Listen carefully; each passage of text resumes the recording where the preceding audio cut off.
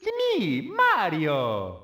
Welcome back to the channel, everyone, and welcome back to another Iceberg compilation. This time around, I decided to compile a bunch of the creepy things in family-friendly video games episodes, with this compilation acting as kind of a pseudo-ending to Season 1, if you want to see it as that. This is still the longest-running series on the channel, with it still going strong thanks to stuff like viewer submission entries, which is where the compilation actually starts off at. If you didn't know, I originally started this series from a random iceberg I found, but since I've been able to keep the series going thanks to the comment section and the tons of viewer submitted entries I get every episode, I decided to start the compilation where I started to take those viewer submissions, with it ending with the latest episode. Don't worry, this doesn't mean the series is over or anything like that. It is more just a way to curb out a nice Season 1 and gives me a little bit more time to prepare some good stuff for the next episode and just the next season in general. I'd also like to add a disclaimer that I am going through and cutting a couple entries here and there that I feel like aren't great. I'm not doing this for a whole bunch of the entries. There are just a few ones I did early on that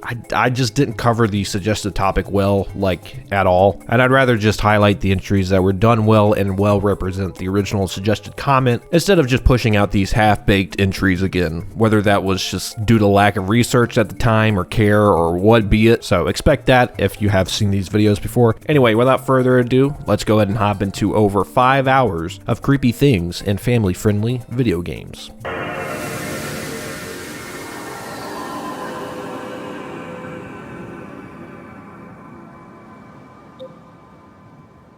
Distance is a fast-paced cyberpunk-esque racing game that takes players through some pretty wild environments from what I've seen.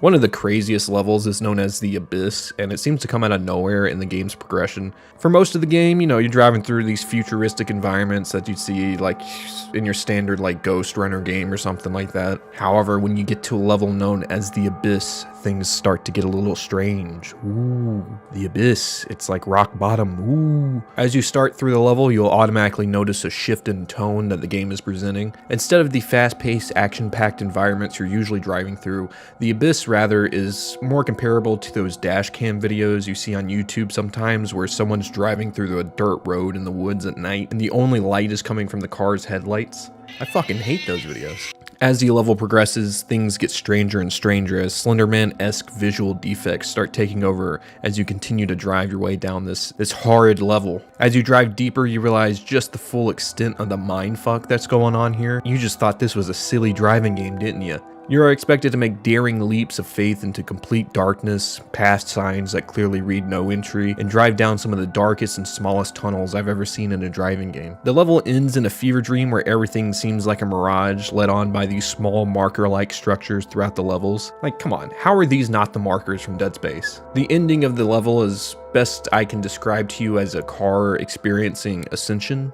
If you like these type of games like maybe Thumper or Fast Racing Neo, this one seems like a great AA racing game that has some unique bits, especially since the Abyss is only like the 3rd or 4th level in. So God only knows what the rest of the game holds. I do think this is the scariest level in the game, but regardless. Thanks for the suggestion.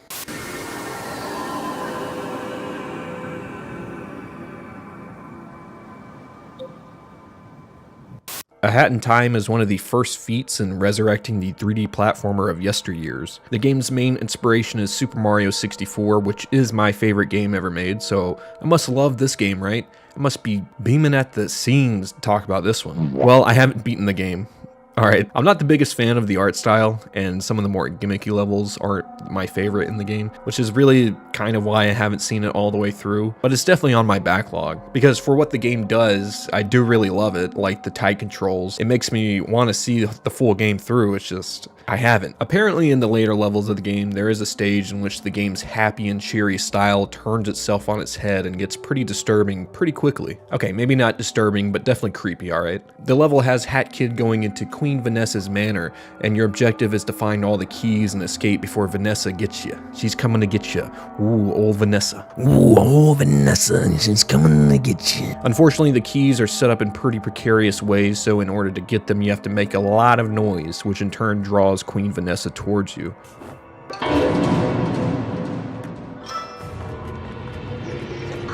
The level is equipped with hiding spots, and overall, at best, this feels like an alien isolation mission where your main objective is to just survive, and at worst, it resembles that Granny mobile game. Either is actually fire, to be honest. Both of those are great examples of horror done right, in my opinion, even Granny. But I actually get this weird nostalgia burst when I see this level, even though I've never played it. I think it's because it kind of resembles not only an objective, but also the camera angles in the level. Those small flash horror games you play back in the day online. The main few that come to my mind is something like Monster Basement, or even the Garfield Haunted House games back in the day. Only real ones remember that game. The donut hunting game? Come on. Some dog nuts, bro? What do you mean by that? Regardless, researching this level made me realize I need to give Hat in Time a third chance at this point. I think I'm up to my third playthrough, attempt anyway.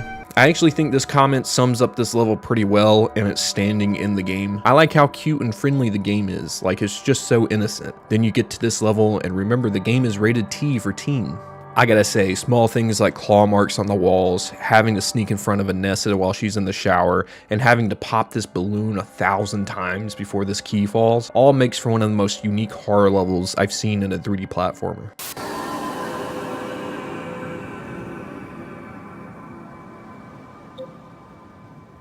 I had a lot of people say in the comments of the last video that I skipped over or even sped through the epic Mickey entry and missed a lot of what makes that game scary. Not just the clock tower boss battle. So I do want to take the time and make amends with the epic Michael community here today. Sorry guys. One of the biggest L's I took in the last video was not taking a closer look at the game's concept art, which was apparently made to shock Disney during early phases of the game. So when the real more tame version of the game they wanted to make was shown to Disney, it would be easier to sell to them. It was a pretty risky move, but it seemed to work, and we got some pretty gnarly concept art out of it. A lot of this puts Mickey Mouse and friends into a Lovecraftian body horror situation, and I'm all here for it, guys. This really makes me want a Mickey Mouse Souls game, similar to how we got Liza P. And I swear, if they don't at least put one of these enemies in the game, I'm gonna fucking riot. We need this weird Abe Lincoln Mickey Mouse centipede creature as a boss in the game, and I won't take anything less. I mean, guys, look, this animatronic Goofy looks like a normal puppet enemy from Liza P. So I mean, any aspiring game devs out there, please. Anyway, another thing to add to the Glockenspiel boss fight from the last video is the fact that the music that plays over the boss battle is a pretty horrifying rendition of It's a Small World theme.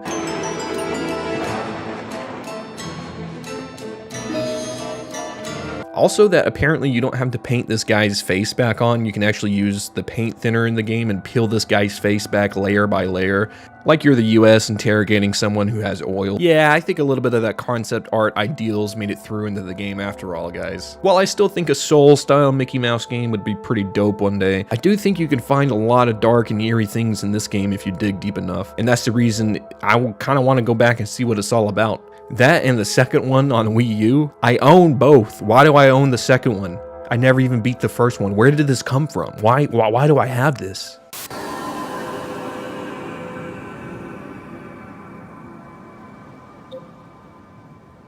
I'm not a huge Sonic head, but I do know the series has its fair share of eerie and creepy moments. In the second Sonic adventure and the stage leading up to the King Boom Boo, there are these ghosts called Boom Boos, which is kind of funny. Which came first, right? The Boo and Mario or the Boo and Sonic? Listen, I really don't want to add any gas to the old Mario versus Sonic debate fire, because the boys have been on good terms recently, and I don't want to mess that up, but I'm pretty sure the Boo originated in Mario first. Correct me if I'm wrong down below. Also, it doesn't fucking matter. At the end of the day, they're just names that come from what they do, which is scare you. Ooh, Boo. Especially the Sonic Adventure 2 ghost though, because if the competition of Boos was who's scarier, the Boom Boos from Sonic Adventure 2 take the cake all day. There is an enemy version of this character and a boss version, but many find the enemy version to be actually creepier than the boss. This is purely due to the design of the King version being a little less off-putting, but not by that much. Plus, there's some intense moments during that battle that can be ass-clenching at times. The Boom Boo enemies are much more scary than the boss in my opinion, not only based on their visual differences, but based on how they chase the player slowly and menacingly.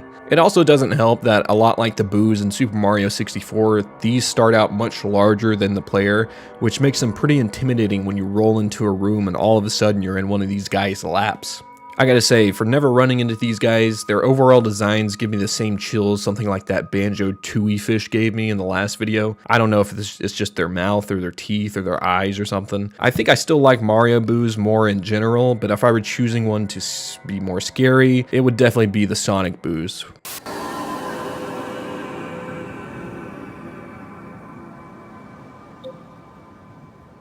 Psychonauts is a series I tried to get into multiple times, most recently around the release of the second game a few years ago. Every time though I sit down with the game, I enjoy my time, but I'm never hooked like I think a lot of other people got with the game. And I'm not sure if it's just the heady theming of the game or the fact I haven't gotten that far into the game to fully appreciate it. And as I see more of the game, I realize it's probably the latter because the entry revealed to me just how dark a kid's game could be. Obviously Psychonauts isn't your traditional kid's game, but with its visual style and characters, it's safe to assume it was being marketed towards those who liked other kid-themed 3D platformers like Banjo-Kazooie or something. I think for once in one of these icebergs, I'll correctly use the term disturbing and it'll actually hold some weight. I know, I throw around that word in these videos more than Uncle Phil threw jazz out of that mansion, but this time I mean it. Psychonauts has one of the most dark and disturbing side areas, and it has to do with the character known as Milla. From what I remember of the game, the character is usually one of the more upbeat characters in the game, so for her to have one of the darker side stories in the game, it really took a lot of players by surprise. If you aren't familiar with Psychonauts, the basic gist is you go explore people's brains and play out their thoughts,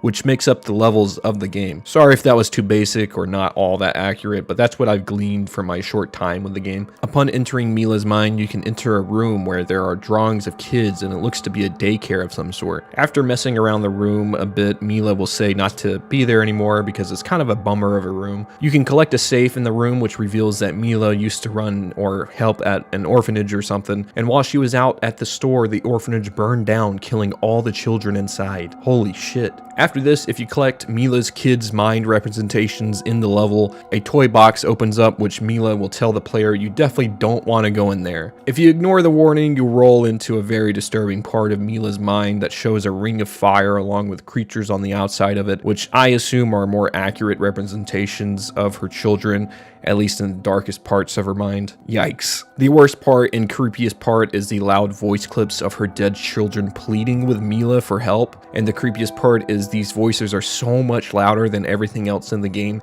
even Milla, who is narrating a bit while you're in the room. Let's get back to the party, okay? Then This probably just represents how loud these voices can be in her head if she doesn't store them away in a dark place of her mind. Jesus, I didn't think we'd be getting on therapy levels of grievance, but we're dealing with the brain here, so I guess, you know, they wanted to explore all their options when making this game. This is by far one of the most disturbing things you can find in a children's game, and considering you don't have to go that far off the beaten path to find it, makes me realize just how many kids were probably scarred by this after seeing it. Big ups to this person for bringing this one to my attention, because there's no way I would have known about it otherwise.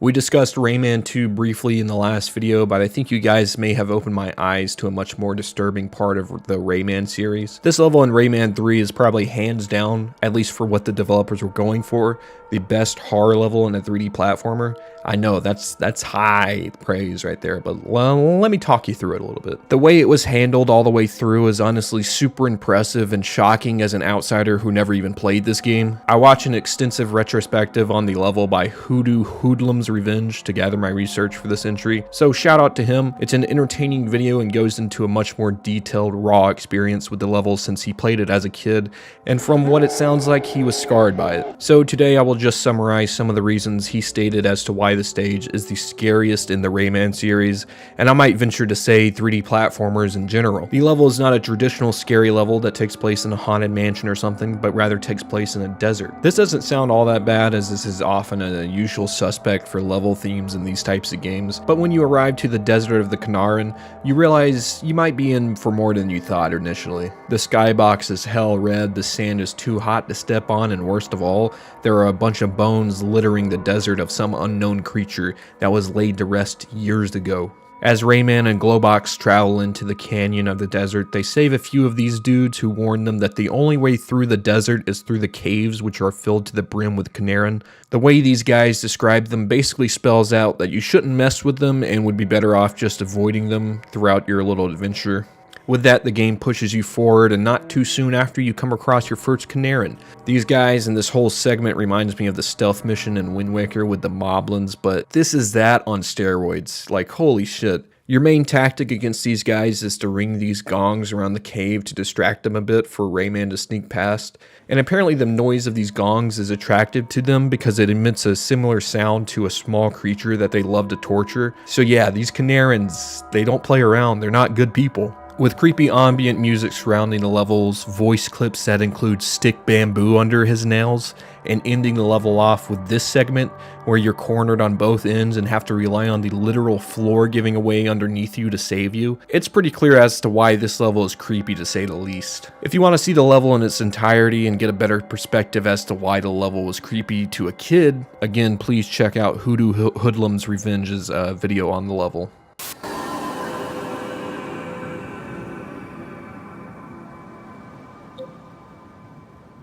We talked a little bit about Super Paper Mario in the last video, but there was a large segment of the game that I was missing and I honestly just forgot about it. I'm pretty sure I remember beating Super Paper Mario when I was younger, and I remember a lot of unsettling stuff in the game, but by far the biggest shock and surprise was the reveal of the villain Mimi's true form. Almost out of nowhere, Mimi will appear to the player after masking herself as a familiar character to Mario and friends, until the true version comes through and reveals the truth. This makes Mimi reveal herself and transform into a giant spider creature right before the player's eyes.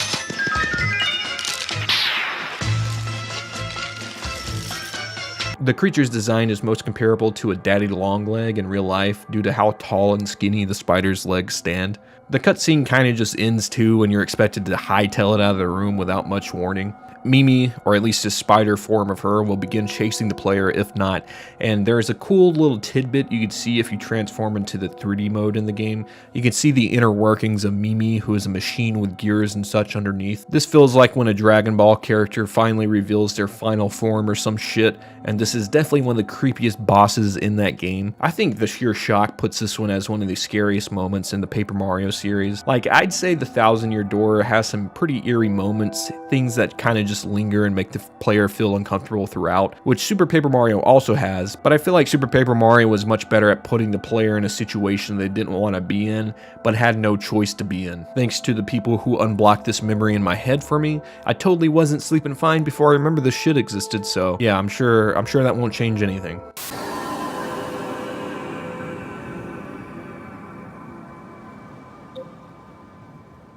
Much like the arachnophobes with the Mimi boss battle jump scare, there is another phobia that Super Paper Mario tackles. I'd classify this next one as maybe megalophobia, but you could also probably get away with also tacking on thalassophobia with this one. When you enter this water segment of Super Paper Mario, it won't take you long to come across these large tentacles that at first seemed to be just like a level hazard. That is until you wade your way to the open part of the water and realize that the tentacles actually belong to an oversized blooper you will have to fight. This has got to be the biggest blooper Mario has ever fought, right? I mean, Blooper from Mario Sunshine was pretty large, but nowhere near this guy. The boss battle involves attacking its tentacles. Since Homie is too big, he kind of just chills in the back of the screen. Overall, the boss battle isn't that hard and the giant creature can be taken down with relative ease, but that doesn't lessen the fear some people had when the tentacles would chase them or when the blooper finally revealed itself. I feel like Super Paper Mario has a lot more creepy stuff lying underneath that I'm just not remembering right now, so please let me know if you guys have anything else worth covering from this game specifically.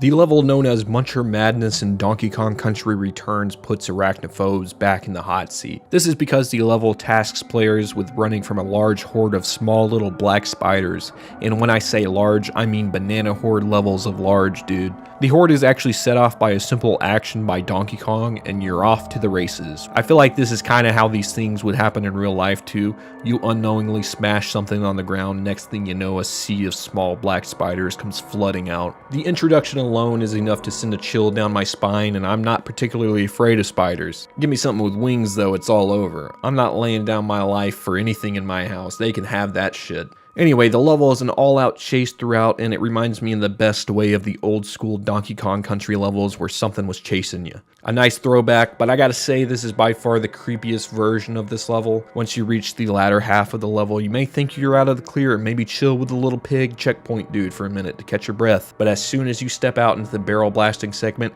it's back on, baby. Except this time you're running upwards and your only option of getting up is barrel blasting. Hope you guys paid attention in BB 101. Luckily, I spent many a night ripping my hair out over the older games, so this was no problem for your boy. Once you reach the barrel exit at the top, you'll be kissing the ground like someone whose parachute didn't initially go off in a sky jumping accident. I remember this level from when I first played the game, and the initial shock of a million spiders flooding towards you is something I'm glad I had forgot about since. Once again, thanks to the viewers for bringing this nonsense back up for me. I feel my skin crawling as I'm talking about this.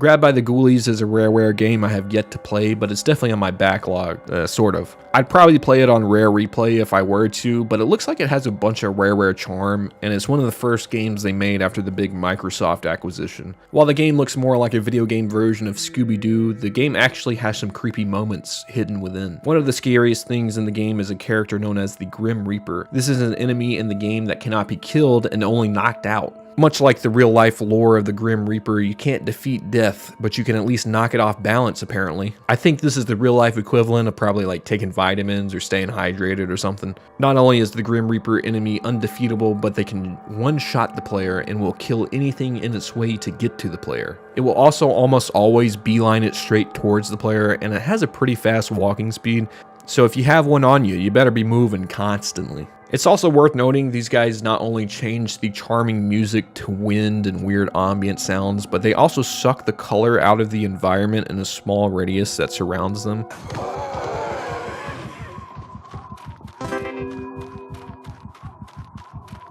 I mean, you always gotta go big if you're gonna represent literal death as a character in a game, and I feel like Grabbed by the Ghoulies did it right with this one. Holy shit.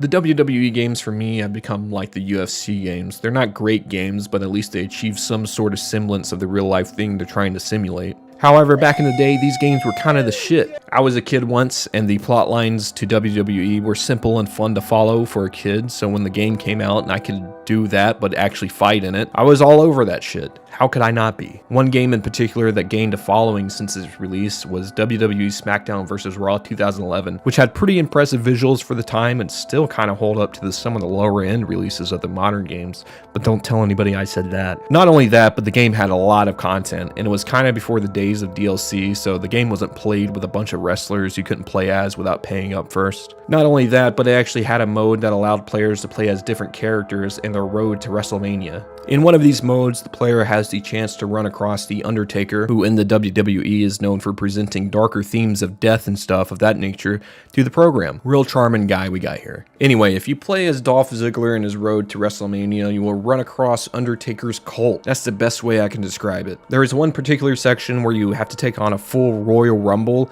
but instead of other wrestlers, all the other fighters are these robed cult members. The whole thing seemingly comes out of left field, and when you look at the rest of the game, this part definitely stands out a little bit. While it's not that scary or disturbing, I think it's still worth a mention just due to the fact that this is without a doubt the scariest thing that'll ever happen in a WWE game. To me, I still think it's more fun killing the clan members in Red Dead 2, but throwing a couple robed freaks out of a ring must be satisfying too on some level, right?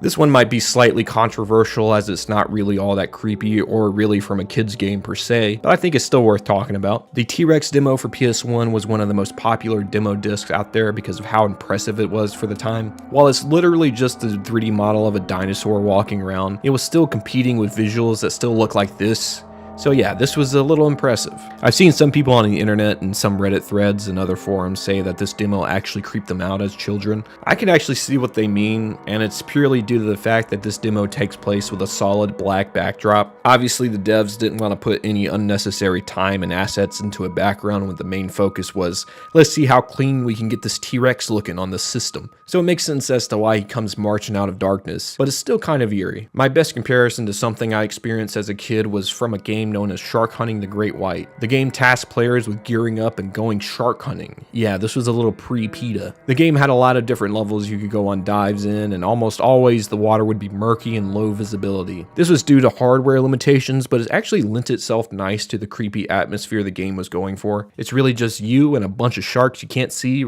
right up until they're biting you. That and your ominous breathing sounds, I just can't with this fucking game. So I could totally see what some people are saying about this T-Rex in this demo. Much like a shark, if you saw one of these charging at you out of a dark place, it would send more than a chill down your spine, probably a nice clean shit out of your shorts. The T-Rex was so iconic, in fact, it actually showed up as the final boss in the freeware game known as Astro's Playroom on PS5, and it was such a treat to see this guy again, man. Looking about how he did back in the day, which just proves how much this demo has aged, but a cool thing to look back on nonetheless.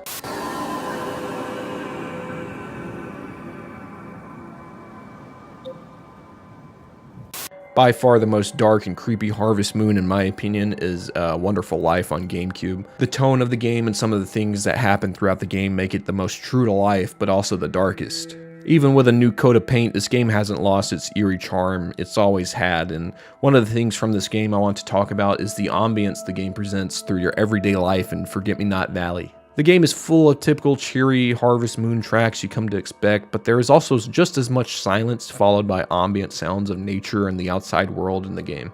One spot in particular that is creepy and ominous is the trail leading out of the valley and into the big city. This served as the connection to the Game Boy Advance, and this was that part of the game, as the GameCube and Game Boy Advance worked hand in hand for certain games, including A Wonderful Life. The link was basically allowing players to get unique items into the respective games from the other game. For example, the shop owner Van will visit both Forget-Me-Not Valley and Mineral Town and sell things to the player from each in the other game. It was a pretty cool idea, but made these items hard to get if you didn't have the link cable or even a Game Boy Advance at all. Regardless, today we aren't talking about the link connection, but rather the area right before you walk up the path to Mineral Town in the city. Any music that might have been playing from the nearby farm stops and the player is greeted with heavy ambient wind that honestly just makes me want to hightail it and get home.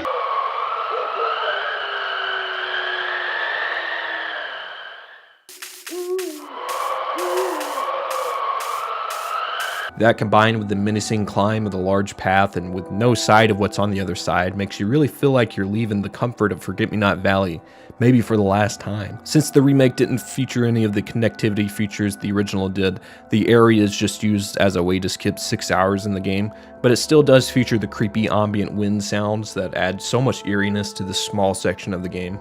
If you want to see the full extent of how dark a Harvest Moon game can get, I recommend checking this game out. Even the remake. Although I would still say if you're trying to fully envelop yourself in the eeriness of the game, the original is still a little bit better to go back to. Not that the remake is bad at all, but the repaint does take a tiny bit of the tone into a more positive direction versus the original, which was more bleak.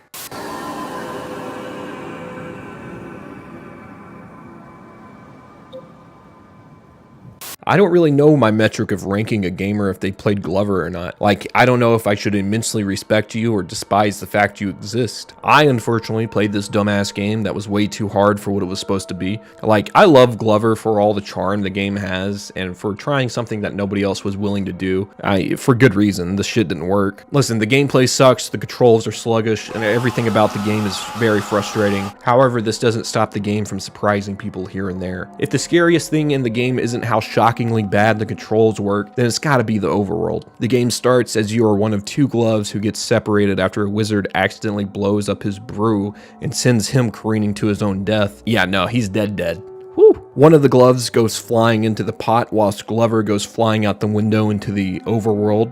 The glove that fell into the pot emerges as the evil glove known as Cross Stitch, who has one of the most spine-chilling laughs for a kid's game I've ever heard. And don't worry, you'll get real familiar with this laugh, as it happens every fucking time you leave a level. I'm not shitting you here. Not only that, but after this fiasco took place, the surrounding world that was once vibrant and bright is now coated in a hell-red skybox and creepy ambient sounds, along with the random caw of a crow every once in a while. Whee!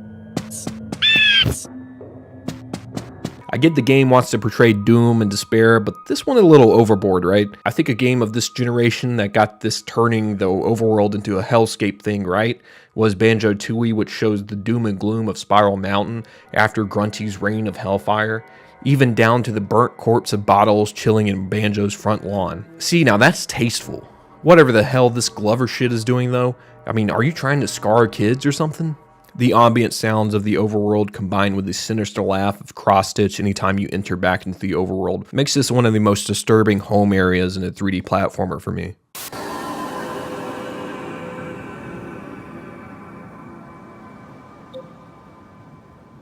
In the last video, I got some comments about how could I not cover Minecraft, and yeah, it's a good point. There are a lot of eerie and disturbing things in the game, and besides Fortnite, there wasn't another game made for kids as much as this one was. And you're not going to see much scary shit in Fortnite besides maybe this. Don't worry though, I'm not going to be talking about Herobrine or anything like that. I do want to mention though, even though there are some well-known scary things in this game, they're still worth mentioning, like the cave sounds and creepy music CDs that have been talked to death on YouTube, but it does add a great deal of the creepy atmosphere to the game. Anyway, today I want to take a closer look at 3 strange things from Minecraft that aren't talked about as often as, say, Herobrine is. Hopefully this will quell the Minecraft heads for now, and feel free to leave more examples of times Minecraft is scary down below. The zombie villagers in the igloo basements. If you are lucky enough to run across an igloo in Minecraft, you'll definitely want to go inside. There's a strange mystery awaiting the player in the igloo's basement. I know, right? Igloo's basement? I've never heard of an igloo having a full-ass basement. Well, that's exactly what they want you to think, alright? When you go down there, you'll find a trapped villager along with a zombie villager, both caged away. Along with these prisoners, you can find a brewing stand along with a cauldron and some other small items. At the end of the day, this is simply a tutorial area for curing zombie villagers, but the way the game sets it up is a bit more ominous in my opinion. The fact you stumble across an abandoned igloo in the middle of nowhere and these 2 chads are just down there freezing to death, like who did this and where are they? It's probably a witch, but still, where is she? You want to know how I know this is fucked up? Alright, imagine this exact same scenario, right? But you're in tall trees in Red Dead 2, and you run across a random igloo in the mountains and you enter it. You find a ladder heading downstairs into the igloo's basement. Then you arrive on the scene of 2 people in jail, one alive and one, well, unalived. It probably wouldn't be the scariest scene in Red Dead 2, but it would be a contender for sure. The fact it's in Minecraft, I mean, come on. The Elder Guardian jump scare. Perhaps the most random FU moments from developers comes as players make their way towards the ocean monuments in the game. At any moment, a random jump scare can happen on the way to the ocean monument where Elder Guardian will wipe itself across the player's screen, most likely jump scaring unknown players. A perfect example of this working to 100% efficiency is from this video. Please enjoy, just like I did. I wasn't expecting it, and Kevin wasn't expecting it. None of us were. Except for me. The Warden. I can't mention creepy things in Minecraft without mentioning this big behemoth. This is by far one of the creepiest mobs in Minecraft in my opinion. Obviously, he's pretty well known at this point, as he was a huge part of the update he came with, but his presence is still worth mentioning. The absolute Splinter Cell Spec Ops ass mission you have to coordinate with your buddies whenever you go explore the Deep Dark is reason enough to know why this guy is creepy. But add on to the fact that the Warden is basically unkillable, and the fucking fact he's called the Warden, I mean, how can he not be the scariest mob? That's so badass.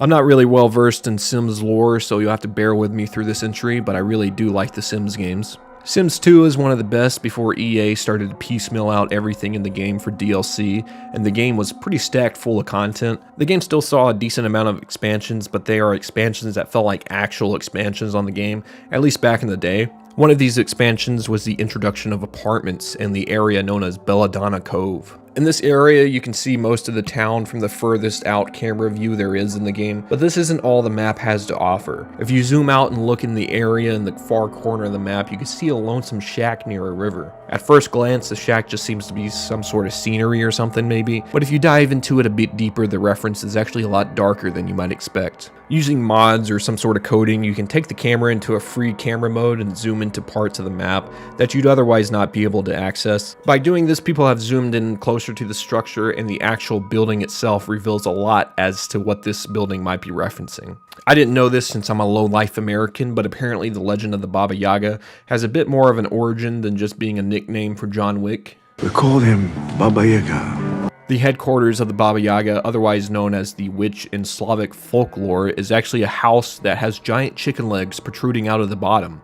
When we take a closer look at the shack, we can see that 2 spiral staircases make up the house's legs and supports. But if we take an even closer look, we can see the 2 footprints that look to resemble chicken footprints. This is a direct reference to the Baba Yaga myth, and it's super interesting that they delved this deep into the lore of the creature to include something like this in the game. If you want a more in-depth look and backstory of the Baba Yaga, check out this video by the YouTuber Sims Lore. The lady who did it says she is Romanian and heard many stories of the Baba Yaga growing up. So if you want someone's perspective like that, definitely go check out that video.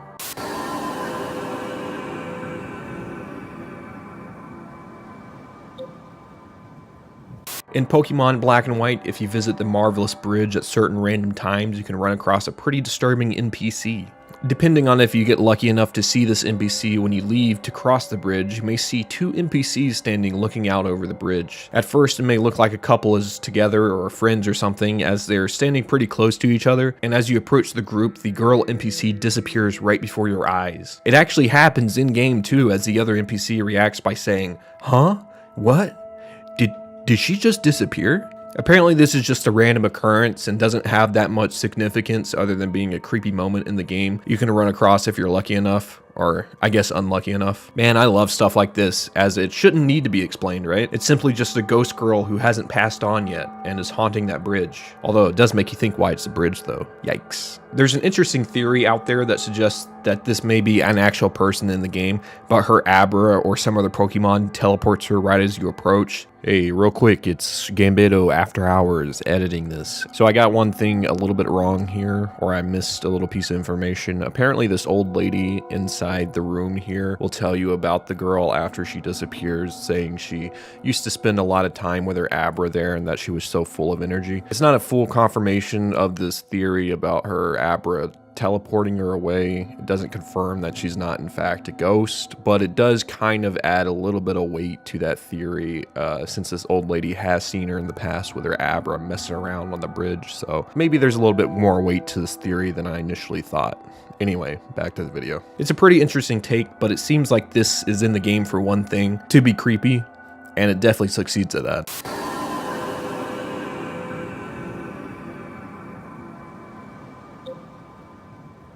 Animal Crossing is usually a pretty happy-go-lucky game, right? But sometimes it can get a little dark and despicable, especially late at night. Today I want to take it back to where the series began and talk about a pretty disturbing Easter egg that can happen to your player character if you're not careful. If you decide to take the in-game train to visit another player's town, you would be told not to reset your GameCube, and this is pretty crucial, especially since you're not in your own town. But if you do, some interesting results do occur. The game will restart as usual, but when you exit your house, there is no resetty to bitch you out this time. Instead, the punishment for resetting is much more in your face, literally. Your character is cursed with having a gyroid face now, and his 3-hole face design on your villager is wholly disturbing. The character Coco kind of normalized this look in later games, but even if you catch her on a foggy night, this shit is still kind of creepy to me. The choice of a gyroid face isn't random either, as it is a cheeky way to remind players to save any chance they get and not to reset, as the person you go to save is a gyroid. I don't think there is any better reminder than cursing the player's face to look like a bowling ball, but that's just me.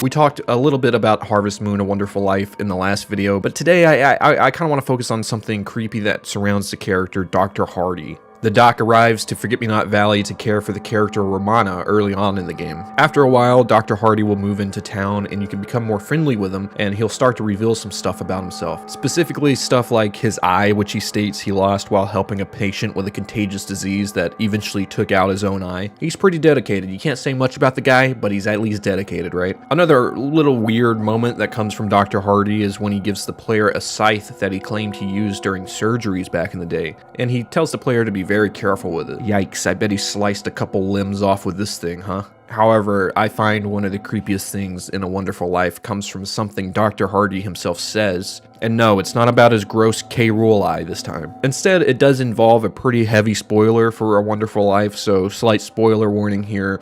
But it comes after Dr. Hardy moves into the old house Nina and Galen lived in after Nina died, moving into year 2. And thus, Galen will move into a small shack on a hill near Nina's grave. If you do actually see Dr. Hardy near Nina's grave, sometimes you can get the dialogue from Dr. Hardy that reads as following. Visiting a grave like this makes me realize how very powerless we are as doctors in the grand scheme. Speaking of which, I was walking around here a few nights ago and I heard a girl screaming. Perhaps this is referring to the tortured spirit of Nina screaming out for Galen at night, but this could also be referring to something else entirely. It's kind of hard for me to believe that this would be the spirit of Nina since she was a very calm and kindred spirit, so I assume in the afterlife she wouldn't feel tortured, but who really knows? This could also just be a strange ambient sound that maybe comes echoing into Forget-Me-Not Valley late at night. There's been no official confirmation on what this text is referring to in the game, so for now we just have to assume, you know, Dr. Hardy is about that paranormal life. He's into this shit. I heard from Takakura that he owns the box set of A Haunting on Blu-ray back home. He doesn't share that with a lot of people, but they're pretty good buds. This likely won't be the last time we talk about the disturbing nature of A Wonderful Life, but for now, let's go ahead and move on. Thanks for the suggestion.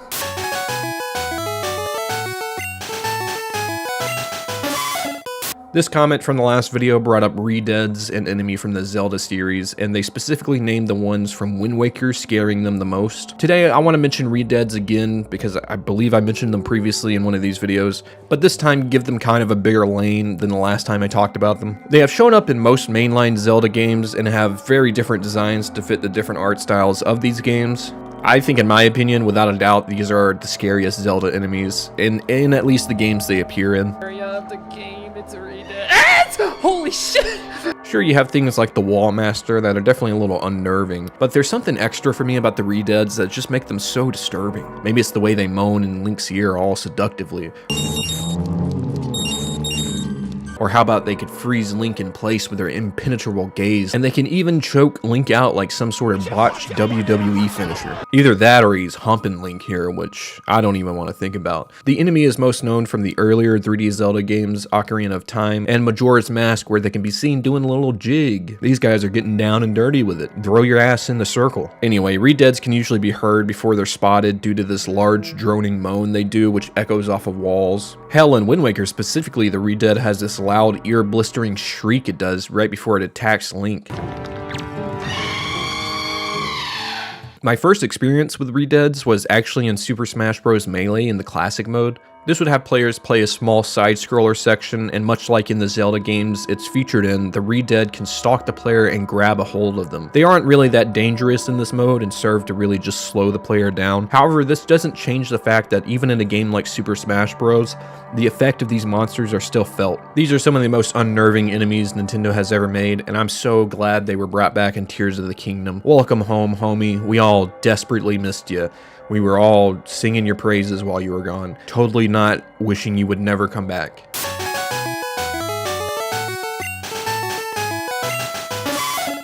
Super Mario Odyssey is one of Mario's more bright and colorful games. Sure, it's got dark corners and some creepy enemies here and there, but overall, if I were trying to play the scariest Mario game, Odyssey would be pretty low on that list. However, no matter how not scary a game is, it's still gotta have a scariest part, right? If you visit the Wooded Kingdom and look around a little bit before jumping to your death immediately, nah, just kidding. But if you do jump off a cliffside in the starting area, you will come to an area known as the Deep Woods. The Deep Woods automatically takes players out of the normal atmosphere of the Wooded Kingdom and of the rest of the game, and puts them in a more calm and serene environment where there's no catchy background music and everything seems at peace. That is until you walk a few steps and awaken the owner of this here Deep Woods. Yeah, there's a giant T-Rex down here. Luckily, he's only present at one half of the map, so unless you drag him across the map, you really don't have to worry about him unless you're down there. However, to get some collectibles down here, you have to wreck the T-Rex into different things to unlock them. This means you are forced to run from the T-Rex at max speeds to collect everything down here, which, damn. Not only that, but the only way you can get out of the Deep Woods is by collecting a seed and planting a vine in order to climb back out. You can't even fast travel out of here. The brush is too deep down here, guys. You can't even get the fucking ship down here. This really puts an emphasis on the need to hurry and escape because, well, this thing is hunting you pretty much the whole time you're down here. It's a great segment in an otherwise not at all scary game, and it kind of comes out of nowhere too, as you're most likely expecting death if you were exploring hard enough around the entrance to the Deep Woods. You know, you literally have to careen yourself off a cliff to find it. This is one of my favorite areas in Mario Odyssey because not only is it terrifying, but it can also be the most blissful, as it's just you and Mario in the surrounding deep forest you're stuck in.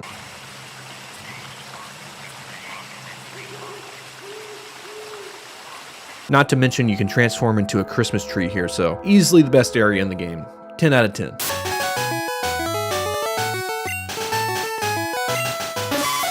We've talked a good bit about Super Paper Mario in this series thus far, and there's even more within the game's story that is worth talking about surrounding more disturbing and dark themes. One of the most bleak things that happens in the game comes in Chapter 6 after the game visits the Sammer's Kingdom. This is a traditional Japanese themed level and featured a Duel of 100 tournament which resembled the Pit of 100 Trials from the Thousand Year Door, in which you take on 100 rounds of enemies, and it's kind of an endurance run to survive until the very end. Trust me, this was pretty tough. I at least never was able to accomplish it in either of the games. The other thing Sammer's Kingdom is known for is being the place that gets demolished by the void that seemingly follows the player for most of the game. The void fully destroys the Sammer's Kingdom and the player wakes up in a white void. I can only compare it to the void Squidward got stuck in that future episode of SpongeBob. You know, alone, alone, alone. That one. It is the embodiment of a void, devoid of color, structures, background, skybox, anything.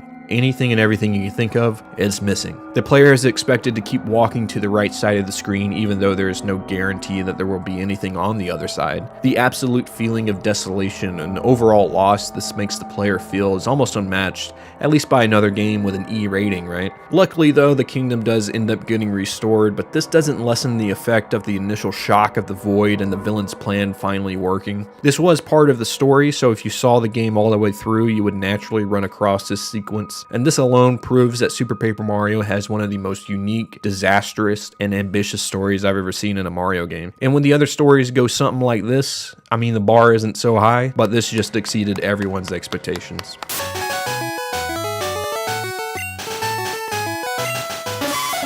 The game known as Chu-Lip was a game that had gone unnoticed on my radar and many others who might have enjoyed this game back in the day. This is mostly due to a limited Japanese release initially in 2002, then 5 years later it getting released on PS2 in North America. The game was developed by Punchline and published by Natsumi, at least the North American version, which is why it shares visual similarities to the aforementioned Harvest Moon: A Wonderful Life. The game is centered around this little dude here who has a dream of kissing his dream girl but is awoken to find out it was just a dream. After moving to a new town, the girl of his dream turns out to be there, but ultimately rejects the main character due to his financial standing. Oof.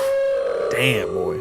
That one hurts. It's kind of a big point in this game. You're coming in with knives and lint in your pockets. That's it. Anyway, so you have to play out your day-to-day life in Chu-Lip by helping people in the town and eventually earning their trust to give you a smooch. Am I reading that right? Somehow this will impress the girl of his dreams the more and more he gets smooches, to the point that by the end of the game the character's hard work finally pays off. It's kind of a strange premise for a game, but seeing as it comes out of Japan, I think we've all seen a little weirder is all I'll say.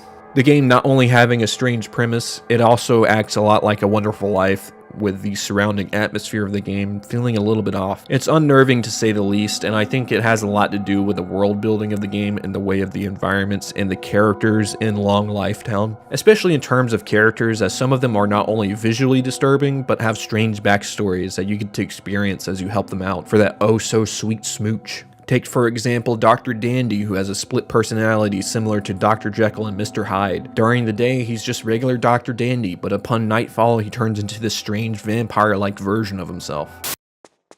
But they finally came out. Oh god. Think you got a little close, Mal. I did. If the poor boy interacts with this nighttime form of the doctor, he will ask him for a blood donation. And if the player chooses yes, the doctor will drain blood from poor boy, doing 20 points of damage to the player. And if you choose no, the doctor will ask your blood type, and depending on your answer, he may still just attack you anyway. He's a dick, at least his nighttime form. It is stated that the doctor suffers from insomnia throughout the day, and really no wonder why, right? When he's out gallivanting at night like this. Dr. Dandy isn't the only creepy character wandering the streets of Long Life Town, as the police officer is visually pretty unnerving too. He just doesn't look human at all, and rather looks like some guy in a mascot suit or something. You'd see this guy doing the damn gritty on a football field before you see this guy actually fucking enforce something. Not only this, but if poor boy is out late at night, this guy basically acts as a turret system to kill anything that is out past curfew. Yeah, this guy will just straight gun you down in the blink of an eye. Oh, come on!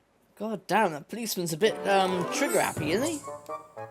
There's a bit of information about the policeman that claims he suffers from Tous-en-Awe disease, which is a very awful disease. I'm sure we've all heard of it, which plagues the victim with... Wait, what? Wait. Is that just wanna shoot backwards? He suffers from wanna shoot disease. What the fuck? Even in the Japanese one, it translates to wants to shoot a pistol. Alright, this guy is pretty problematic. We're just gonna move on. Chu-Lip has definitely caught my eye and my attention, and I'm very curious to see more of what the game has, as there seems to be a lot hidden in the game. Like, for example, you can smoke in the game and it damages your health. That's like an oddly cool detail I wouldn't expect in a game like this. Anyway, the world of Chu-Lip is a very strange one, and I don't know about the ethics of kissing an entire town's population, including a cop that might just mag dump anyone out past 8 p.m. But hey, maybe I just have to see the game through. That's my problem. I haven't played the game.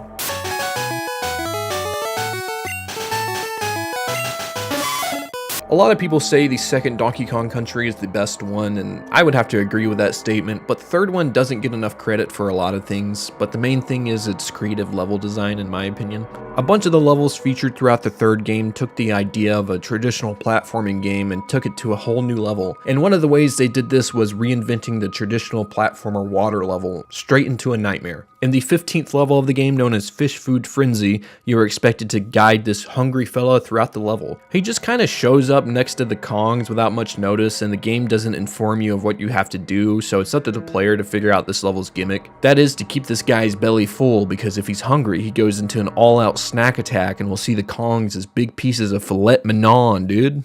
That's right, if you don't keep this guy satisfied by eating his favorite fish in the level, he'll turn on the Kongs and hurt the player. So it's a real balancing act between keeping this guy fed and racing to the next piece of food. To make it all worse, you can't let this guy eat everything in the level, because if he eats these urchins, it will push him further into his hunger-fueled spaz attack, so you really want to keep to this asshole's strict diet. It's like guiding a celebrity to their favorite steakhouse in Hollywood, but if you don't give them mints along the way, they shoot you in the back of the head. In all honesty, this is one of the most tense water levels in a 2D platformer. Not only did they flip the idea of a water level on its head, but they were also able to make the player learn the weird gimmicks of the level throughout. I mean, come on guys, this is where we're firing on everything they had. This isn't the only thing that can be described as unnerving in the game. Hell, even that area's boss is just a face in the waterfall, which, Jesus Christ. But this level definitely stands out amongst the other more tame water levels in the genre.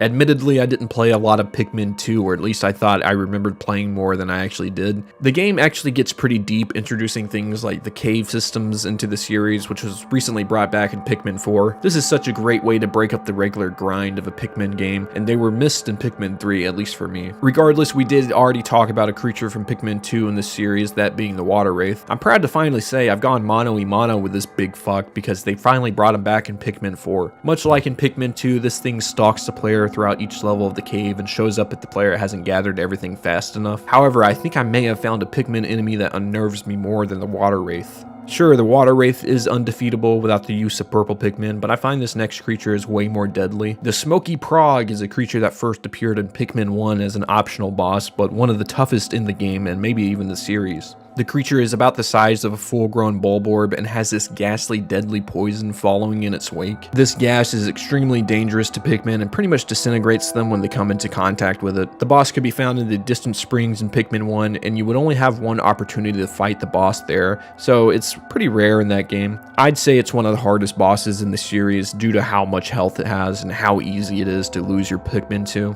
You'll want to use a lot of bomb rocks on this guy if you even want to save half of your Pikmin population when fighting him. The Smokey Progg reappeared in Pikmin 4, which is the first encounter I had with this dude. He appears in the new Night Expedition mode in the game and is able to be fought several times throughout. The new Night Expeditions allowed the players to explore the game's areas at night and have them survive a tower defense gameplay loop that is actually really satisfying and is one of my favorite new additions to the series. Anyway, in Night Expeditions, much like the Water Wraith, if you take too long in the expedition, an egg will hatch, revealing the Progg. You can actually make it to the egg before it hatches, and you can kill the Progg before it even comes out. But usually this guy hatches before I find him, so I'm SOL, you know? I never actually ran into this guy in the original Pikmin, so I don't know the context of when he showed up in that game. But at least in Pikmin 4, this guy becomes a huge problem pretty quickly. Basically, in this mode, you have to guard these mounds for a certain amount of time or until you defeat all the enemies in the level. And protecting these mounds is the whole point of these missions, so if the enemies do destroy it, you lose the mission altogether. Well, in this mode, things do go to shit pretty quickly because you can be out like gathering Pikmin or something, or even have two mounds to protect at once. Then you just add in this giant Smokey Progg slugging its way toward the mound. I mean, there's usually no way around it. You're gonna have to fight it. Whether you want to kill it or simply stall it until time runs out is up to you, but this thing is pretty unnerving when it's within breathing distance of the mound. It's truly a balancing act of watching the timer go down, but at the same time watching your total amount of Pikmin drop because this guy is just extra gassy today. One of the worst things to me while fighting this guy happened in Pikmin 4. The game added in a new move for these new Pikmin called Glow Pikmin, wherein they can group up into a giant bright ball of light and basically stun the enemy and all hop on them at once, doing massive damage. However, I would not recommend using this on the Smokey Progg, as when I did, I sent all my Glow Pikmin right up this guy's gassy ass and killed all my Pikmin in one fell swoop. And if that doesn't spell out how devastating this boss can be, then I don't know what will. F this guy, dude. I want my Glow Pikmin back. All 45 of them I sent to the grave all at once. They all held hands as they flew up into heaven.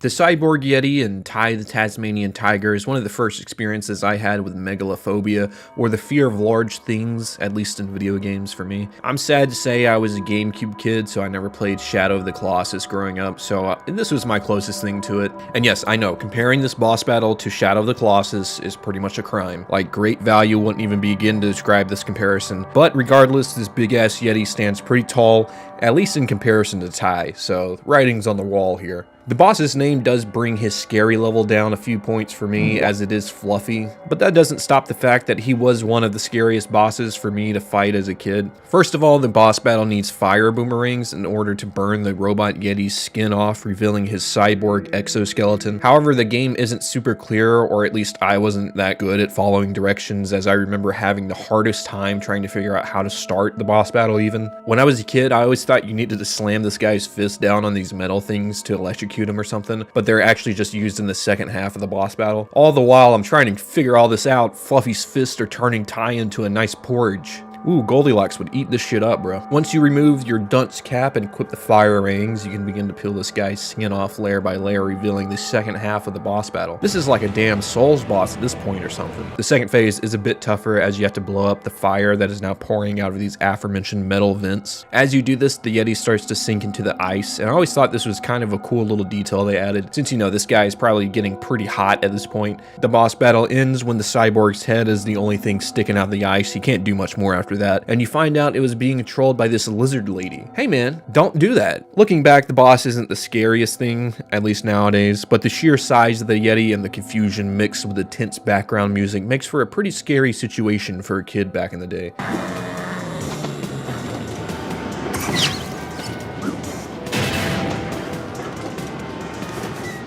Anybody else experience Ty? There's some other fucked up bosses from this game I'll probably talk about in the future, from the first one and the second one.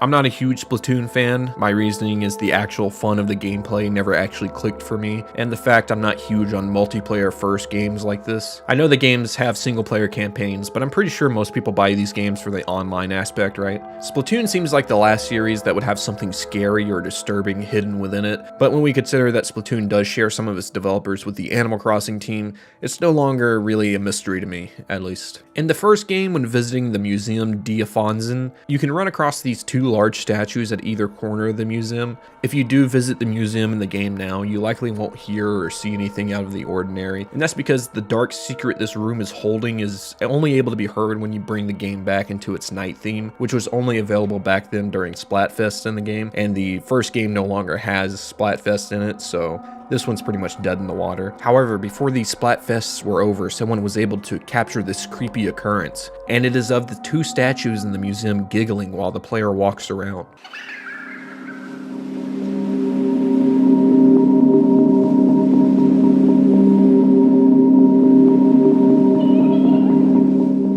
This video right here was one of the only examples online of this occurrence for a while, but after gaining some popularity, a YouTuber by the name of Horse Feathers did their own investigation where they proved that the laughs don't occur outside of Splatfest, but they actually took it a step further and modded the game to emulate the nighttime themed version of the level. Here he discovered that the laughs do in fact exist and gained some pretty valuable information about the ghostly laughs. The laughs only occur a few times during the match time, and you can actually hear them as soon as you load in if you head to the center of the map fast enough. Apparently when you are too close to the statues, they are quiet, and if you hear a laugh while you're at a statue, it's likely the other statue laughing at you from across the museum. This is a pretty creepy occurrence, as there isn't a whole lot going on in here, especially now that it's empty and desolate after the ending of the Splatfest in the game. The laugh actually comes from another Nintendo game's boss, Coloctus. This boss was from Skyward Sword and was memorable for his ending death scene, which plays out like this.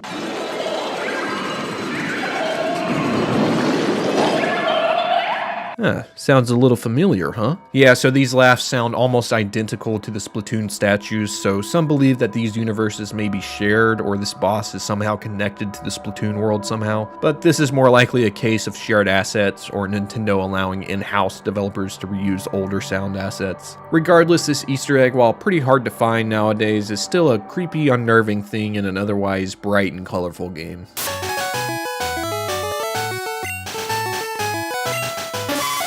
So I ended up missing a lot more information about the marvelous bridge ghost in Pokemon Black and White than I had initially thought in the first video. I honest to God forgot they made sequels to Black and White, so of course they would continue this creepy mystery in the sequel. That's on me. Near the location of the marvelous bridge, you can stumble across a seemingly abandoned building. Once you go inside, you will start to notice strange occurrences like the furniture shaking as you walk by, or furniture orientations completely changing when you come back to a room you once visited. After exploring the house a bit, you can find out more about the ghost girl from the Marvelous Bridge in the first game, as this was apparently her family's house. Not only that, but we eventually find out she had been cursed by a Darkrai to have a never-ending nightmare that would eventually kill her. The only way she could have stopped this curse in the first place was to bring an item known as the Lunar Wing to the Pokemon known as Cresselia. However, her parents were too late and her fate was sealed away forever by this evil Darkrai curse. It's even more sad when you look at the fact when you first interact with her in her house, she is not only looking for her parents, but also her Abra, which was mentioned by the old lady on the bridge in the first game. This is also the reason you see her in the first game on that bridge as she was attempting to find Cresselia to reverse the curse. Man, somehow this little ghost Easter egg got way darker than I ever expected it to. The fact she was cursed by an already creepy looking Pokemon adds so much more depth to the Pokemon world for me as kind of an outsider to the series. Like, I played a good bit of the games but kind of fell off after Diamond and Pearl, but I never understood the full extent of these Pokemon's abilities, even being able to curse other humans, eventually leading them to their own death. This was a pretty wild little side story and otherwise huge Pokemon experience through both Black and White 1 and 2, and it's by far one of the most unnerving Pokemon sequences I've ever seen. Thanks to everyone who corrected me in the first video and provided additional information on this entry. Also, I did see some other people adding additional scary things from the Pokemon universe, so maybe I'll plan on covering some of those in a future episode.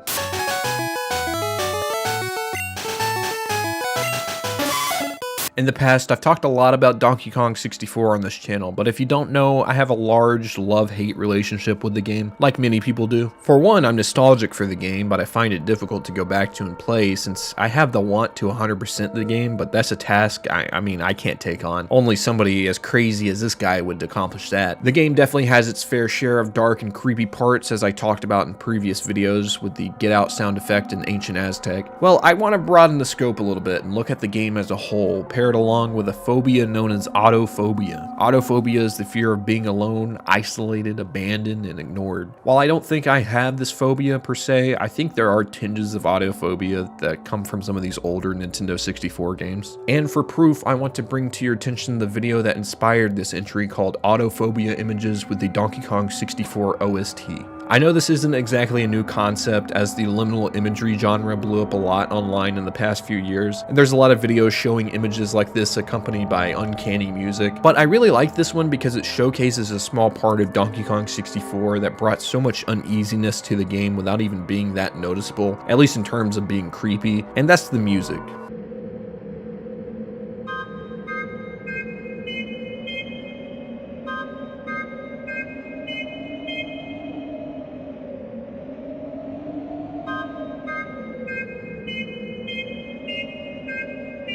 I think the worlds in Donkey Kong 64 do enough speaking for how expansive and open some of them can be, not to mention how empty they feel at times, so I think the music team worked overtime to create tracks that match this theme. Either that or it was one of the biggest happy accidents the world has seen over. Shout out to my boy Bob. I say all this to say I think the music in Donkey Kong 64 not only are bangers, but also envelop the player in this indescribable uneasy feeling that did appear in other games of the same generation, but I feel like it was amplified here in Donkey Kong. The music is so bleak at times that when paired up with your average liminal space photos, it does invoke an uneasy feeling, at least in me.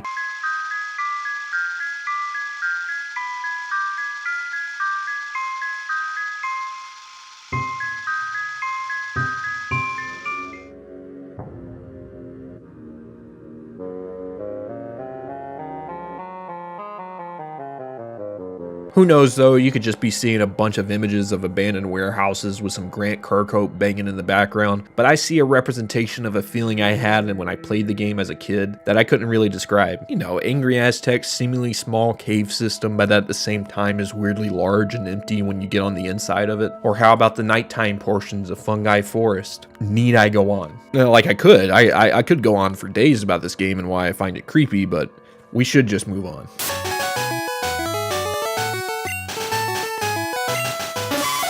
I haven't played much of Zelda Twilight Princess, but I remember my brother playing through the ice temple in the game and running across this boss, which was one of the only things I remember from the game all these years later, and for pretty good reason. Upon entering this level, you will meet Yito, the husband of Yita, who gifts her a fragment of the Twilight Mirror Link is after. After helping make a soup for a sick Yita, she gains the strength to show the player the mirror, which is located in her bedroom. After leading the player there, Yita will gaze into the mirror before starting to twitch quickly before full-on jump scaring the player with this. Jump scares in Zelda.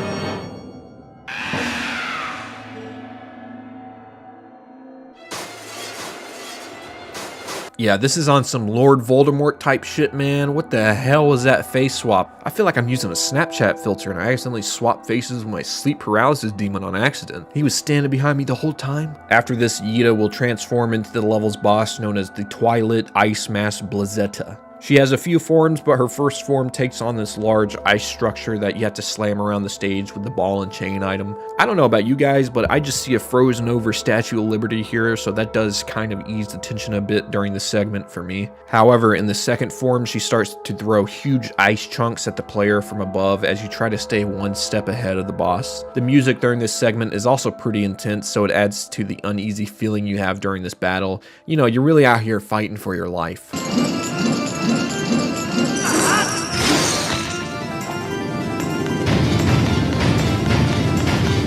Luckily though, she's not the hardest boss in the game and can be taken down with relative ease if you know what you're doing. After the battle, Yita will return to her normal form before Yito busts in and comforts his wife. All in all, this was a pretty heartwarming scene, and on the tail end of something like this, it actually plays off pretty well. See, not only can Nintendo be out of their mind scary, but they can actually be pretty pretty wholesome at times. This exchange is actually what gifts the player their heart segment for the boss battle, and this is a pretty cool little detail here, guys. Regardless of the actual boss battle not being all that scary, the initial jump scare and shock of Yeta's transformation has cemented itself inside my brain and many others for years to come.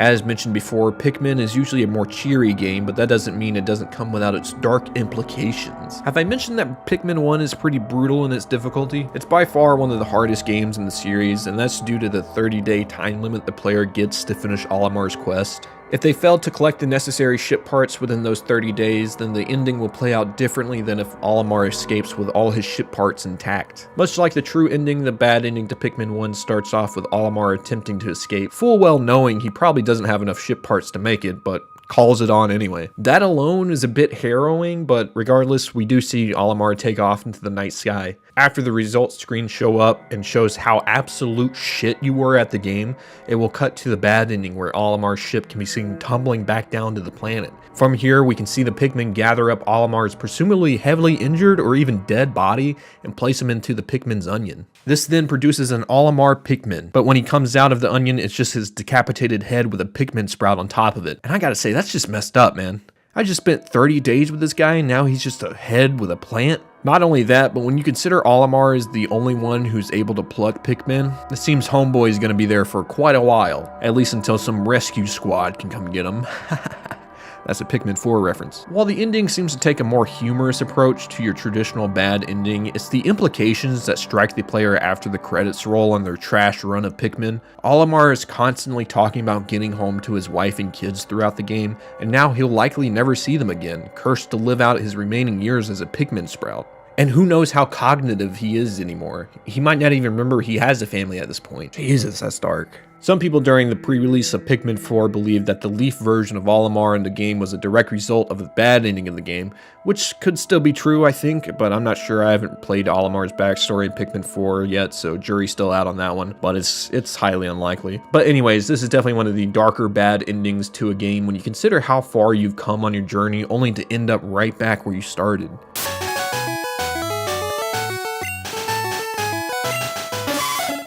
Banjo-Tooie is one of the deepest 3D platformers in terms of content. You're stacking it full here with this one. The game was kind of short-handed a little bit due to an overabundance and doubling down on the collectathon 3D platformer genre of the time. But I gotta say, there's a much bigger offender we've already talked about on this list by the same developers. Looking at you, big man. Overall, I look back on Banjo-Tooie with nostalgic bliss, and yeah, sure, maybe some of the larger levels feel a little bit empty and too big, but I can overlook this when it comes to the game's story, which sees the death of a lot of the game's big characters like Bottles. Today, I want to talk about what happened to the king of the Jinjos known as King Jingaling. The race of Jinjos, once believed to be a race led by a godlike Jinjo known as the Mighty Jinjonator, has a new leader in this game being introduced in the way of their king. This guy is pretty down to earth and overall is pretty nice to Banjo and Kazooie, which isn't a norm in this game. These guys get Bobby flayed throughout the whole adventure, guys. Holy shit. Hell, even Kazooie is pretty nice to this King Jingaling guy, and overall he's one of the more charismatic characters in the game, even having a small pet called Toot. Look at this little guy, he's so cute. Oh Jesus, what the fuck happened? A little after leaving King Jingaling's palace for the first time, Gruntilda rolls out her big bob gun to suck the life out of the Jinjo village along with King Jingaling. This makes the surrounding area resemble that of the opening of the game Spiral Mountain, which was equally met with as much doom and despair. If you end up revisiting King Jingaling after this sequence, you can run into a much more lifeless version of him. This is the zombified version of King Jingaling, who is aimlessly walking around his palace, arms stretched forward like a typical zombie you'd see. He will end up attacking the player and is invulnerable to attacks aside from getting stunned a little bit. If you hang out in the throne room long enough, he starts giving players hints about upcoming bosses in the game,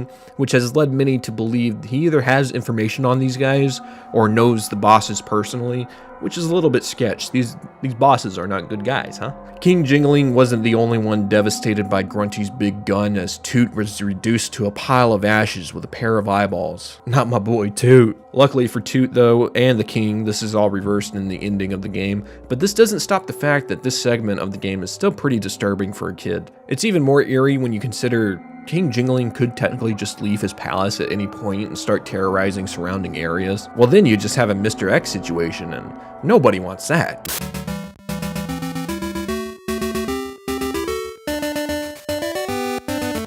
Dog life on PS2 was brought up to my attention by a few viewers in my last video, but this has got to be one of the best sourced entries I've seen, at least for this topic. I've never heard or seen anything on this game, and through my research, I'm honestly astounded this game actually existed. My best way of describing this game is like, take that cat game Stray, right, and pretend it's on PS2, not only visually, but gameplay design-wise of that era, and instead of being a cat, you're a dog. So it's pretty much not like Stray at all. I don't know what I'm talking about. The game was developed by Frontier Developments, who are also known for their work on the mini Tycoon games back in the day. But more interestingly, this game was actually a Sony published title for the PS2, but only in PAL regions. I don't really know what that means. I just found it kind of interesting that Sony published only the PAL region version of this game. The game was seemingly a cult classic to some and an unknown pet simulator to others. I personally never heard of the game, which looking back is a damn shame because this actually doesn't look like it's the worst game ever. Sure, the game looks as clunky as any other PS2 3D adventure game, but overall they have a pretty fleshed out game here. Most impressively to me is the story that follows the main character, a dog named Jake, who falls for a female dog named Daisy. However, Daisy ends up being captured by the dastardly dog catchers, and it's up to Jake to save her. Okay, maybe this is just Mario, but with dogs in terms of plot, but hey, it's a lot better than what I was expecting. The game gets particularly dark when Jake's adventure brings him to the pound. You know, obviously this is going to be a bit more tense of a level since we're dealing with dogs here, and the pound is usually not a great place for the old pooches, but they took it to a whole nother level here. First of all, when I was reading Bakumom's comment about the level, I was expecting maybe a dingy, dark, abandoned pound or something like that takes place in a dark building or something. But nah, it literally takes place outside in the main villain's backyard. And I believe this was solely because they wanted to add in this hellish red tinted skybox all of these old 3D platformer games had back in the day. I don't really know the real reason this level takes place outside, but this level is still pretty dark and it's not just the eerie skybox that surrounds it. There isn't a backing track to the level like most of the other levels have, a cheery little song playing in the back. Instead, you're blessed with the sounds of outside ambience along with an owl hooting.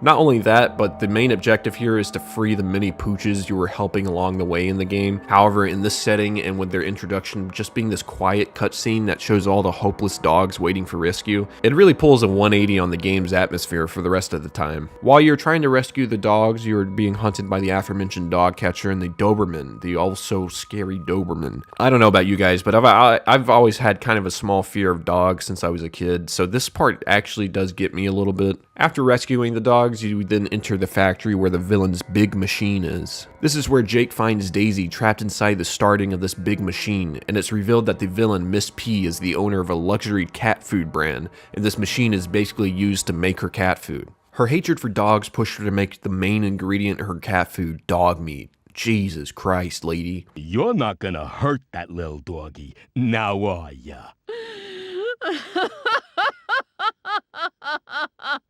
So it's up to the player without much warning to figure out how to stop this large machine before, it crunches up Daisy into nice little pate. It's pretty simple actually, as you just run the length of the machine and press buttons along the way. But with the impending doom of your girlfriend getting crushed into cat food, it gets pretty unnerving here. After you complete this room, Daisy is saved, but not before Miss P hops out with a sawed-off and threatens to shoot the dogs on the spot. Yeah, Cruella de Vil doesn't have anything on this bitch. Jake then decides the best move here is to turn around and rip ass, which then pushes the villain over the rail a la Joker and Tim Burton's Batman. This cat lady.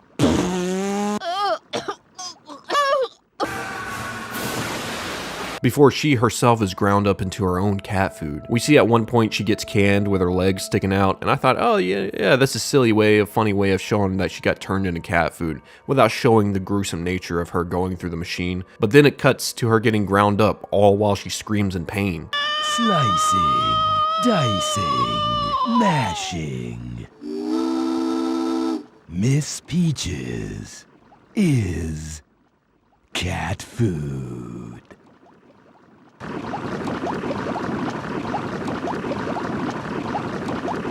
Yeah, hey, is this a PS2 game or a damn live leak video? Literally moments after this, the game pretty much just ends too, and plays out like any other Disney Pixar dog movie would, except in video game form, and except for the fact that a literal human got ground up and is going to be eaten by cats later on. That's fine. Thanks for bringing this obscure-ass game to my attention and delving into what made this one disturbing, which, I mean, that's just the definition of it right there, guys.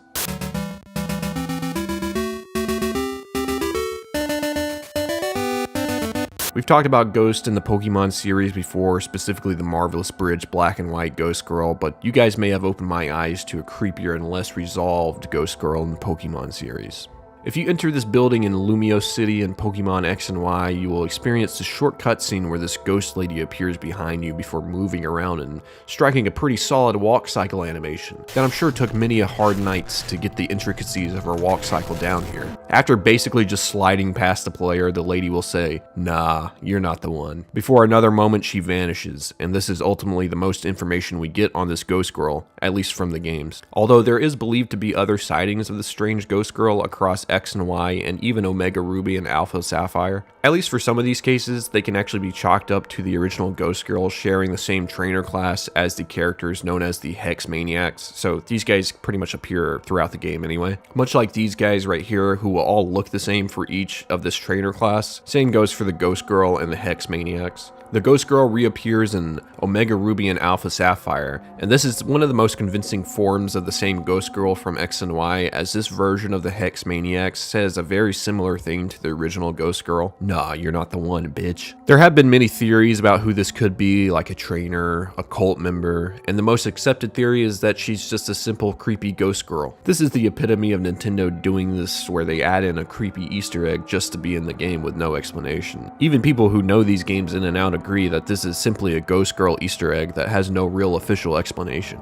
This makes this sequence even creepier knowing it never gets explained or is mentioned by anybody else in the game, and it's something that a lot of players experienced back in the day. I'm not sure about the more recent Switch Pokemon games, but it seems for a while there, the Pokemon devs were all about adding creepy Easter eggs like this into their games, whether they explain them or not. There are other examples of ghost humans in the Pokemon series starting back in Diamond and Pearl, but none have been as eerie as the Lumiose Ghost Girl for many.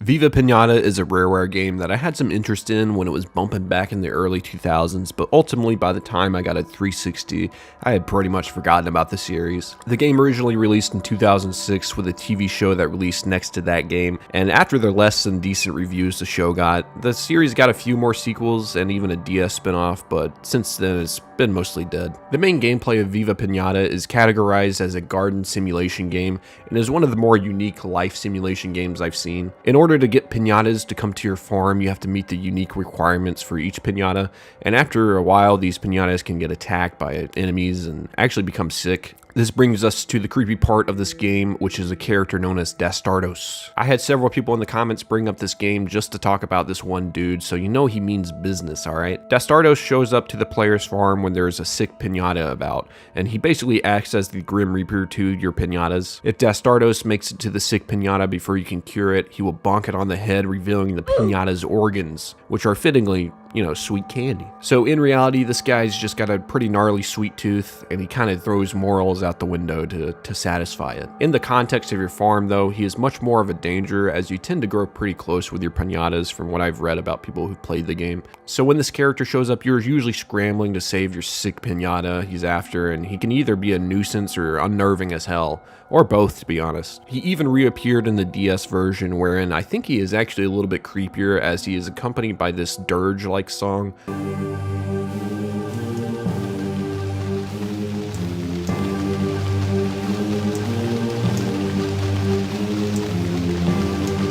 This makes his entrance all the more devastating and makes the frantic nature of curing your pinatas even worse. The guy definitely isn't the scariest enemy we talked about in this series, but in a game that is otherwise pretty bright and cheery, this guy is definitely the creepiest part of the game, not only by design standpoint, but what he can ultimately do to your happy little pinata farm. He's a home wrecker for sure, he's a farm wrecker.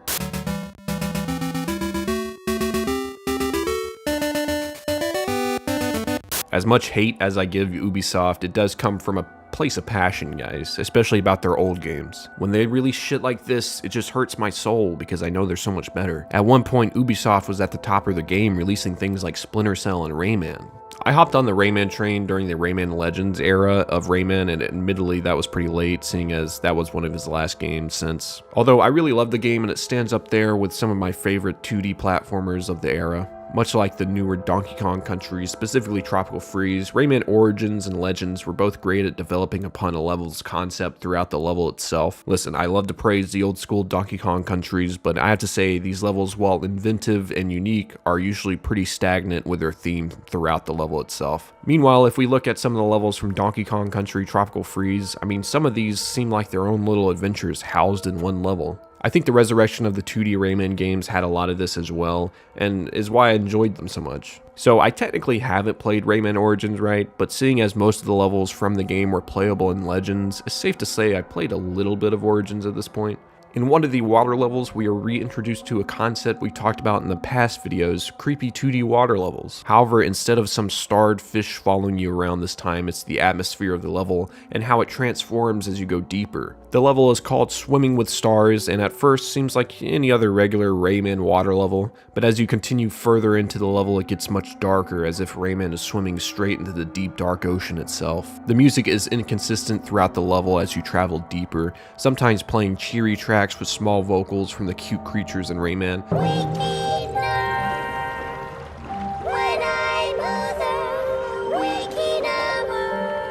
And sometimes it'll just play this eerie ambience in the back.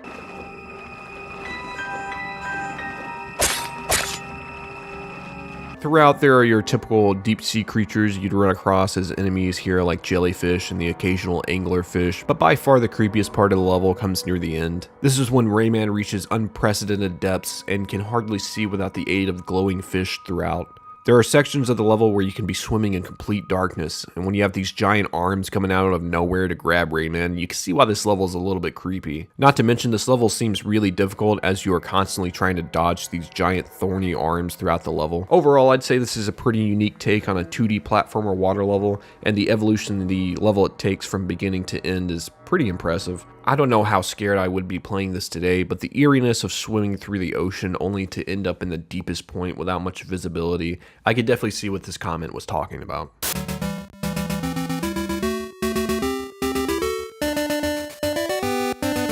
I haven't played Bugsnax yet, but I do own it, and it's in my backlog, believe it or not. I like to hunt for trophies, alright, on PlayStation, like a real incel I am, and this seems like a good one to go for the platinum in. Doesn't seem like a huge commitment, and from the reviews I've seen, the game seems like people like it. Apparently, as I've heard from some of you, that the game kind of gets turned on its head in the final act. This is when the player enters the level known as the Undersnacks. If you're perceptive, you might notice the surrounding level around you is not only made up of a bunch of junk food, or snacks rather, you know, haha, bug snacks, haha. But if you look even closer, you might notice that the level seems to be breathing. Yeah, this level is simulating breathing motions. If that's not creepy enough, if you keep going into the level, you'll come across the character Filbo, who sounds like he's being attacked by something. When you reach Filbo, you'll encounter this strange creature that looks like it's made up of the surrounding walls and floor. After this, you and Filbo will walk down a myriad of tunnels and splitting paths, which adds to the backrooms feeling the Undersnacks presents. Once you make it to the end of the level, you'll run into the character known as Lizbert, who has now been transformed into this large monstrosity. However, she is still cognizant and seems to be the same Lizbert players knew from the rest of the game. She reveals that the Bugsnax are actually parasites that attack the host and control them, much like a parasite would in real life. She also exclaims that the island is going to be destroyed and that the player and Filbo must escape with everyone else on the island. As I haven't played the game, I don't know the full context of this sequence, but I assume this is somewhat of a bombshell moment. Who knows, the writing could have been on the wall throughout, but from what I've seen from you guys talking about the level and the consensus online, it seems like this whole level, not only in its unnerving nature, but also the huge reveal, it really came out of left field for a lot of players. Seeing this level really makes me want to, go back and play the rest of Bugsnax so I can get the full context of this sequence, because it seems like it's one of the more impactful endings for a game of this kind. Your typical AA, maybe indie game stories aren't always the best, and if they are, most of the times the endings don't hold up great, so to see this, it seems like a breath of fresh air, or a nightmare.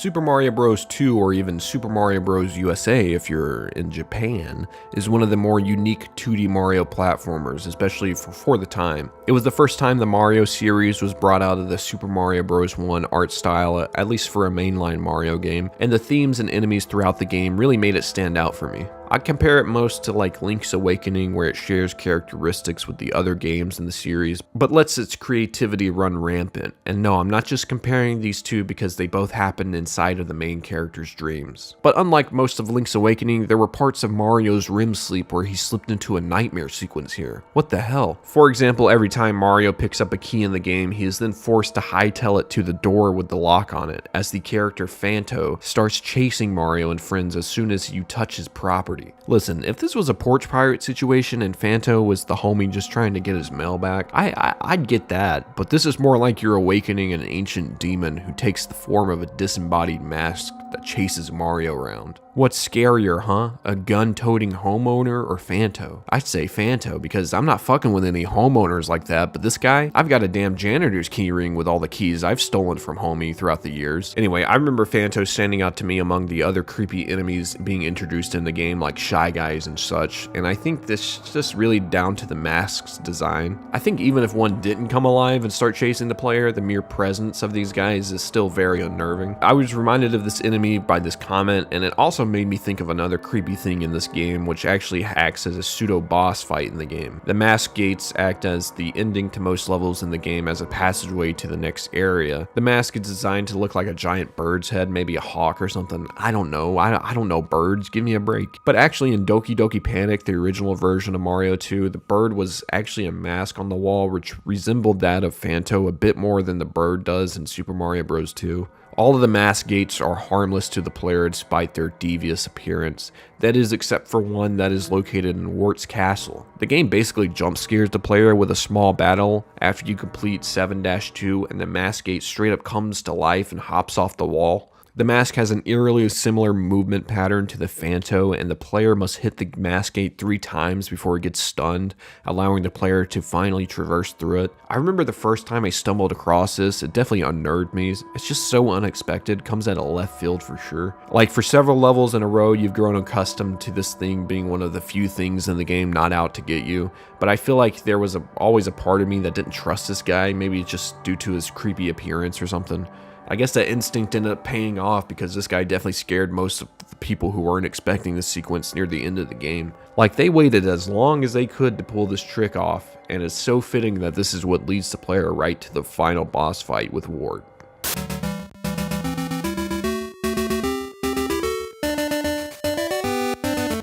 Little Big Planet has always been one of my favorite Sony franchises. I wish they had continued on with the mainline series into the PS5 era, but I actually don't mind the standalone Sackboy game, and Dreams was a lot of fun for a few months there.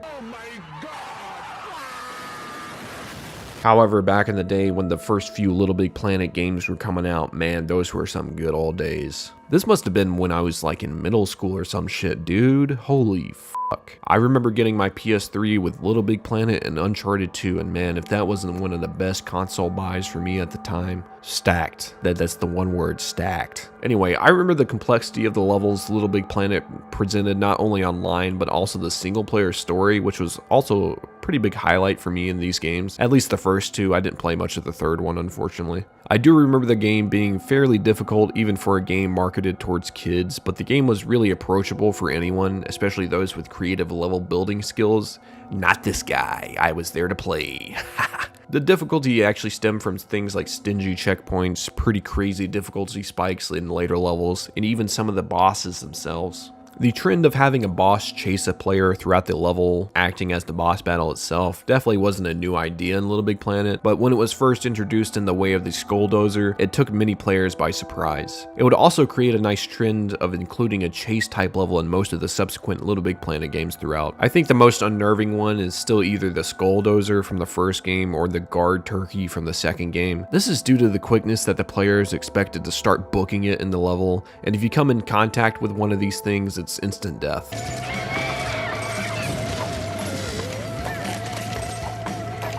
I don't think this is necessarily that creepy looking back to it, but it still gives you that uneasy feeling of needing to run away. I like this idea as a game concept, and it's been used throughout a lot of games in the years as a way to create a more intense moment in a boss battle. Also, I forgot to mention that the level that surrounds the Skulldozer boss battle is themed after the Mexican holiday Day of the Dead, so there's a lot of skulls and church decorations surrounding the level. You know, that means you'll be running past things like these eerie statues in the back, and the fact the lady that's sitting atop the Skulldozer just looks like some gangly, skinny little skeleton is pretty unnerving in itself. Thanks for the suggestion. You brought me back to a time in gaming where I was realizing there was other solid 2D platformers out there besides Mario. Damn.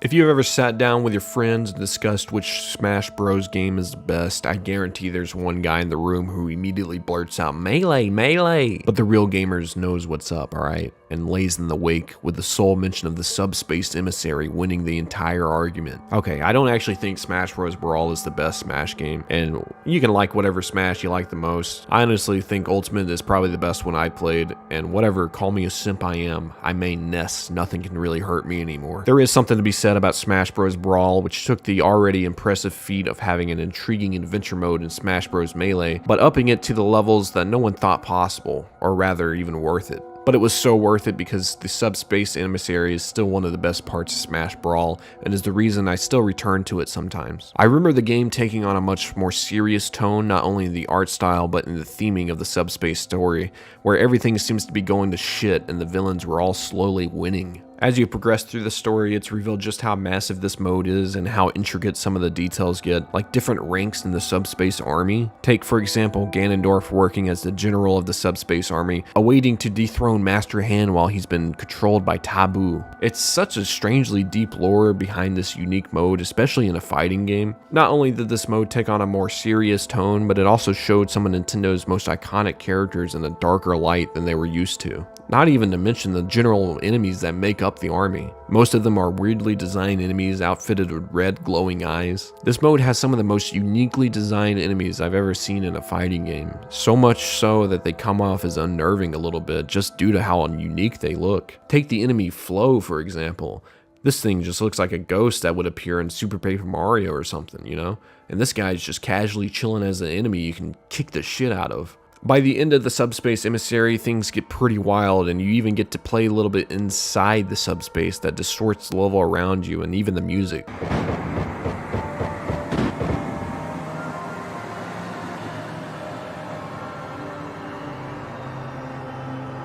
Overall, I'd say the subspace is more of a spectacle than it is scary, but it's definitely one of the more darker parts of the Smash Bros. Series. Seriously, go back and play this. Even if you've never played Brawl, I think it's still worth it today, just to play the Subspace Emissary. It's so good.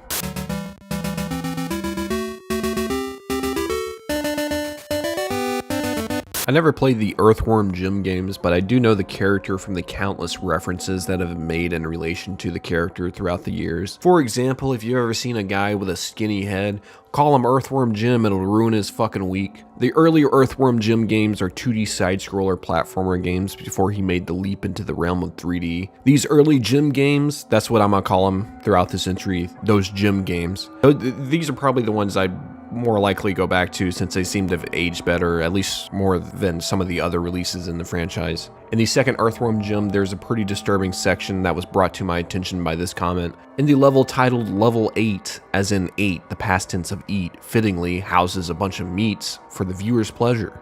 You're expected to hop across strips of bacon, all while there's some delicious, juicy burgers being grilled up in the background. Whoo! Throughout the level, you'll run across forks you have to dodge, solid salami platforms, and so much meaty goodness. However, the vegan's nightmare becomes a reality when the player enters the hidden segment of the level known as Forked Up. Not only is this name appropriate because the forks are actually pretty deadly in this section, but it also actually is just a fucked up area. That's because in the backdrop we can see a bunch of cows awaiting to be slaughtered and hung out like the rest of the meat we've seen throughout the level so far. Yeah, not so hungry anymore, are we? And listen, I'm not here to play PETA or be a vegan or anything because I'm definitely not one, but come on, you can't kill these guys, alright? Especially this dude, he's fucking smoking. You know how cool that is for a cow to be doing that? He's got shades on and everything. He can't see the haters. In reality, though, this makes the level take a pretty dark turn in an otherwise cheery themed level. You know, this level makes you hungry, then it makes you really regret things. Rarely in a platformer game do you get shown the dark side of something we all participate in on a daily basis. But all it took was for a worm game to get that dark and serious about it. Damn. Well, I know one thing. I wouldn't eat any of the meat Jim trampled over because, well, he's a damn worm. That's just gross.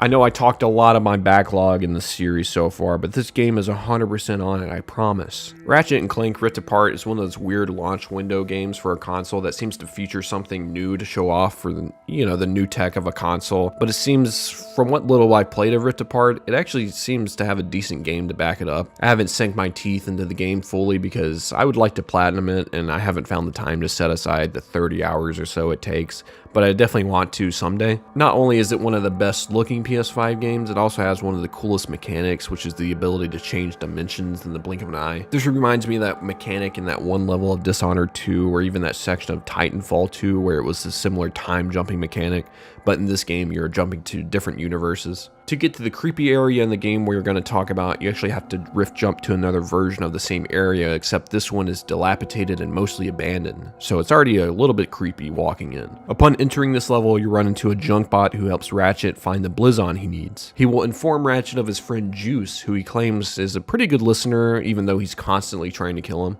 After a close encounter with Juice where the creature almost jump scares the player, you will run into him again throughout the level. And much like the Knaaren we talked about last time, these guys are out to get you, alright? This adds tension to the whole level as you're constantly being chased by Juice, and therefore you really feel like you need to hurry. It reminds me of something like the Hunter from Dead Space, and it kind of comes out of nowhere in the game. Great.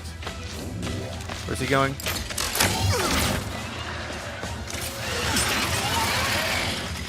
Come on, come on, come on, come on, come on, come on, come on, come on, come on, come on, go, go, go, go, go, go, go. Thank you.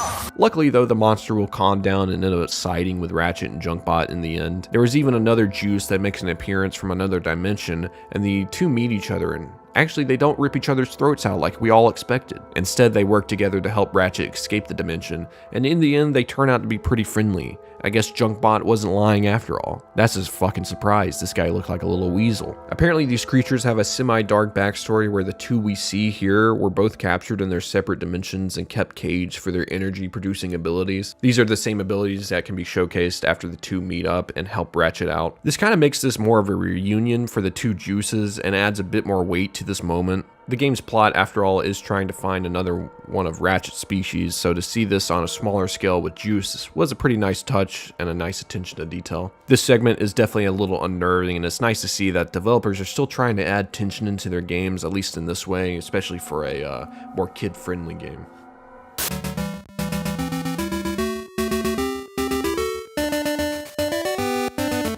Wario World is another one of those games I played as a kid that I was sure no one else ever played. Hell, I probably could have convinced myself that the game was solely being sent to my house as a kid and played only by me. Listen, Miyamoto owed me a lot back in the day, okay? Nah, but this was one of the most obscure games that I played as a kid and that appeared on the GameCube. And while, yeah, passing it by, it's like, oh yeah, that's that one 3D platformer Wario game on the GameCube. But if you actually played it, you know, alright? You know just how strange the game can get. There's a lot in this game that just feels off. For example, most of the enemies you run into match that of Brawl's Subspace Emissary in terms of strangeness. Not only that, but most of the bonus minigames either take place underground or in this strange serene sky dimension. Bro, I wouldn't even be mad if heaven was just one of these Wario World bonus areas.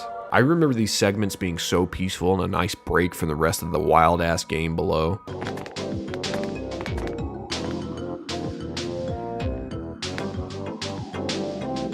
One of the more scarring things the game had to share with the player was the mini bosses. While most of the bosses could have their own entries on this list, hell, I might even cover some of these in a future video, but this one is by far the most disturbing. The Winter Winster boss appears as the boss to the Shivering Mountain level. The boss is a large, lifeless blue face accompanied by a small, tiny body attached to it. The creature can do a myriad of things to Wario, but by far the most unnerving is when Wario stares at the creature during this move, and it can actually inflate Wario like some sort of Medusa creature, except instead of turning to stone, he gets fatter somehow. Everything about this boss battle is creepy, from the music to the sound effects the monster makes when you're whooping its ass.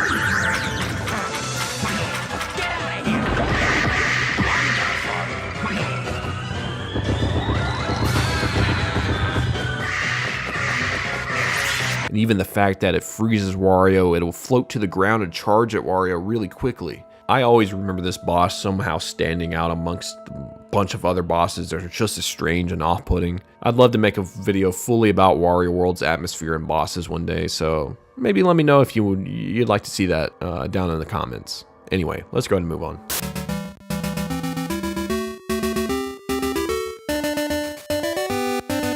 Pac-Man Party was a game that flew under my radar right up until now as of researching this entry. It seems like a pretty unique take on the Mario Party formula, and for what it brought to the board game party video game genre, I think it's at least pretty decent. The game takes place across 5 different boards where your main objective is to collect cookies. Do away with coins and stars, you're baking up fresh fucking cooks.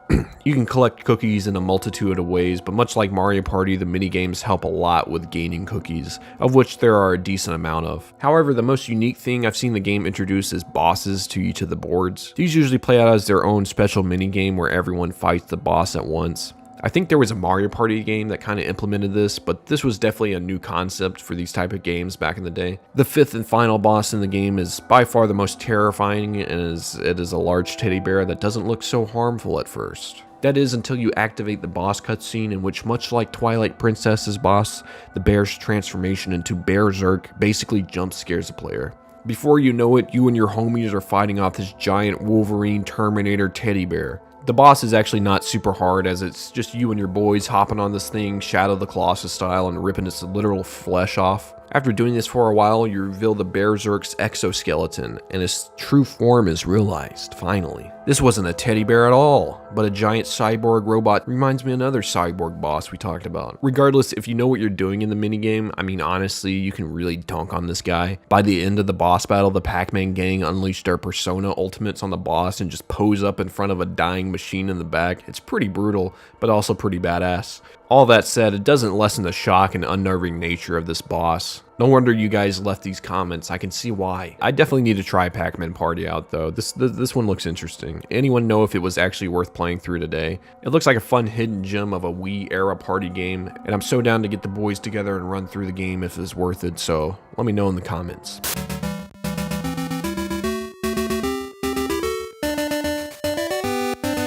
Skyward Sword takes a lot of the Zelda norms and turns them on their head. Did you like the boats in Wind Waker? Get fucked, idiot, you're flying now. Anyway, one of the biggest additions to Skyward Sword was the Silent Realms. These take the stealth mission from the Wind Waker and curb stomp it in terms of intenseness. In Skyward Sword, Link must prove himself to the goddess by partaking in these trials where he is usually stripped of his gear and must play a much more simplified version of the game. However, your objective in these trials is to usually not get spotted, because if you do, these giant statue-like creatures come to life and begin hunting Link. There are several things that can set these guys off. For example, if you step in the water in a level, it will automatically trigger these guys to start chasing Link. Not only that, but you have watchmen floating around the level with these lights, and you're even on a time limit in between collecting the sacred tears needed to exit the trial. So if you don't get to the next one in time, guess what? You're getting hunted, son. So yeah, everything in here is out to get you, and with basically no defense, if you set these guys off, you better find that next sacred tier real quick. No wonder so many people consider this not only one of the most memorable parts of the game, but also the creepiest. There's just something about having a whole squad of enemies pour in at you all at once, especially when it's because you fucked up thinking you could juke out a spotlight homie or something. Not to mention, you don't even have weapons, you can't fight these guys. I haven't played nearly enough Skyward Sword, and this is making me want to hop into the game because you end up going through a decent number of these Silent Realms, and gameplay wise, it looks like one of the most unique segments in a Zelda game. Lemmings is an early 90s PC puzzle game that tasks players with guiding the human equivalent of the animal known as a lemming to a goal through an array of puzzles and levels. Yeah, these guys are supposed to be the human anthropomorphic versions of this cute little creature here. I don't really know where the bright green hair fits into that equation, but hey, at least they're way easier to see now. The game is most similar in style to say like a Worms game, but completely different in objective. You'll need to guide the many small lemmings to the exit, which usually means you'll need to to set up different jobs for each lemming to do. For example, one is usually tasked with digging, and I gotta say, this is one of the most satisfying digging animations I've ever seen in a video game. What's better, this or a fully enchanted diamond pickaxe digging in Minecraft? I know my answer. Give me this little dude helicoptering his arms all damn day. The game was pretty simple upon its initial release, but due to the overwhelming amount of positive reception the game reached, it got loads of ports and sequels throughout the years. It even ended up in Sony's lap at some point, where the series actually remains today after the development company of the original game, Psychonauts, closed down after being sucked up by the big man Sony themselves. Shout out to you, Sony. What other cool company are you gonna kill today? There have been a few attempts to keep the series alive by Sony, like this fully remade PSP game of the first Lemmings game, but that honestly doesn't do the original that much justice. It kind of just looks like one of those old mobile phone games of that era in which this game released, which is what they were probably going for because those were popular at the time, but this just looks bad nowadays. I worked my ass off to get where I am. And you take these shortcuts and you think suddenly you're my peer? Regardless of where the series is now, we don't have to look that deep into Lemmings lore to find this entry, as it's present in the first game and is known as the level titled Menacing.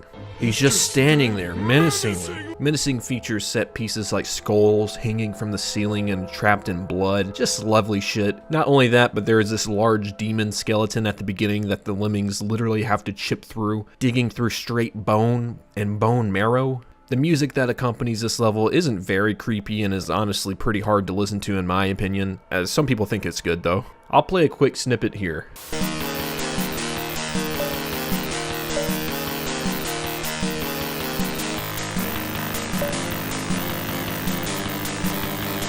Listen, I'm usually all for chiptune demakes of songs in video games, but you can go too far in the past in my opinion, and this song just sounds like a bunch of flies started up this jank bluegrass band and went absolute ham on vocals.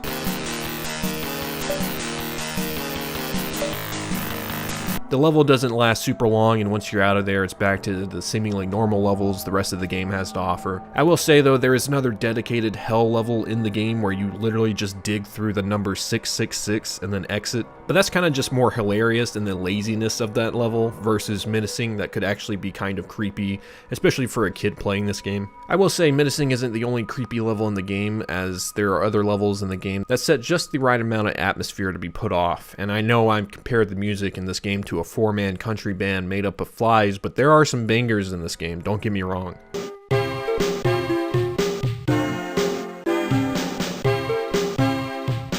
Overall, Menacing is definitely a creepy level, and the theming is a bit out there, but if you look at the game as a whole, you can definitely find a lot more eerie early 90s computer game shit within it. On my last video, someone commented about a strange occurrence that takes place in the Pokemon Mystery Dungeon games, specifically the first game's Red and Blue Rescue Team. I never played much of the Mystery Dungeon games apart from the remake demo on the Switch, so I'd say I'm pretty well versed. Nah, but from what I played, it doesn't seem like my type of game really, but it's clear there are fans for the series, and many are super nostalgic for these games. There's been a decent few that have released since the series started on the Game Boy Advance, but today's creepy occurrence takes place in the original first game.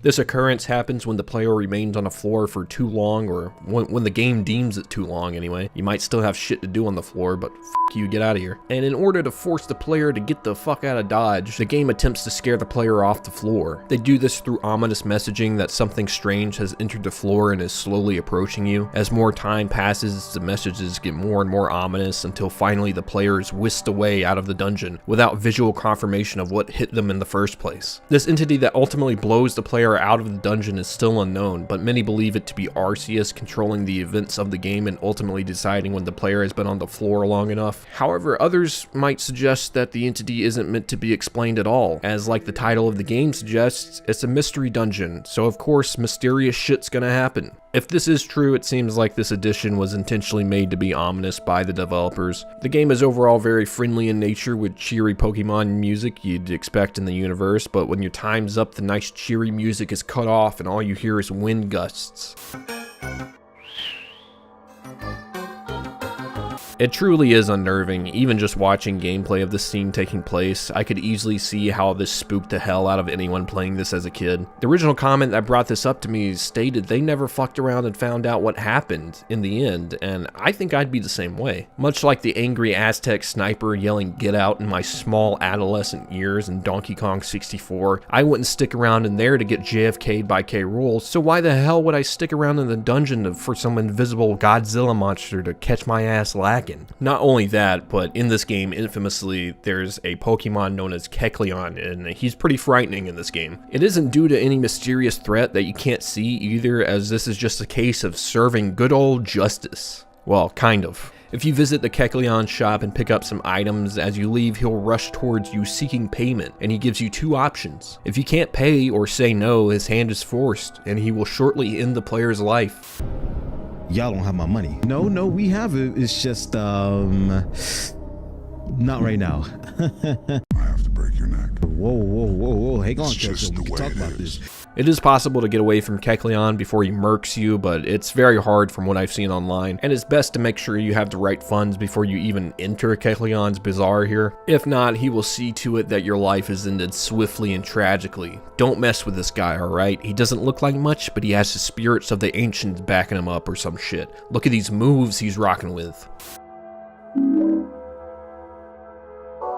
Alright guys, I'm about to talk way too long about Yokai Watch, but hear me out, there's some good stuff in this one. Yokai Watch is a series that has popped up in my comments by quite a few of you guys, and it seems like it has a lot of creepy moments held within the series of games. At this point, there are quite a few Yokai Watch games out there, but they all share similar characteristics and gameplay, so I thought I'd cover the series as a whole here, with a few entries that were suggested to me from the comments you guys left. I can only assume I'm chipping at the top layer of the creepy stuff in the series, so please let me know of anything else you can think of from the Yokai Watch series in the comments, and I'll try to do an updated entry in the future video if there's enough there. Anyway, let's go ahead and hop into the meat and potatoes with something known as Terror Time. Terror Time. A little side note, here's a quick synopsis of the series from a guy who's played like 5 hours of the first game on 3DS. It's like a more modernized version of the Pokemon series, but very different from that series at the same time. You have the same basic objectives as the game, catching different yokai and battling with them, but the origins and the yokai themselves are much different than the Pokemon. Sorry if that was a bastardized cut of yokai, but I thought I might throw out a small synopsis for those unfamiliar. Anyway, let's hop in.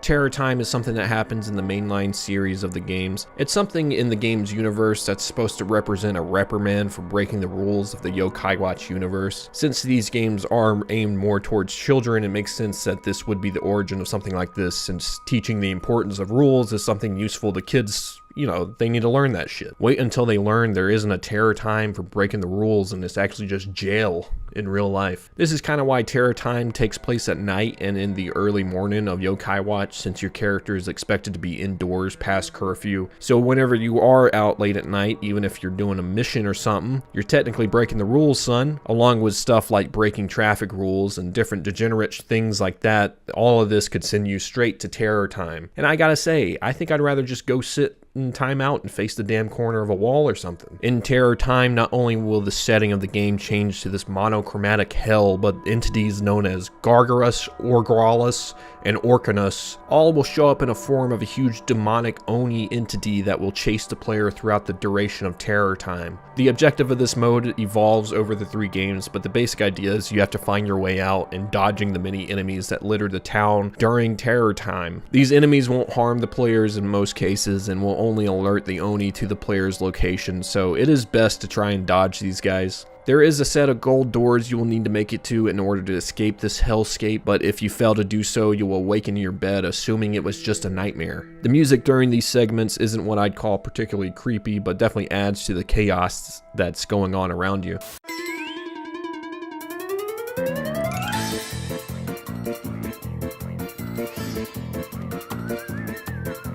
Overall, it really gives me vibes from the Silent Realms from Skyward Sword we talked about last time, where it just acts as a stealth mission but with consequences that aren't worth getting caught for. This is a great entry for this series because it hits all of the notes of a good creepy segment from a kid's game. That being a rushed feeling while playing, but the game requiring stealth, which is inherently slower, which is always a good time, and a giant monster stalking you, and a creepy hellscape for a backdrop. You know, good stuff, yokai devs. This is pretty creepy.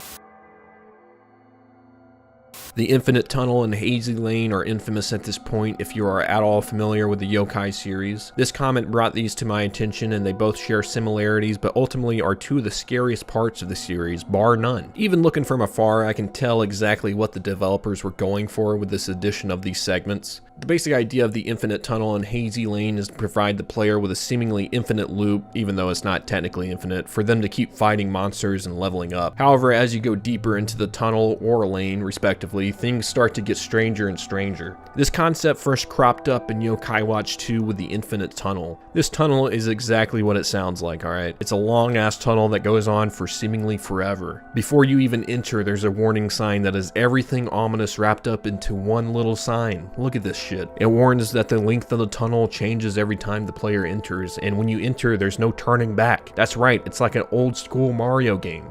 You left your mushroom back there? Get fucked, idiot. If this isn't ominous enough, you'll surely want to book it straight back out when you see what the inside of the tunnel looks like. The tunnel is a narrow walkway with a pitch black void sitting in front of the player. As they descend further into darkness, more and more creatures will pop up for them to fight. Luckily, things stay pretty calm most of the time within the tunnel, but that doesn't stop the atmosphere from getting to the player in here. The comment that was left referencing these segments even compared it to the SCP in the stairwell, which was a popular internet legend in the SCP realm that eventually got turned into a creepy game with the same mechanic as the Infinite Tunnel, but much more devastating. You're expected to keep walking down these stairs until you finally reach the SCP at the bottom before it seemingly kills you out of nowhere. Very creepy experience. You're going down the stairs for a minute. You think it goes on forever until it doesn't. This entry gives me those vibes so much, and I don't know if it's just because I went into this entry with that in mind from this comment, but it's definitely creepy even looking from afar. Things get a little bit more messed up when we take a look over at the third game in the series that brought back this concept in the way of Hazy Lane. Looking from an outsider's perspective, this area might not seem visually as creepy as Infinite Tunnel in the second game, but in reality, the strange occurrences that happen on the Hazy Lane make the Infinite Tunnel seem like a walk through the park. Maybe Central Park, but still, it's a park. At first, the Hazy Lane will seem like a nice walk down a garden's path, but things quickly turn strange. This section really makes me feel like I'm watching someone play out the events of the found footage film As Above, So Below, but in a kid's game. If you've never seen it, it basically follows a group of explorers going through the treacherous Paris catacombs underground, but things get pretty paranormal pretty quickly. Things like phones, cars, and things from the character's past start popping up in the catacombs miles below the earth and of what is possible under Paris. Strange things start happening in Hazy Lane pretty similarly to the movie, even down to a phone booth appearing and oftentimes leaving the player with broken dialogue they can't piece together from the other end. Not to mention, as you go further into the Hazy Lane, you will start experiencing what I can only describe as hallucinations, in which gravity itself reverses for everything around you except the player, as you see NPCs hanging on for dear life, and even a few losing grip here and there. Holy shit. Where did he go? Like, wait, hold on. Where did he go, though? This idea alone is kind of terrifying concept for a kid's game, as I don't know about you, but I'd probably shit myself if gravity just randomly flipped the other way one day. Since there is no telling how lucky or unlucky you'll get in the Hazy Lane's length, the only thing to do is keep pushing forward no matter how creepy it gets. The Infinite Tunnel and Hazy Lane also feature secret boss enemies that are each pretty creepy in design, especially this thing from Hazy Lane. Looks like something out of Kirby. Overall, these are some of the most ominous and intriguing parts of the Yokai series for me. I haven't played a lot of them, but stuff like this makes me want to try out the series again. I know I'm not directly the target audience for a game like this, but I don't know if kids are either with strange shit like this present in it. Perhaps if they were to remake all three on Switch one day, I will finally have to face down the Infinite Tunnel and Hazy Lane myself. Nocturne Hospital was brought to my attention by this comment, which stated that they think this chapter in the first Yokai Watch is in fact creepier than both the Infinite Tunnel and the Hazy Lane. Listen, it's all up to interpretation, but I can definitely see what this comment was talking about, as at least for Yokai Watch 1, this is probably the most unnerving mission in that game. During Chapter 10, the character will visit an abandoned hospital, which has very clearly been abandoned for a hot minute. After walking down the many claustrophobic hallways and battling the many strange enemies in the hospital, you will begin to become examined by the hospital staff. And by hospital staff, I just mean these weird looking dudes here. Apparently there is something up with the main character's heart in this segment. I didn't look too hard into the lore leading up to this chapter, so perhaps someone else in the comments can fill us in about what's going on here. But basically you're forced to take these strange exams in order to cure the main character of the strange heart disease. These exams will end up bringing you to the director of the hospital. This is after you lay down on a random gurney in the middle of the hallway, which then whisks you away to the director's office, separating you from the main yokai pal in the game, Whisper. If this isn't already daunting enough, you get rolled into the director's office where you meet him in his human form. After some strange dialogue, the director transforms into his final form known as Dr. Matty Man. He could have worked on the name a little bit, let's be honest. Man, this guy's straight kitted out to be a menace, as he has a Wolverine claw in his left hand with what appears to be sharp surgical tools jutting out of his fist. Not only that, but he also appears to be on some sort of life support, as he has a large bag attached to his heart. The suddenness of the boss battle and the director's transformation made a creepy impact on the kids who played this when it first came out, and even this comment states he is their favorite character in the game series due to the introduction and how much of an impact he had. Overall in design, I can definitely say he's unnerving, and he even reminds me of the Doctor character from the WarioWare games that always creep me out way too much. Dr. Matty Man definitely didn't help any kids who might have been afraid of doctors and needles before, but hey, who needs that when you could have one of the spookiest boss battles in a kid's game? I think this entire chapter should be lumped in with Dr. Matty Man, as he's just a cherry on top of a creepy urban exploration to try and get this kid's blood pressure back down or something. I'm still a little bit confused as to why he's in the hospital to begin with, but... This next entry tackles the broad open ocean, and unlike other games that would take advantage of the natural fear of the ocean a lot of humans have by adding in larger than life creatures that wouldn't really exist on Earth, at least today. In the case of Endless Ocean, the fear came naturally. This was mostly due to how accurate the game wanted to portray the ocean and ocean life itself. I never personally played the game, but I watched quite a bit on the game through different playthroughs and even through my research for this entry. Sure, the game hasn't aged that great in terms of visuals, but the overall idea of being able to explore the ocean to your heart's extent is still here. Also, there are a few more games that have come out since that may have gotten a few mechanics of ocean exploration a bit better or even more fluid, but none have captured the fear that some of these older games like Endless Ocean present. And a game I love talking about anytime I can, Shark Hunting the Great White, were both great examples of exploring the idea of thalassophobia in video games. A huge part of the thalassophobia I have is the creatures that lie deep in the bottom of the ocean, and the fact we don't know a lot about the ocean, especially as we go deeper down. Therefore, whenever it's portrayed in a game like this, there really is no way to know just how far the developers will go. However, in Endless Ocean, they keep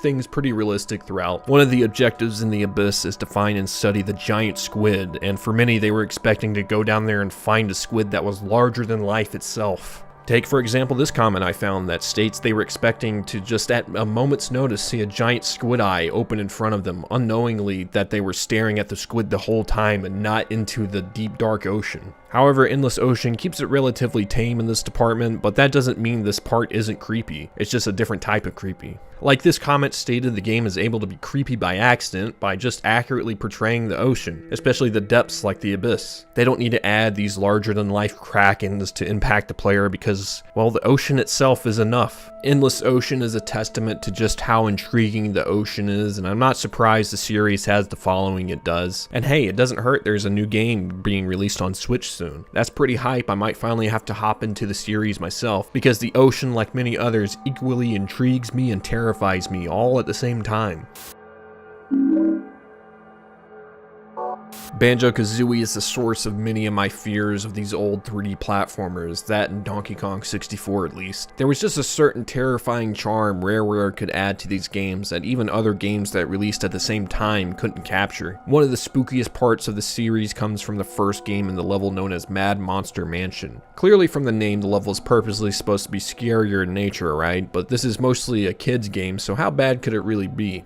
Well, let's just start with the entrance of the level, right? Which honestly terrified me more at times than the level did when I was a kid. The level entrance is inside the large grunty head structure inside her lair, and if that's not creepy enough, the next room is just a small ledge overlooking a large lava pit. It never made sense to me for there to be a lava pit in here, as we weren't going to a lava world, but looking back at it, it succeeds in providing a very precarious, nerve-wracking walk to the spookiest level in the game. The camera angles used in this room make the pit feel much larger than it probably actually is, and you're standing pretty high up because if you fall off, it'll take a minute for Banjo to hit the lava below. And this room is also the unlock puzzle for Gobi Desert, but otherwise this hellish room only serves as the entrance to Mad Monster Mansion. Once you exit the lava room, you are brought to the actual level entrance for Mad Monster Mansion, which takes place outside in a graveyard. Upon entering Mad Monster Mansion, nothing off rip is super creepy, but I think the accumulation of everything in the level makes this level stand out to me.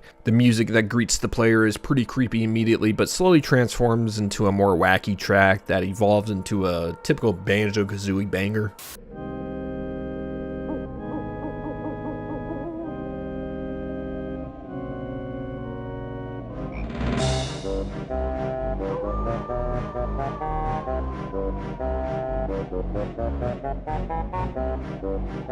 It's really the jiggies and the objectives in this level that bring the creep factor up for me, at least for when I was a kid. For example, you'll be walking through bush mazes filled with skeletons, playing a mock Ouija board with Banjo and Kazooie's big ass mugs in the center of it. You know, I asked the Ouija board if Bottles went to heaven or hell, but then I remembered that Bottles dies in Banjo-Tooie, and you know, ever since then Banjo hasn't been looking at me.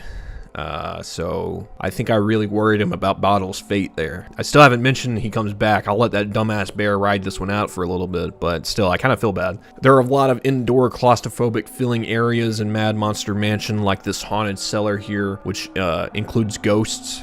Hence the haunted part. The ghost designs aren't the scariest, but there's something about the noises they make, and if they're not making you laugh, it's gonna off-put you for sure.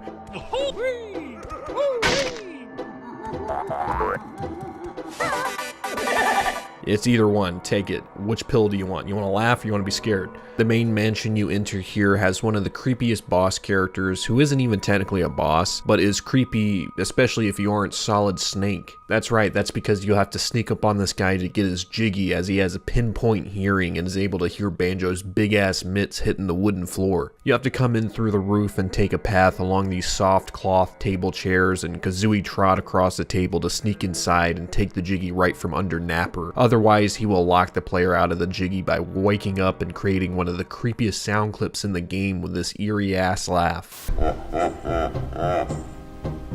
Another noteworthy location is the church, which is located out back and seems to be a normal sized building from the outside, but upon entering you'll think you just walked into the Great Kali's house itself, as everything in here is way bigger than any normal sized creature in this universe. If you don't have a fear of giant things, then this segment likely won't be too bad for you, but when you roll up on the piano, you will meet the ghost pianist, who is just represented by two floating disembodied gloves. Dude, you're totally biting Master Hand style right now, dude. Just fucking stop. After playing Beethoven's Fur Release on this big ass piano with full seconds in between each note because of how big it is, you will impress the ghost enough who will gift you a jiggy. From here you unlock Kazooie's flight pad, where you can truly get a better scale of the absolute size of this room. Who died who was this fucking big, dude? Holy shit. I think there are still more unnerving levels in the Banjo-Kazooie series, maybe like the circus from the second game, which I might talk about in the future, but I couldn't not mention Mad Monster Mansion, man. It served as a great spooky level, not only in execution, but probably making it more terrifying than it needed to be with, you know, these blocky, obscure-ass ghost designs and a dash of megalophobia. Turned my 7-year-old brain inside out, bro, and had me racing out of this level whenever I had enough jiggies. Except for that lava room, man. I'm granny walking the shit out of that every time. Can't catch my ass lacking and falling into that lava ever again, dude. I've mentioned the Animal Crossing games briefly in the series before, covering things like the Gyroid face curse from the first game. Quick editor note here, I'm pronouncing gyroids as gyroids this video. Sorry, it's how I pronounced them growing up. I know they're gyroids because they gyrate. I wouldn't use the term gyrate. I'm not that dumb. Alright, give me a little credit. But a fun game you can play is to click the dislike button anytime you hear me mispronounce the word gyroid in this video, and hopefully for my sake, by the end of it, I've said it an even amount of time, so that dislike will not appear for me. But yeah, sorry about that. But there is a bunch of smaller creepy occurrences that have occurred in the Animal Crossing series that I want to talk about. These definitely aren't as creepy as the absolute nightmare that is the Gyroid face curse, but I think they're still odd for occurring in the Animal Crossing series in the first place. Animal Crossing is a game that is 99% of the time very bright and cheery, but when that 1% rears its ugly mug, man, things get pretty creepy.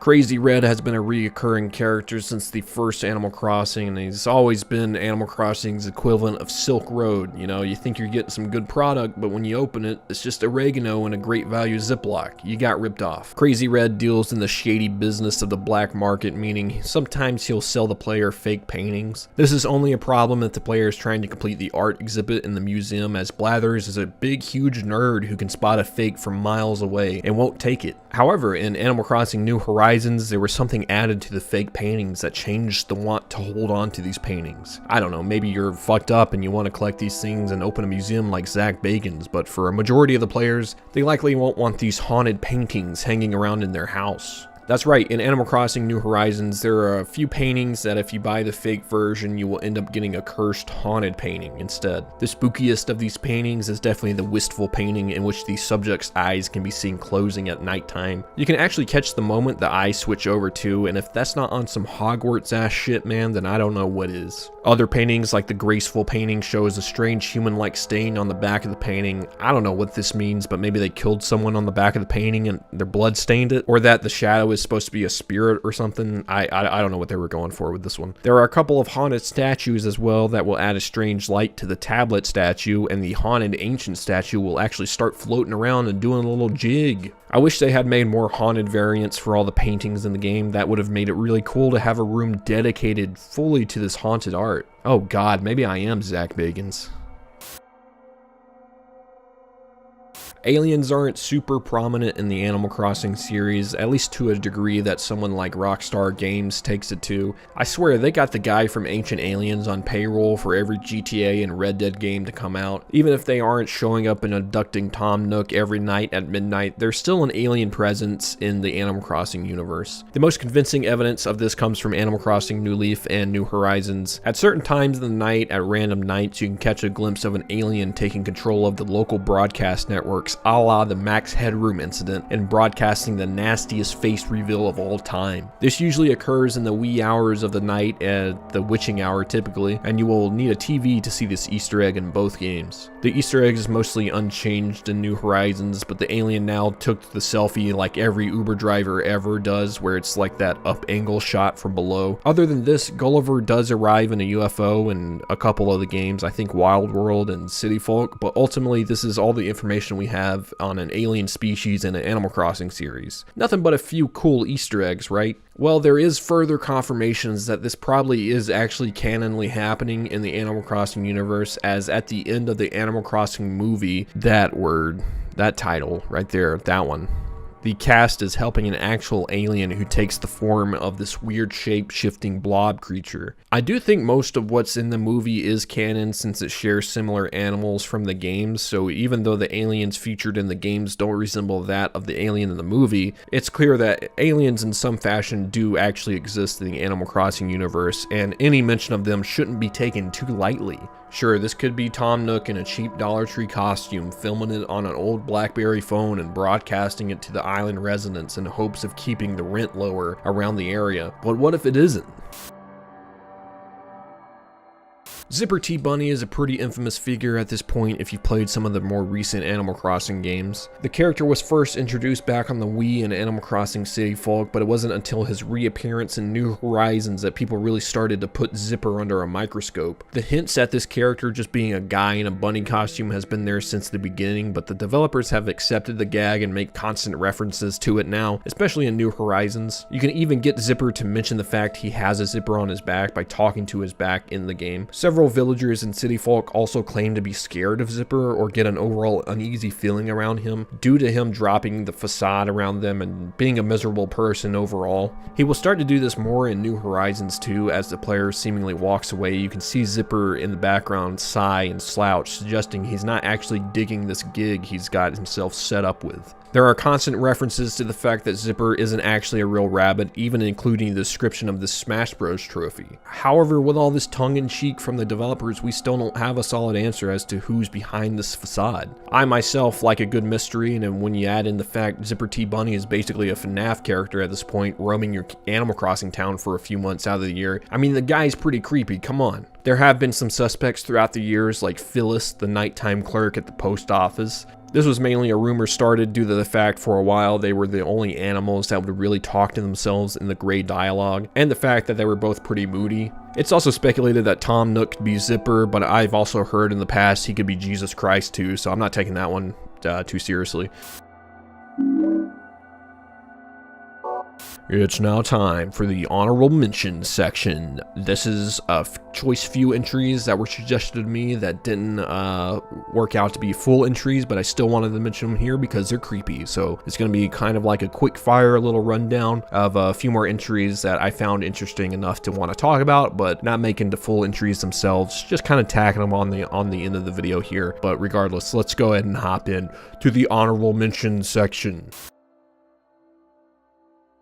We've breached the subject of Twilight Princess in this series before, but perhaps one of the creepiest things to come from the game isn't actually in the game at all. This comment brought this to my attention, and it fits into every category of what I find creepy in one of these entries. And yes, it includes a mirror. In Twilight Princess, if you enter Link's home, you can enter his basement in the back of his house, accessible by a ladder. When you get down there, you are met with pitch blackness surrounding you from all sides, and you can only see if you bring your lantern down there. In the basement, you'll find a purple rupee in a chest, and that's seemingly it. However, in the adjacent corner to the chest is a small mirror that Link can look into. While this will do nothing in the game, it sparked a lot of rumors that if you waited long enough in the dark staring into the mirror, that Dark Link himself would show up behind the player, jump scaring them. While this has never been confirmed from solid evidence, there are some interesting videos online that show me how this rumor might have started. Like this video where Link himself kind of resembles Dark Link. However, the jump scare was never true, and you'd have to wait to visit old Yeti to experience that form of horror in the game. However, I think the atmosphere alone in Link's basement is enough to unnerve your average player, but then you add in this pretty clean, high quality mirror in the corner. It's no wonder how this rumor got started, really. Definitely gives me the same creepy feeling any of the other mirrors in any of the other games I've mentioned before have, so thanks for the entry suggestion.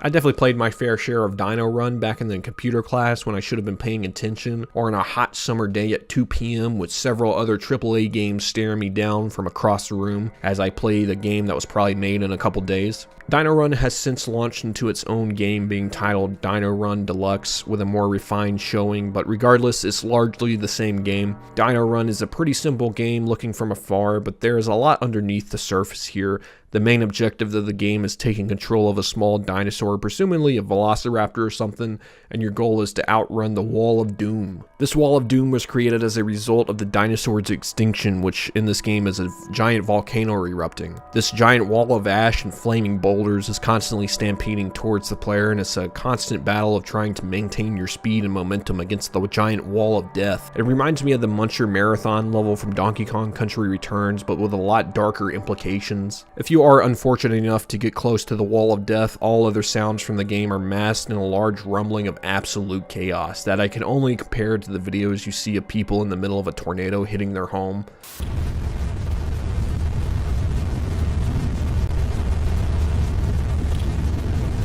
I know I just compared a Flash game to something that kills people, but you get the idea, right? After this, the death screen is very simple and deafening after such a rush of adrenaline like surfing the wall of death. which is what the game calls it if you're able to regain your footing and make it away from the wall. Not only is the wall of death unnerving, but the idea that a lot of dinosaurs that you're running with and into will likely meet of the very fate you're trying to run from. Hell, there are even some dinosaurs that are doomed from the start as they are stuck in tar and can't move, only for the player to use them as a stepping stone in their own survival. It gets pretty messed up when you look past the super simplistic nature of the game. If you like the runner genre of game and haven't played this one, I recommend the deluxe version, which is pretty cheap on Steam. Also, they have announced a sequel that is still in development, but it looks pretty promising as it seems to be shifting focus to a more sandbox type of experience. Well, at least it looks like the diners are having a whole hell of a lot more fun in the sequel than they were with the Wall of Death in the first game.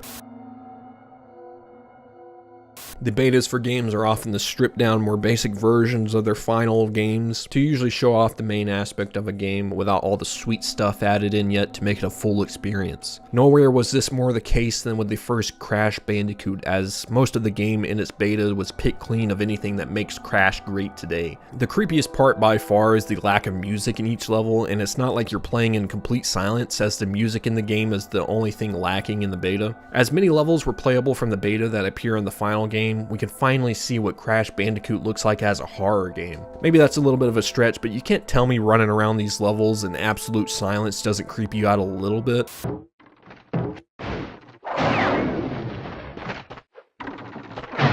Alright, if that doesn't do it, let's take a look at the iconic boulder level, where Crash is running Jones style from this big boulder some asshole left to crush Crash. Without the music, this level feels more like you're actually just trying to save this Bandicoot's life from being squashed by a large rock, just like how it would happen in nature.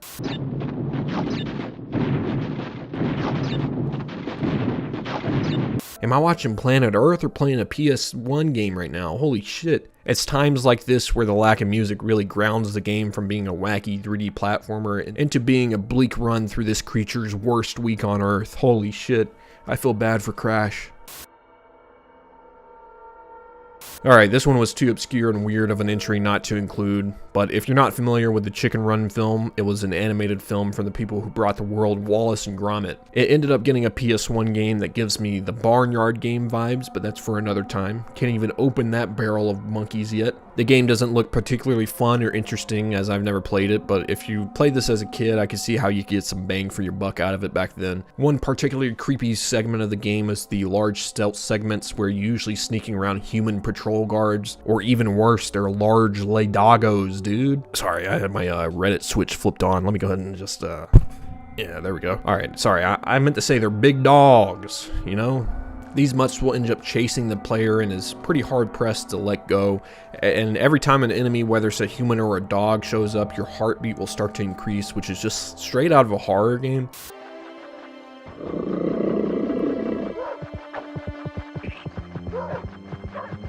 That mechanic has been used before, I swear, but I've never seen it used in a kids game like this. It adds so much tension to the chases and really makes you want to hide away in your own skin when you end up getting close or to getting caught. Once you end up getting caught as well, the dogs don't hold back as they corner the chicken in what I can best describe as the death scenes from the Arkham games, but this giant polygonal out fucking dog is here instead of Joker. The name of the game is Chicken Run, but your chicken walked, Batman.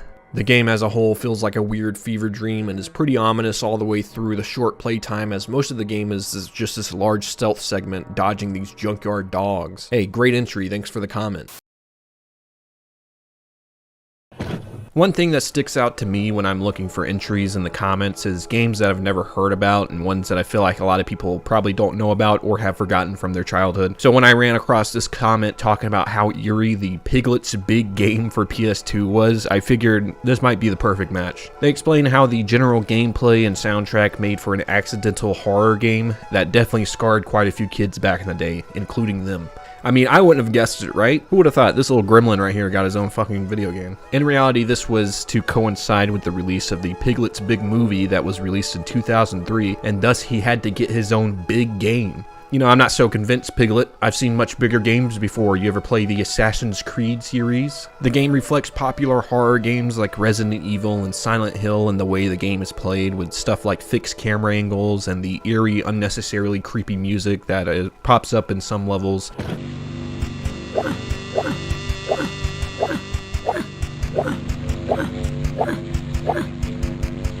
Each level kind of offers its own unique eeriness. It could be a dark library accompanied by the aforementioned creepy soundtrack, or the early stages which feature little to no music, which is pretty creepy in its own right.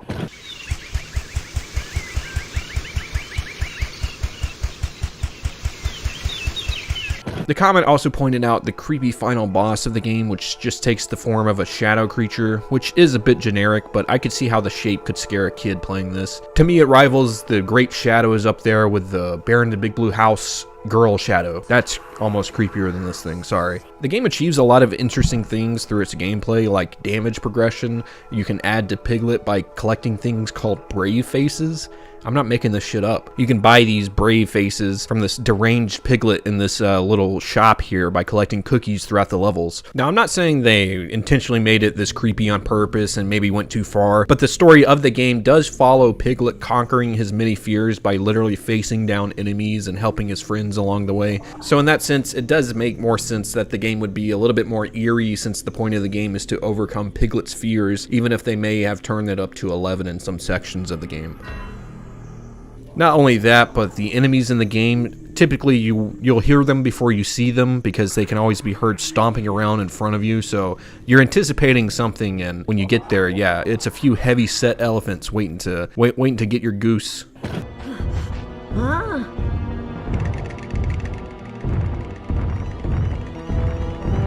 It gets pretty eerie, especially in some of the later levels, because in actuality the levels are made up of Piglet going into the different characters' dreams. Therefore, stuff like this vortex of a library can exist without much question because, well, Owl smoked too much za before falling asleep that night, you know? I don't know. How do you explain a vortex library that looks like the Cerebro from X-Men? This also adds a level of unpredictable nature to what you might find in subsequent levels. Owl's level is this creepy, held in a dark, damp library. Then what the hell is Tigger's level gonna be? The apocalypse? Overall, the game is not only surprising in its eerie nature, but also in how much fun the game actually is. To be fair, I didn't finish the game, and I can assume the quick time event combat has to get pretty repetitive at some point, but from what I played, I was truly surprised at how polished the game was, especially for a Winnie the Pooh movie tie-in PS2 GameCube game. That's too many adjectives, bro. These things usually are trash. If you truly want to hear some first-hand accounts from people who played this as a kid, here is a compilation of comments from people who remember the game being a little bit too frightening when they used to play it back in the day.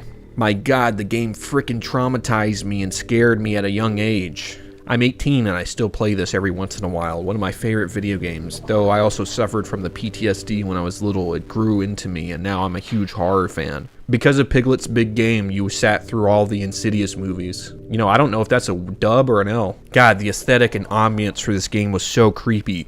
It still is even as an adult. The soundtrack certainly doesn't help either, especially Eeyore's and Owl's dreams. I remember having a nightmare once of those damn elephants. Did anyone else have a few nightmares from this cursed game? Listen, just to wrap this one up, all I gotta say is the Tigger loading screen is fucking amazing. It's like one of those videos on YouTube you can put any music to and he'll be dancing to it perfectly.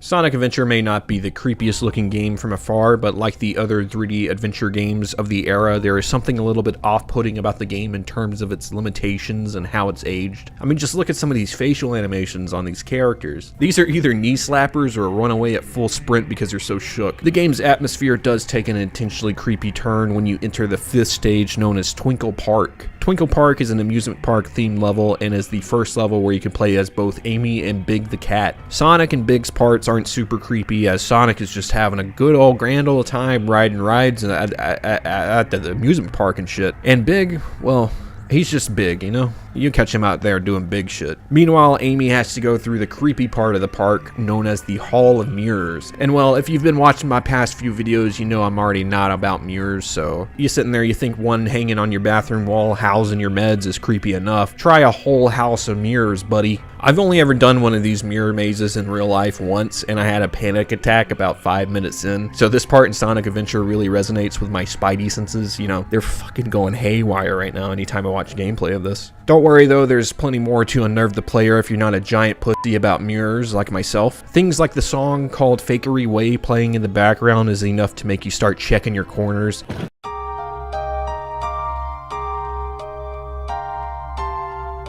Not only is this creepy track playing in the background as you navigate this maze of mirrors, but there's a giant killer robot who is chasing Amy as you try to find your way out. It's worth noting it's not like a traditional mirror maze like the ones you might see in a fair or something, but rather reflect that of the Mirror Mansion from World, if you're familiar. This is where the mirrors are used to get a clearer view, since the camera in these segments is usually fixed in order to force the player to play with only being able to see in their reflection. I always loved this as a gameplay mechanic in games it's in, and it seems like this one works really well, as you'll not only need to be moving fast to outrun the robot that's chasing you, but you'll also need to be precisely dodging the obstacles in the level. It's a real balance of wanting to go fast but needing to be precise in your movements, and I feel like this is when Sonic is at his best. Unfortunately, we don't always get it like this, but top all of that off with a creepy reason to be running fast, this level really unnerves the player. Plus, I mean, it's a hall of mirrors. Come on, man, you couldn't prescribe something creepier to your boy, you know?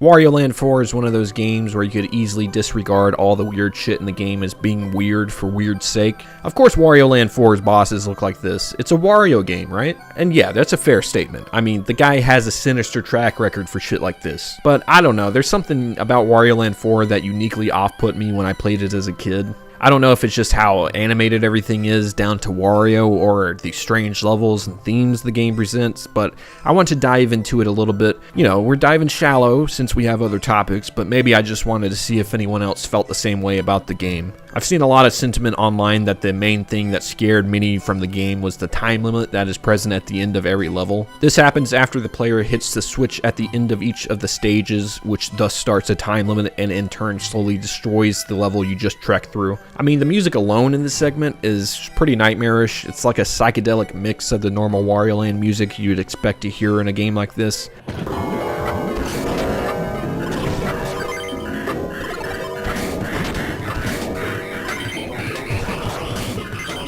When this music is followed by Wario shouting in the player's ear to hurry up, followed by loud ringing and a warning of a time limit in big text, it's definitely a jump scare of sorts. It's pretty tame in early on levels, but there are segments where you'll often come flying into this end room with the button and accidentally hit it, making it even more surprising. Not to mention, on the way back to the beginning of the level, there are collectibles that can only be grabbed on the way back since parts of the stage change after hitting the switch. This is why I never beat this fucking game, dude. The stress of not only trying to exit the stage in time, but grab everything as well. It was just too much. It was too much for a 10-year-old me. I was a decade old, right? Like many other games of this genre and similar to Wario Land 4, there's a lot of small moments that are probably just as creepy as the bosses, but man, these bosses are something else in this game. This is the main part I remember scaring me when I was younger, besides the hurry up time segments, of course. To be fair, not all the bosses are super creepy, but the ones that are so uniquely disturbing in their own way, and in a way I feel like only Wario Land could nail. I mean, take the first boss, for example, right? It seems like a nice little friendly grape guy, right? But once you start attacking him, his true colors show. And no, it's not just the color purple, okay? His face will transform into a disfigured mess of expressions, and you can't tell if he's in pain or ready to murk Wario and is really excited about it. I can't not mention Cat Bat, which is one of the creepiest boss designs I've ever seen in a 2D platformer game like this. This thing is a cat-bat combination that looks like the result of a fucked up Pokemon breeding situation. Whatever the scariest part of Wario Land 4 is, for you can't argue that looking at the game as a whole, it just feels off in a way. Not in a bad way, but in a pretty unnerving way. Even to this day, the game intimidates me, mostly due to its difficulty, but also a small bit to do with how creepy the game can be in certain segments. There's a lot more to be said about Wario Land 4, like how stellar the soundtrack is, but that's for another future video, so let's go ahead and move on. Ecco the Dolphin has been brought up several times by you guys in the comments from my past videos in the series, mostly referring to the first game's final boss, the Vortex Queen, but seeing as there is a decent number of entries in the Ecco franchise, people have found a lot of the games to be quite unnerving. This is through a combination of surprisingly disturbing bosses and a creepy atmosphere in some of the later games. So I want to cover all of these separate entries for Ecco in one entry, so let's go through each one here. We gotta start off with the Vortex Queen. I mean, come on. This was the most suggested one. I feel like a narc not getting to this one sooner, honestly. Ecco the Dolphin on Sega Genesis was one of the 2 Ecco games I have a little bit of experience playing. I remember the first game being pretty complicated if you didn't know where to go, so I never got very far, but I always loved the unique visuals of the game. It has a way of accurately depicting sea creatures, not only in visuals, but scale too, making some of the NPC creatures you interact with creepy in their own right, just by being much larger than Ecco himself. By far the creepiest part of the first Ecco game is probably the most infamous scary moment from the series, which is the final boss known as the Vortex Queen. Vortex Queen will show up again in the series, but the final boss in this game is by far the creepiest appearance from this creature. The Queen is a large alien-like creature that spawns smaller aliens Ecco has to defeat, known as drones. The Queen acts as a hive mind of sorts, spawning these drones much like ants would do in real life, or even the hive mind from Dead Space. It resembles in design the classic Ridley Scott alien design, with a large insect-like head and big bulbous eyes. It's pretty nightmarish. This boss comes out of left field from the rest of the game, as most of the game up until this point, it seems like a normal ocean adventure, but then it ends in some of the richest lore they could have ever put in a game about a dolphin. Least us forget this game about dolphin.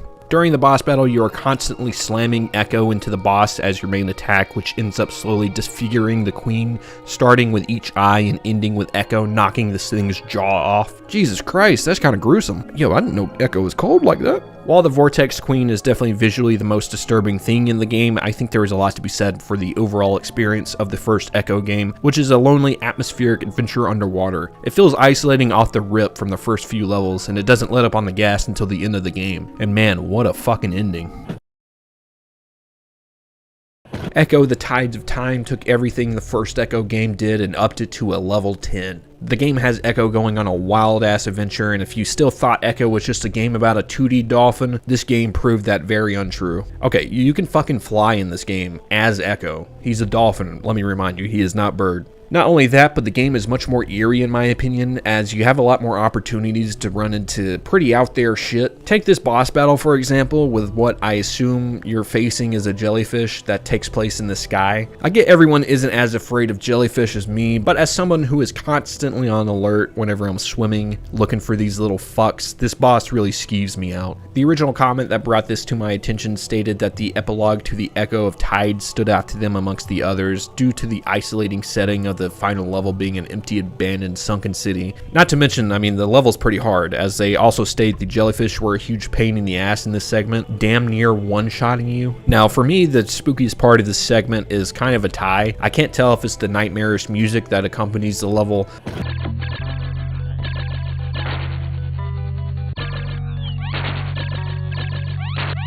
or the fact we get to see the Vortex Queen again in this level. She looks much different in this form, as she is merely in her larva state. The whole reason Ecco comes to this level during the epilogue is to stop the time machine located in Atlantis, and it is a race between the player and the larva Vortex Queen to see who gets there first. Unfortunately, the Queen ends up beating the player, warping her to a prehistoric era where she is unable to take control over the creatures of that era, i.e. dinosaurs. Get fucked, Vortex Queen. Therefore, she adapts to the Earth's natural cycle of life, and throughout many decades, the arthropods were integrated into the Earth's ecosystem.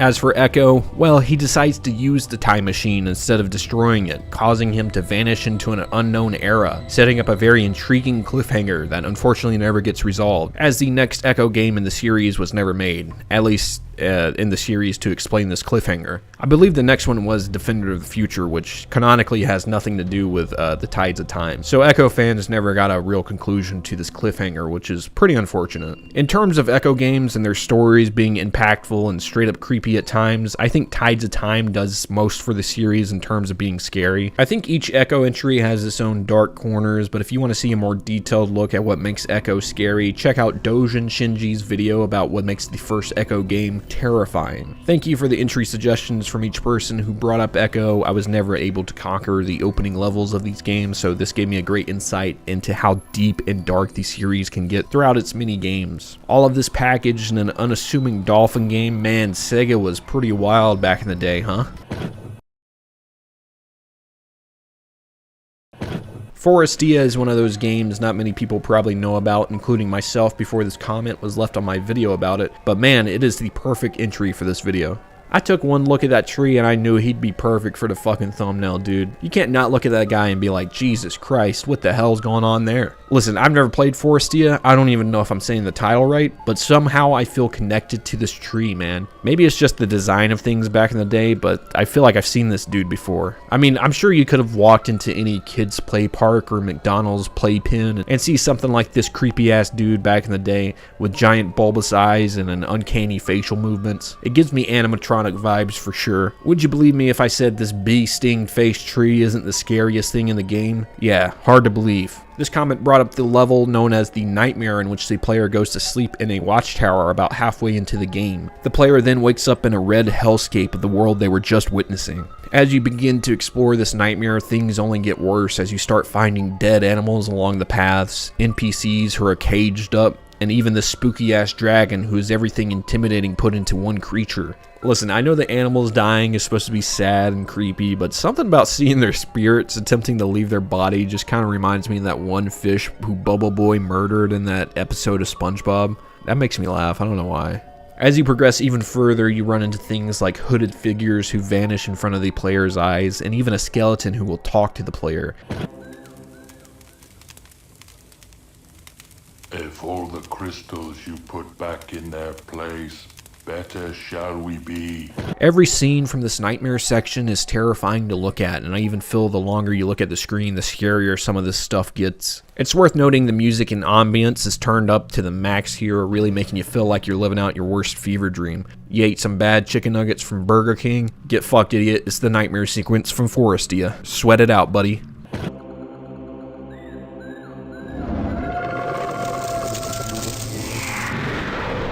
As far as I know from people I've seen talking about this game online in this comment, it seems like the sequence comes out of nowhere, as would a nightmare in real life. You kind of just wake up in this world that is much creepier than the one you were just in, and it's up to you to make it out in one piece. This is definitely the creepiest part of the game, but that's not to say the entire game doesn't keep this creepy charm up. It's just most apparent in the nightmare sequence. The doom and gloom of the sequence becomes even more apparent when the game reveals in this alternate dream timeline the forest is in danger of being destroyed by an impending volcano erupting.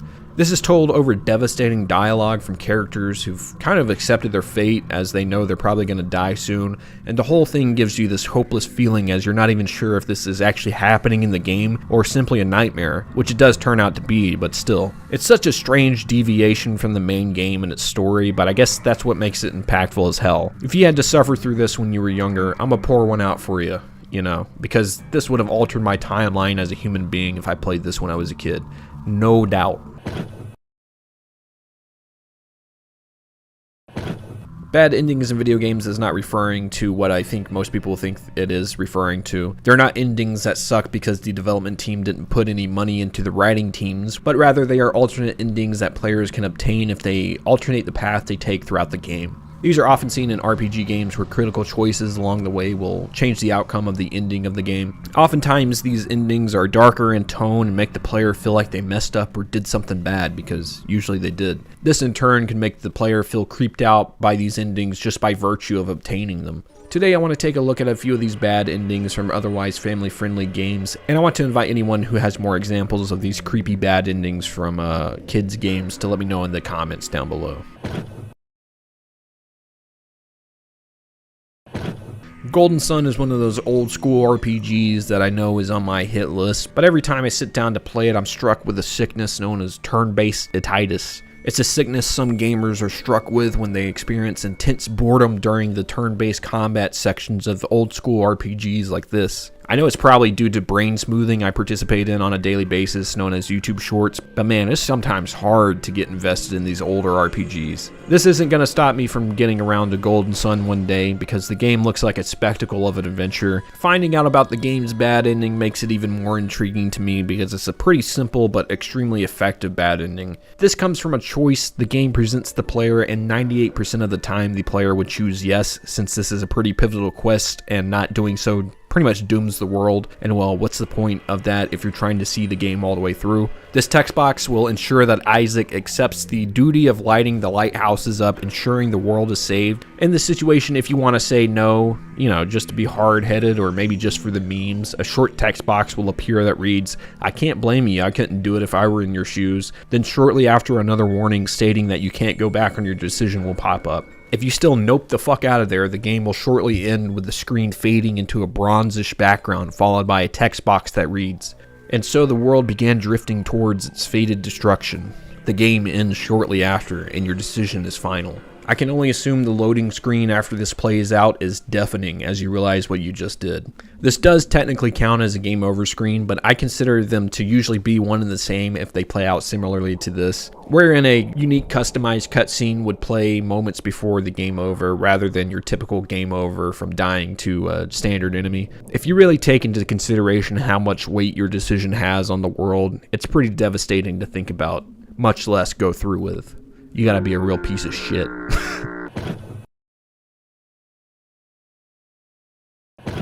Splatoon 2's Octo expansion really showed that not only was Splatoon great at its online component, but could make a competent single-player mode as well. I can't speak on this personally because I've never played it, as I'm not super into Splatoon's gameplay, but I've tried the first one, and I've only ever heard good things about the Octo expansion, and the reviews are pretty good for it. They expanded on this intriguing universe and characters in Splatoon 3, and they even kept one of the creepiest things from the Octo expansion, which was the bad ending. Both games have unique bad endings to their single-player mode, and they happen during the final boss battles of each game. If you die or fail in any way, a unique cutscene of Inkopolis getting devastated in the Octo expansion will occur, and the third game takes this idea even further. It seems as though the stakes are much higher in Splatoon 3, as if you fail during the final boss, you get a similar cutscene, except this time the entire planet gets engulfed in this fuzzy ooze, and as the Earth is getting devastated in the fuzz, you can hear the main villain Mr. Grizz maniacally laughing, which adds a whole other layer to devastation you feel during this bad ending.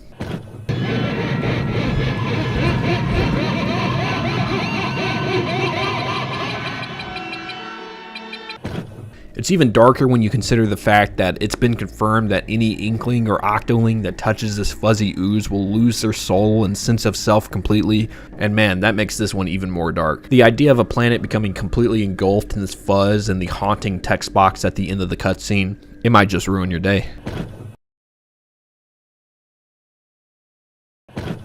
I've said it before and I'll say it again, alright? Any chance I get to talk about this stellar S+ tier train wreck of a game, I'm gonna take it. Donkey Kong 64 has a million other reasons it's terrifying, but the one I want to focus on today is the unique game over screen where the true nature of K. Rool's plans are played out in a very tragic way. Since the game doesn't feature a traditional life system, there are only two ways in the game to see this unique cutscene. One way is to simply quit the game from the main menu, which is something Rareware was known to do back in the day, since if you quit the game, you are technically quitting your adventure and thus the villains won. What do you think this is? You gotta play it all the way through in one go, otherwise big man wins. The other way to see this scene is at the end of the game when K. Rool is firing up the Blast-O-Matic gun on his ship to fire it at DK Isle. Depending on how many blueprints you collected and gave to Snide along your adventure, depends on how many minutes you'll get to clear Hideout Helm, which is the level you'll play while the gun's powering up. If you happen to run out of time, this is the other time this cutscene plays,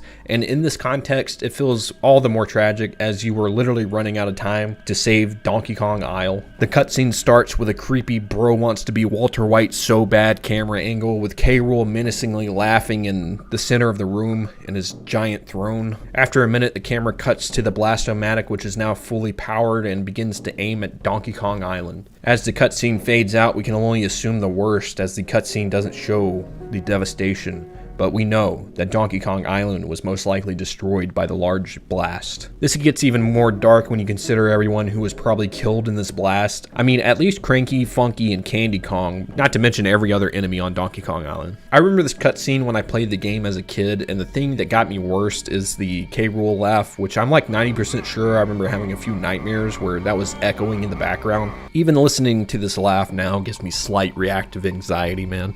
It's been burned into my psyche forever. forever. I'll never escape this big fat fuck. The only saving grace is the fact that he turns into an absolute chum bucket chump during the final boss battle. So yeah, that's kind of my own personal bad ending that really affected me when I was younger. That and the Banjo-Kazooie one. Again, please let me know if you remember any bad endings that creeped you out in the comments below. I find this pretty interesting as a topic.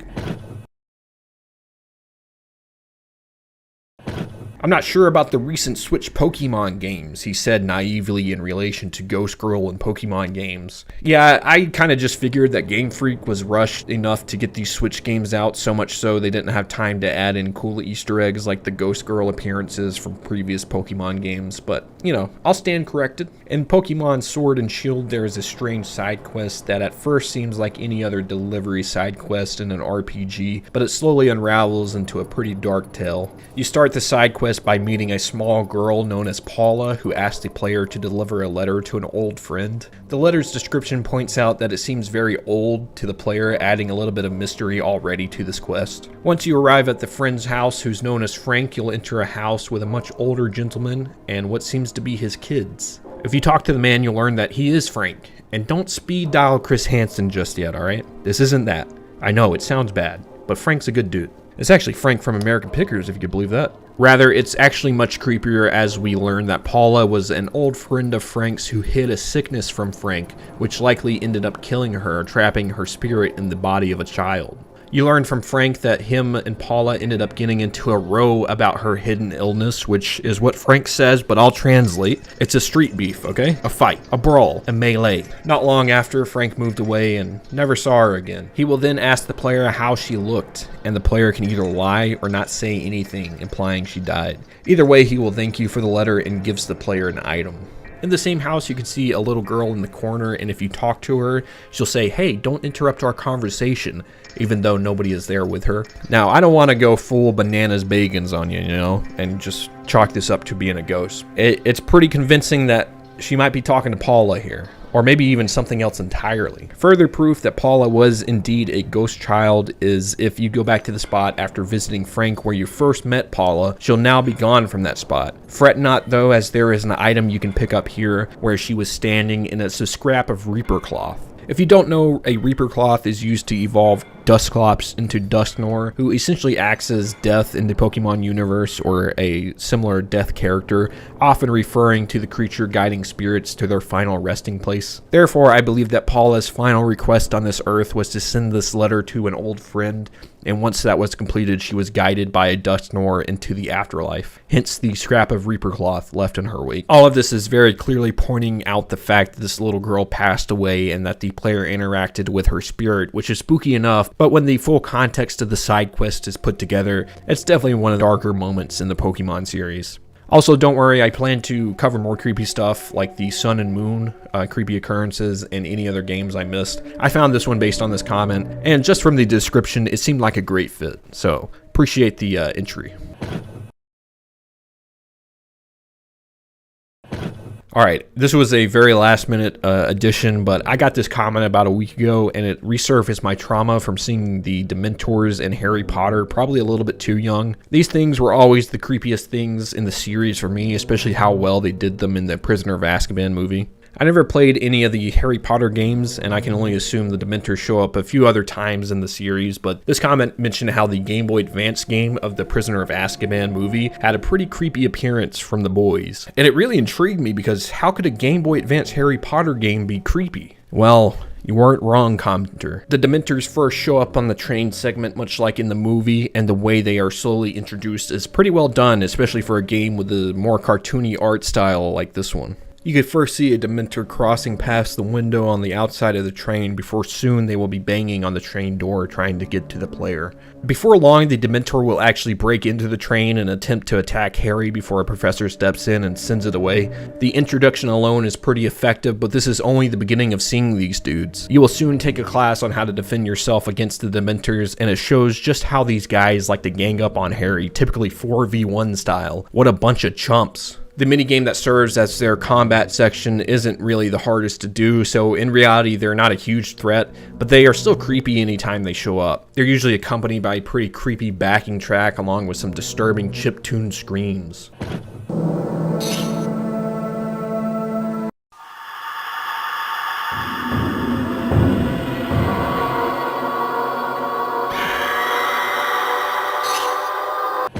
Like a normal person's scream is pretty scary in a typical modern horror game, right? But when it's processed down and being played out of a Game Boy Advance speaker, woo! It just hits different, man. I think this is a great entry because they were able to translate one of the creepiest things from the Harry Potter universe into a game and make it effective as hell. A strange movie tie-in RPG Game Boy Advance game. I don't know how this game works, but it just does, man. It looks fun as hell. They turned Harry Potter into a traditional RPG. And listen, I know I was just talking about how I fall asleep during turn-based combat, but this could have been so much worse.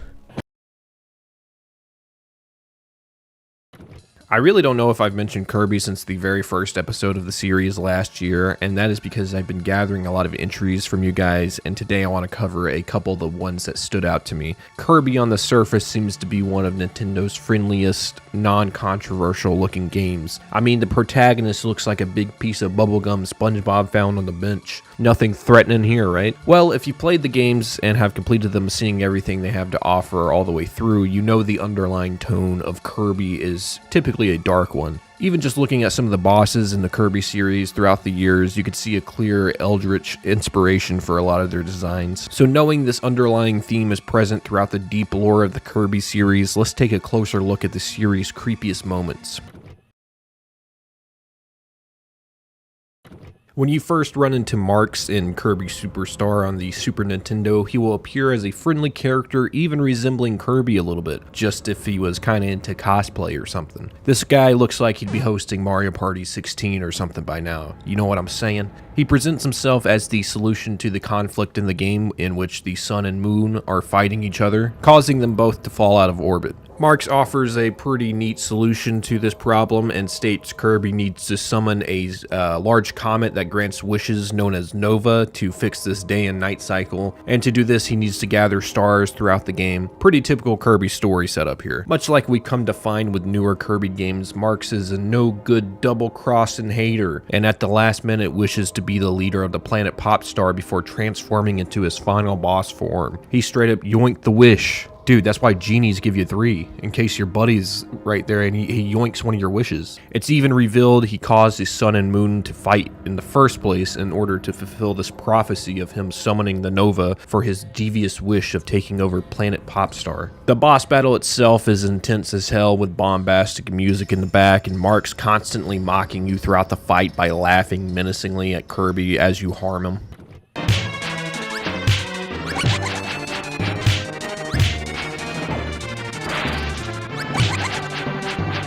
Not to mention near the end of the fight, Marx will even split in half, spawning a black hole as a final effort to end Kirby right then and there. It doesn't work though. I mean, it's a cool looking move, but get good, son. This isn't even the creepiest version of Marx, as in the remake of Superstar on DS, there is another form of Marx present in the game's arena mode, which is a mode that has made plenty of appearances in many Kirby games since, in which the player takes on an endurance challenge of facing all the bosses in the game back to back. As a reward for making it all the way to the end of the arena, you will once again go against Marx, but this time after defeating him, something else will happen, wherein Marx will gain the power of the pieces of the Nova, which in turn transform him into a being known as Marx Soul. This form of Marx is by far the creepiest version and is the version many people stated terrified them the most in the comments on my previous videos. This version is much more detailed than the original Marx fight, not only since it's a DS game and everything is a bit more fleshed out visually and sound-wise, but also due to the fact that this is Marx's final form. Anybody ever watched DBZ? You know the final form is the most fucked up version.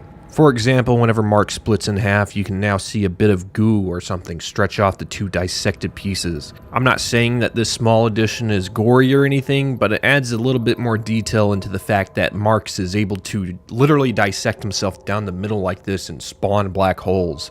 And I don't know, it's just on a different level, man. By far the creepiest part of this comes when you finally defeat this souped up version of Marx, wherein he will split in half much like the black hole attack, but this time he turns a sickly purple and lets out an ear-piercing shriek, which is enough to send a chill down anyone's spine, especially anyone young playing this.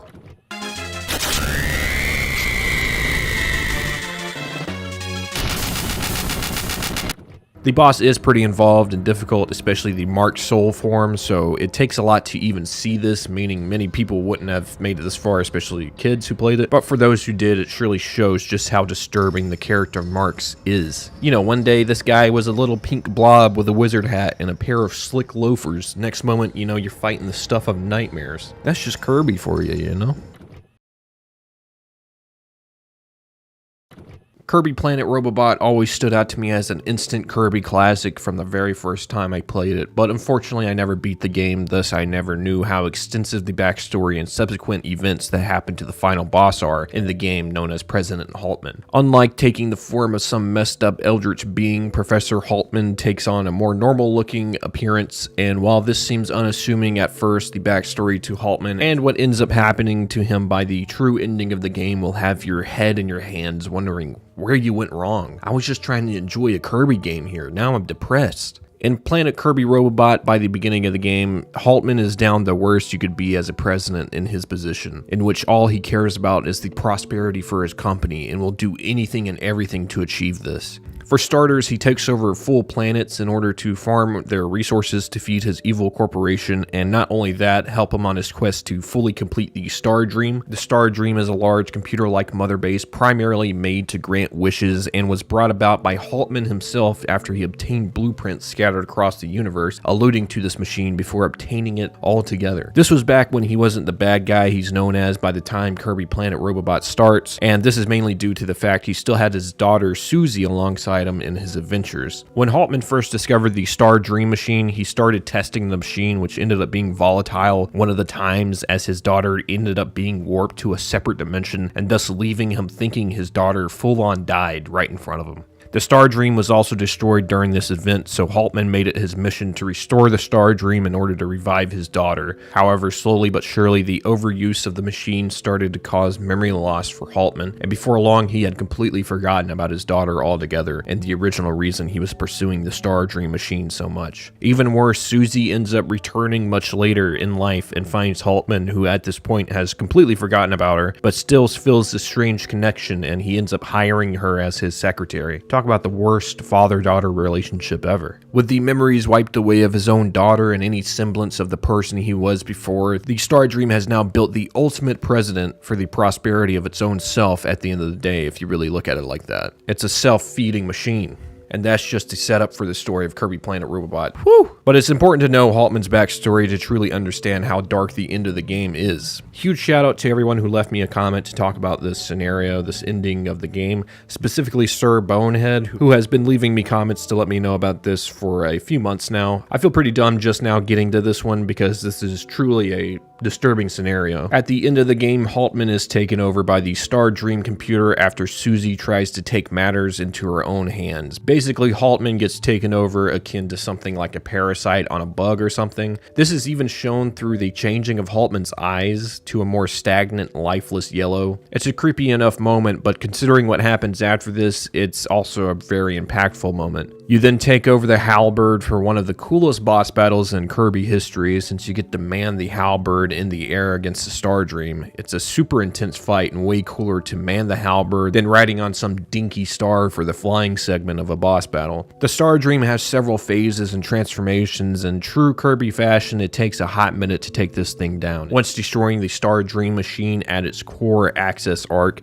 the machine is finally destroyed along with any semblance of President Haltman. Since he had been taken over by the Star Dream to the point of not remembering his own daughter, at this point of being taken over, it was way too late for him. It gets even darker when you enter the true arena section of the game, which similarly to the arena is a boss rush. At the end of this mode, you will face off against the Star Dream again, but this time it's a much more souped up version known as the Star Dream Soul OS. This is a whole ass operating system. Move out of the way, Windows. In typical arena fashion, this is a much harder version of the boss, but it's mostly the same throughout. That is until you reach the ending segment of the boss fight. During this segment, you are fighting what appears to be the literal heart of the machine, and when you start attacking the machine itself, you can hear screams of pain coming from the heart, the same screams you can hear from Haltman earlier in the game.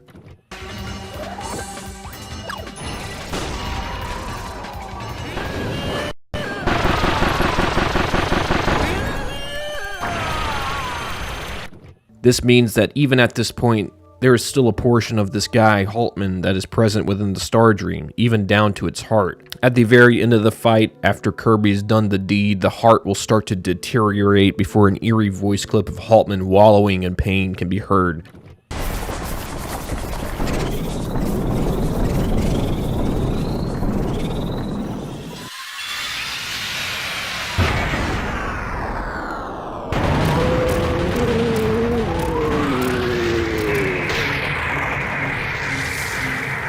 And it sounds deeper than his voice, so it could be a combination of him and the machine, but that's kind of just my speculation. There is also a pause screen description near the end of the fight that states, all of Haltman's memories have been deleted from the OS, even his soul. The last trace of Haltman has vanished. Star Dream has gone from a near-perfect being to a cold, mindless machine. And man, at the end of the day, I think the summary of this character by Sir Bonehead was perfect. Haltman truly is a tragic character. He's almost even innocent in a way, besides the genuine curiosity to find and use the Star Dream, but he never asked to lose his memory or be completely changed by the machine itself, all for it to end in the very essence of Haltman being deleted, and by the hand of the player no less. It's one of the darkest endings for a boss in general, but definitely for a Nintendo game. You may have to search really deep to find this one and learn about how dark and creepy this boss and its backstory is, but this is the type of stuff I love to learn about and share with you guys on the channel. I think a lot of people click on these videos expecting to see a Freddy Fazbear type of jump scare in a game like Mario, and if it's not that, it's not scary, bruh. But hey, if you take the time to dissect some of these games that seem nice and bright on the outside, you're bound to find some dark shit. So thanks for everyone who recommended this entry. I hope I did it some justice. That'll do it for the Kirby talk in this video, but I still have a lot more to talk about from the series thanks to you guys in the comments. For example, the ending events of Kirby and the Forgotten Land, which many of you say is the darkest the Kirby series has got in terms of endings, plus the Magolor screams from Return to Dreamland, which is one of my favorite Kirby games. So I will definitely cover these in the future, but for the sake of time and the flow of the video, let's move on to some other entries.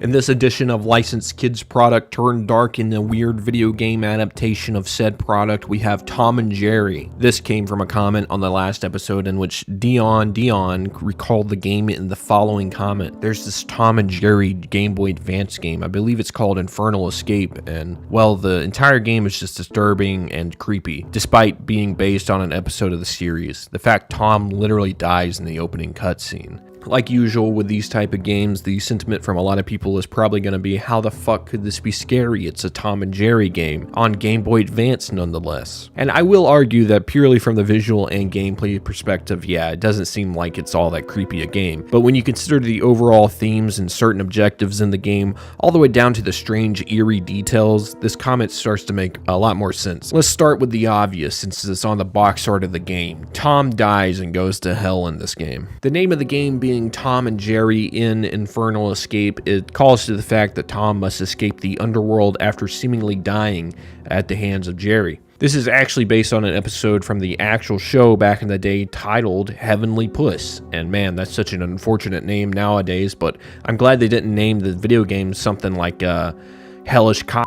In the episode, Tom is killed in his typical antics with Jerry, in which a piano falls onto Tom, killing him instantly, which, like, hasn't this guy been hit with so much more bullshit already? Why the hell is this taking him out? While the game and the episode aren't super related, it clearly took inspiration from the heaven and hell aspects of that episode. To start, the game shows an eerily similar cutscene of Tom getting crushed by the piano, but in slideshow form, and if you ask me, they went a little too far here. Nah, just kidding, I added that last one there. This screen right here is actually in the game and is pretty dark to witness, especially since it takes place 23 seconds after you load into the game. After this, Tom is sent straight to hell, wherein a devil is taunting him and an angel ends up assisting Tom before the game starts. The main objective here is to make it through the levels the game offers while collecting a main objective. You know, in the first level, you need to collect a bunch of golden bones from these dogs, whilst in the second level, you need to free the starved cat prisoner slaves from a castle full of Jerrys. Yeah, that was kind of a crazy leap right there. Also, take a look at these prisoners. They're not doing so good, dude. Not to mention any time the player is hit, Tom's face icon will change with each beating he takes. This is reminiscent of something like Banjo and Kazooie's life system, but in this game you feel even worse for Tom as he's just straight up just upset anytime he gets smacked up. Then he progresses to being in bandages and eventually just remains as a skull. You really feel like you're smack dab in the middle of this cat's worst fever dream. It's not going to be a simple game over screen when you lose all your lives either, as you get this nice screen of Tom falling back down into the flames of hell and he's not looking like he wants to go. Once down there, you do get a chance to get out after the angel tells you to grab 3 souls in this bonus hell stage. Except these souls are represented by Tom himself, except this time he's in a pretty creepy ghost form devoid of pupils and creepily floating around aimlessly. The mere fact you're collecting souls of the damned to save your own skin is a pretty dark concept alone, but that's an overlapping feature of the game throughout. Least us not forget that Tom the cat got crushed in a lively kind of way, so this was never going to be a walk in the park kind of game, you know? Thanks for the recommendation and showing everyone this obscure and creepy game from the shovelware era of the Game Boy Advance. I have a feeling there is a lot more games like this out there, so let me know if you have any good candidates in the comments below.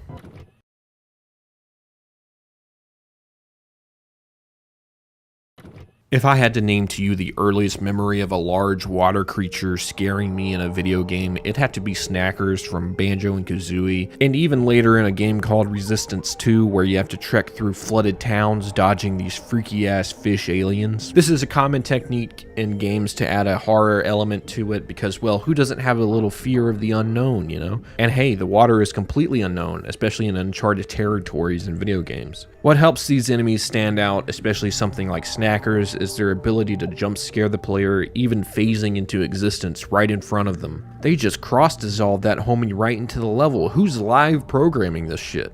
Another 3D platformer game that got the jump scare creature in the water right was the original Jak and Daxter. This game featured a unique invisible wall system wherein instead of a typical invisible wall in the water, they instead put an enemy whose sole purpose is to kill the player if they swim too far off the map. The worst part about it is it's super hard to tell when you've reached a map's border, so this guy is 100% gonna sneak up on you, and if he grabs you, it's a one-shot kill. The only warning you do get is a heartbeat sound effect that starts to kick up whenever the lurker shark spawns.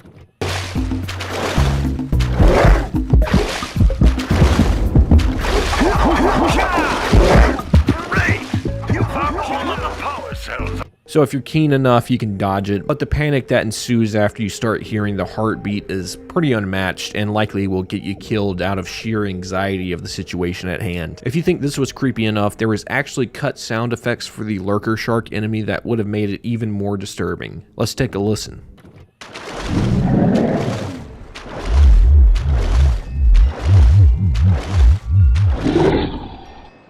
This combined with the heartbeat sound effect would have definitely been too intense for kids playing this game, so they cut the audio and just kept the heartbeat, which is already ass-clenching enough, let's be honest. The lurker shark was prominent in the first Jak and Daxter game, with a few cameos here and there before their return fully in Daxter, the PSP spin-off of the series. In this game, we can see many different sizes of the lurker shark species, including this giant MFer who's just casually towering over the player all the while you're playing this level. They still act as enemies in this game, but I still think the first game is the scariest iteration of this enemy as it's so unexpected, and with no way to kill the creature, your only option is to swim away at full sprint when you see this guy spawn. Yeah, you can sprint in the water, you can sprint swim. You never sprint swam? Many people in the comments have mentioned the lurker shark being the reason they're scared of the ocean and sea creatures, and I can see why. This would make me never want to test to see if there's an invisible wall in the real ocean, which, in reality, this is actually a super accurate invisible wall to real life. Sharks act as the real invisible walls to the ocean, and I just realized Jak and Daxter is the most realistic game ever made. Fight me.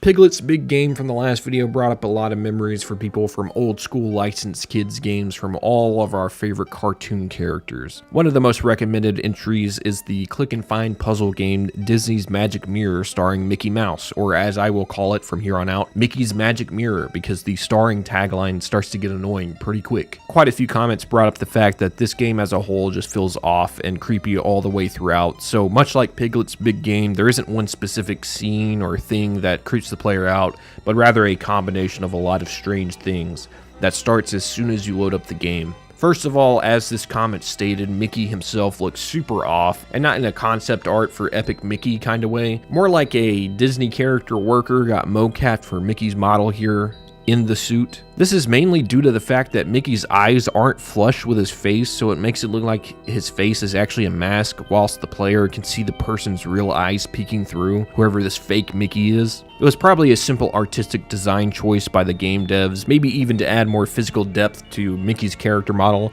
but it doesn't matter because at the end of the day, this Mickey looks like he would be the newest animatronic in the next FNAF game. I mean, just look at him. Not only this, but Mickey is a silent protagonist besides some reactionary sounds and screams, but this overall makes for a pretty eerie experience throughout, much like how Dead Space 1's protagonist stayed silent, adding to the scary atmosphere of the game. Mickey makes for a super uncanny experience throughout the game. It feels like I'm playing as the doll from the I Feel Fantastic music video. There's no life in these eyes, man. Mickey does gain some personality though, and you might even start to feel bad for him, as not too long into his adventure he starts to face some death-defying stunts. The main plot of the game is Mickey wakes up in the middle of the night, or I guess his spirit does. You know you're sleeping good if your spirit leaves your body in the middle of the night. Whoo! The dream version of Mickey looks over to the mirror in the room, which now shows a creepy ghost figure in the mirror. At least as creepy as a ghost from Luigi's Mansion or something. The ghost will then lead Dream Mickey into the mirror, wherein he wakes up in what I can only describe as Disney-branded backrooms. Tell me this doesn't look like a liminal image of a random room you've seen in the past. In fact, this is a repeating trend throughout this game, as you'll find yourself walking through a haunted alternate version of Mickey's house. The ghost ends up destroying the portal mirror back to Mickey's rimmed-up physical body, and this has to be one of the most intense and equally funny cutscenes from the game. What?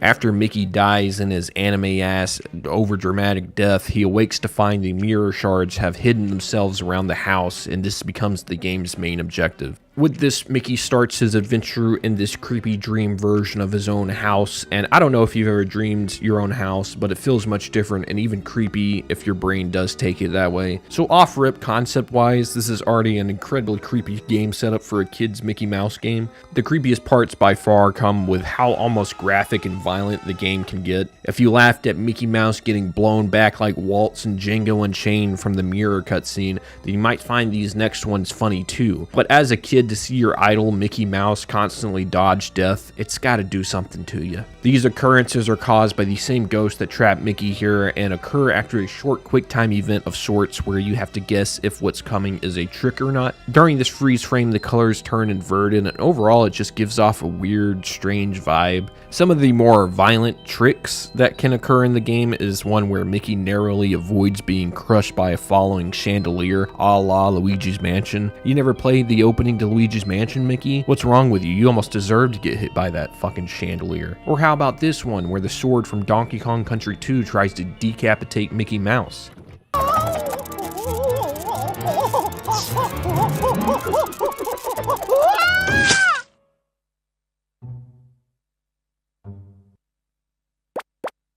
Alright, I edited that last part a little bit, but it's not too far off from what kids were expecting to happen to this goofy looking rat here. Much like Piglet's Big Game, there are full segments in the game where you'll be walking around dark rooms and corridors of Mickey's house, unsure if the next corner you will take will end Mickey's life in some sort of fucked up shotgun trap. I don't know what this guy's got planned. I would have without a doubt been scarred slightly by this game, maybe even in the same way I was creeped out in a game like Luigi's Mansion, but considering the intended player base for this game was probably even younger than those playing Luigi's Mansion, yeah, you could say certain parts of this game are a little much. Again, this is the kind of stuff I love finding out about when doing these videos, and it just casts a light on some of these obscure-ass, strange kids games from back in the day that many people forgot over time, but still lives rent-free in some of those who got scarred by them. Thanks again for everyone who shared their experiences with this freaky-ass game.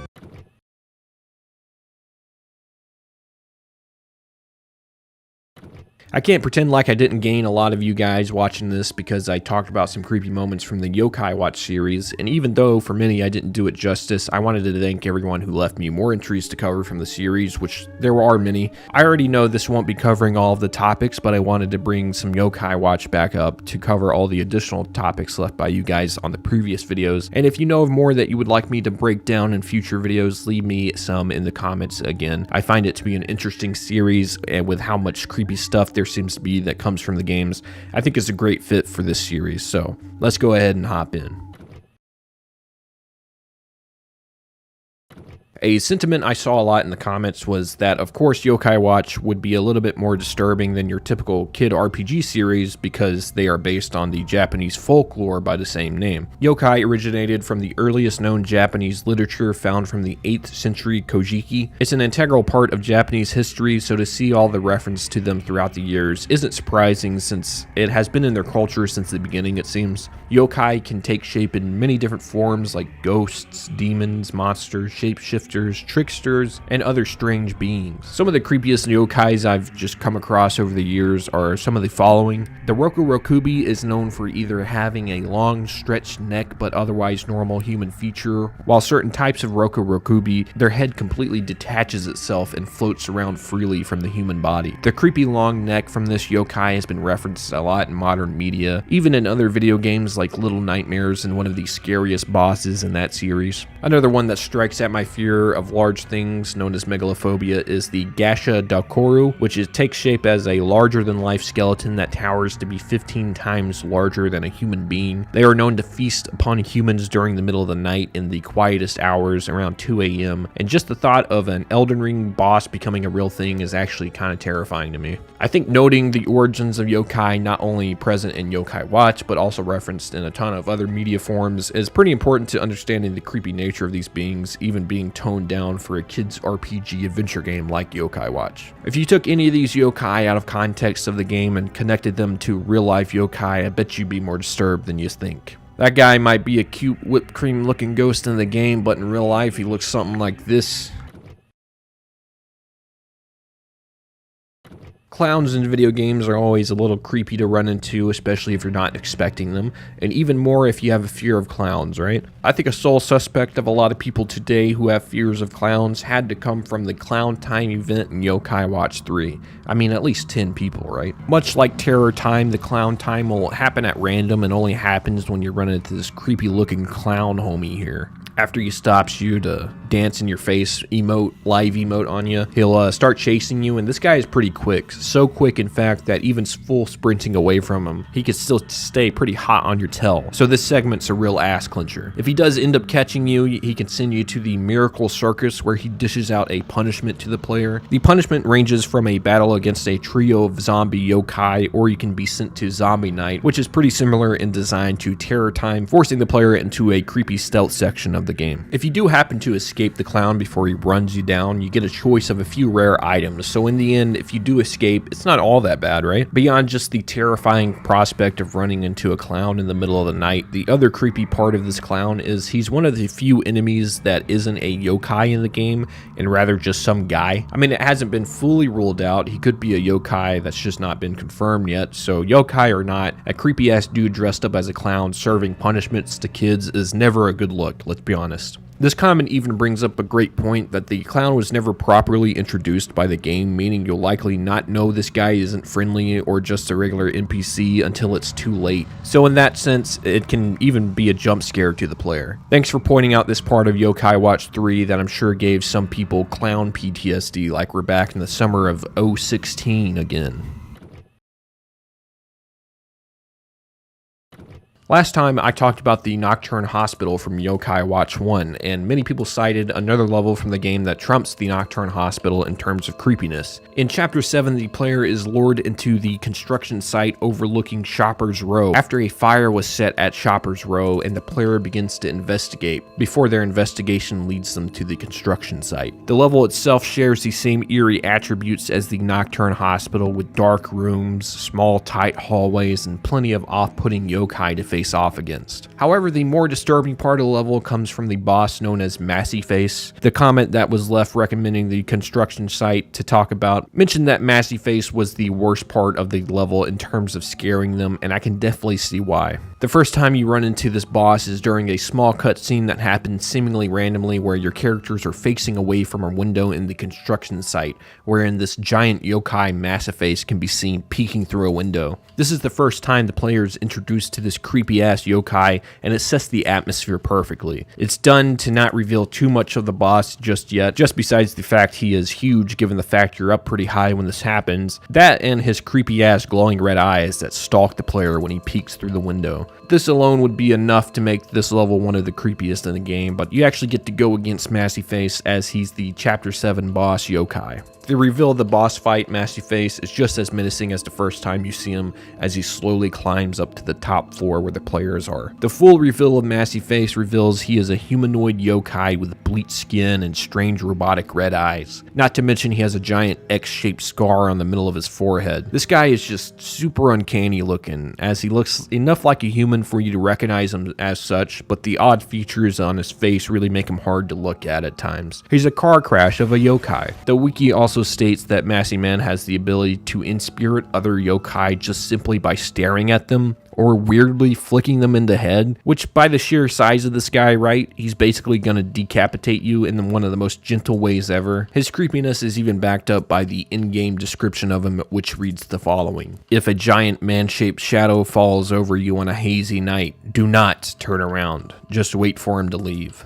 Those who turn around disappear and fade from memory. Jesus Christ. This guy is like the worst Titan from Attack on Titan, except he's a yokai terrorizing children. So yeah, this guy is pretty much the worst thing you could run into if you woke up in the yokai universe randomly. All I can say is, do not turn around.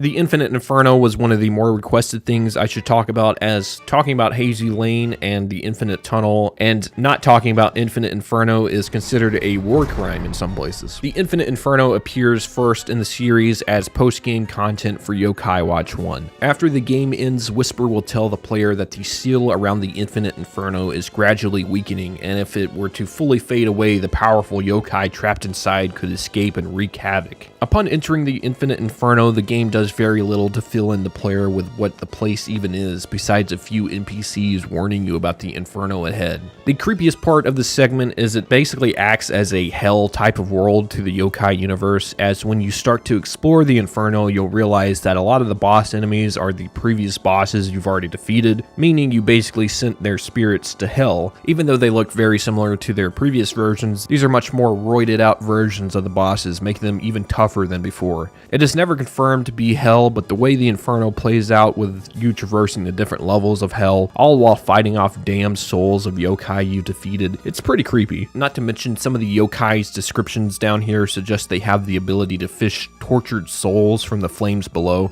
So yeah, if this isn't hell, then I'm not afraid of mirrors, you know what I'm saying? While I think conceptually both Hazy Lane and the Infinite Tunnel are both more unique, the Infinite Inferno is a classic case of why the fuck are you depicting hell in a kid's game? I mean, it goes hard as fuck, don't get me wrong, but some of the subject matter here is a little intense, no? Regardless of it being too creepy for a kid's game, this has got to be some of the best post-game content I've seen for a game like this, and a pretty cool spin on a typical boss rush mode.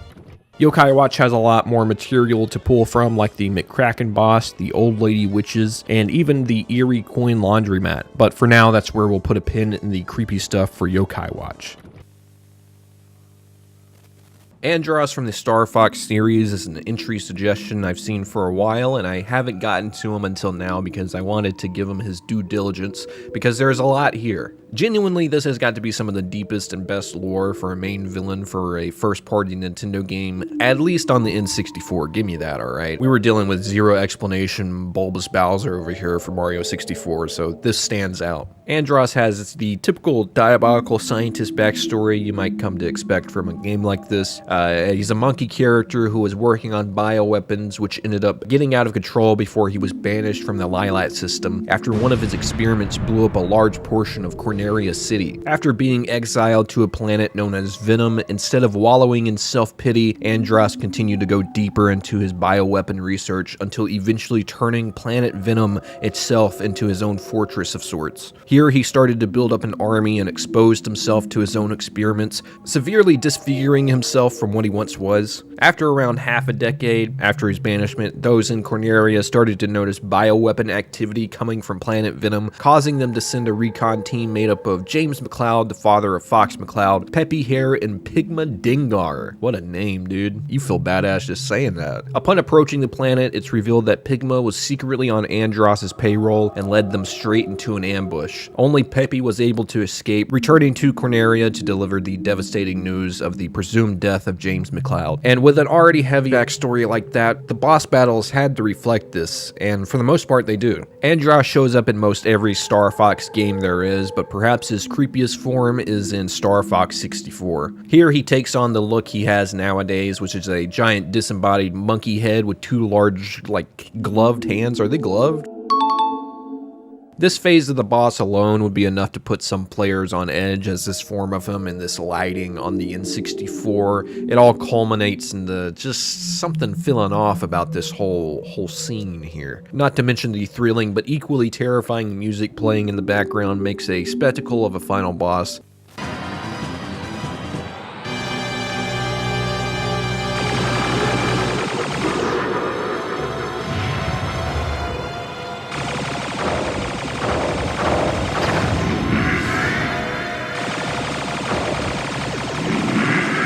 Upon finishing the battle, it seems like Andros is stopped for good as he starts to freak out before the literal skin on his face starts to come off slowly before revealing Andros' final form. In this form, he has stripped any identifying piece of him left and is now just a floating brain and eyes. The brain's veins or stems or whatever this junk is hanging underneath almost made him look like a giant jellyfish to me. I don't like that. You guys know how I feel about jellyfish. If the shocking reveal of this second phase of the boss wasn't enough, of course, now you have to fight the monstrosity. The battle is now unlocked so you can freely fly around, meaning you'll have to relocate the brain to take it down. And I don't know, man, any time at all with this guy being behind me is too long. He could Professor X your shit down without you even knowing. You gotta get that guy in LOS, line of sight, immediately. The second phase of the boss fight isn't as tough and can be taken down with relative ease. That is until Andros sacrifices himself in order to attempt to kill Fox. I know this is supposed to be an intense moment, but this clip of Fox screaming will never fail to make me laugh. It's just so perfect. If I go down, I'm taking you with me.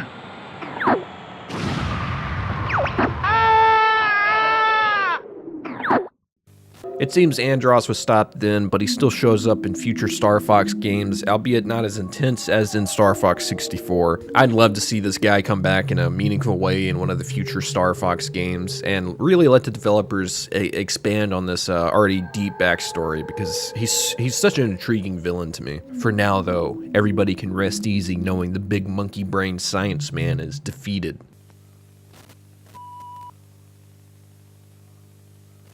Now, I know I just went into great detail about what I considered to be one of the best examples of a boss with extended deep lore that Nintendo had to offer, but what if we swing the pendulum over to Sega's side? It seems like they were taking their villain backstories and lore just as seriously as old Nintendo. Everyone is familiar with Sonic's nemesis, Dr. Robotnik, aka Dr. Eggman. However, many may not be as familiar with his backstory and thus his lineage. The Robotnik name started to gain traction with Dr. Eggman's grandfather, Professor Gerald Robotnik, who was a well-regarded scientist who spent his early years providing valuable scientific research for the benefit of humankind, and was even recruited by the president to develop something known as the Ultimate Life Form, in which the government intended to dissect the thing for the immortality formula the life form possessed. You know, typical government shit.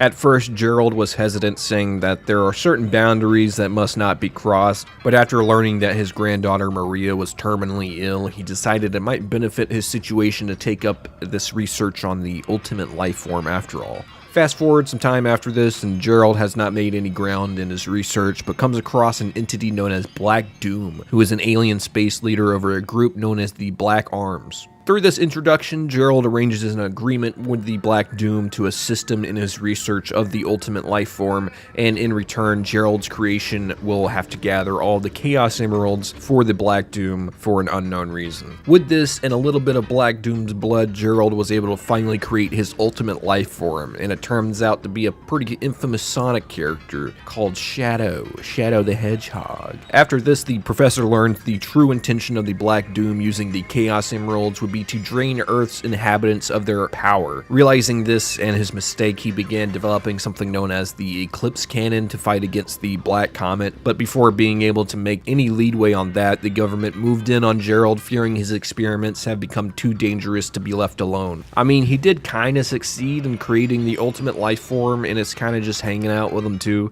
Of course, the government is gonna try to intervene. The government is eventually able to capture Gerald Robotnik, and after a while of being in prison, he was forced to continue his research until one day he ended up learning about the demise of his granddaughter, Maria. This happened upon the gun units infiltrating and gunning down anyone inside the Ark, including Maria, and Gerald was already shipped away at that point. After learning of this, Gerald fell into a pretty intense mental spiral with the sole goal to exact revenge on everyone and everything. He started to scribble calculations on his cell walls that would end up using his Eclipse Cannon and the power of the Chaos Emeralds to destroy Earth itself. Fearing the worst, the government decided it was best to go ahead and get rid of old Gerald, execute him before he was able to pull off anything that devastating. End once all the 7 Chaos Emeralds are collected. Once I initiate this program, it cannot be disabled. All of you ungrateful humans who took everything away from me will feel my loss and despair. You know, if you walked up to me, guy on the street model, and you asked me, did anybody ever get executed in a Sonic game? I'd probably say no. And while they technically don't show it here, they all but do show it. And if you had to guess which method of execution Gerald would have faced, surely something a little bit tamer than firing squad came to mind. Well, this is exactly what Gerald's fate was. But right before the execution was carried out, he was able to make one final video recording wherein he states his distaste for those who wronged him and his plans for taking revenge on them. They at least let the guy finish his thoughts and even asked him if there was anything else he wanted to say, in which Gerald coldly says no. Before the next moment, the screen turns red, and we can hear a soldier yell, "Ready!" and the tape cuts before the execution is carried out. Is there anything else you want to say? No. Ready! What's going on here? Who is that?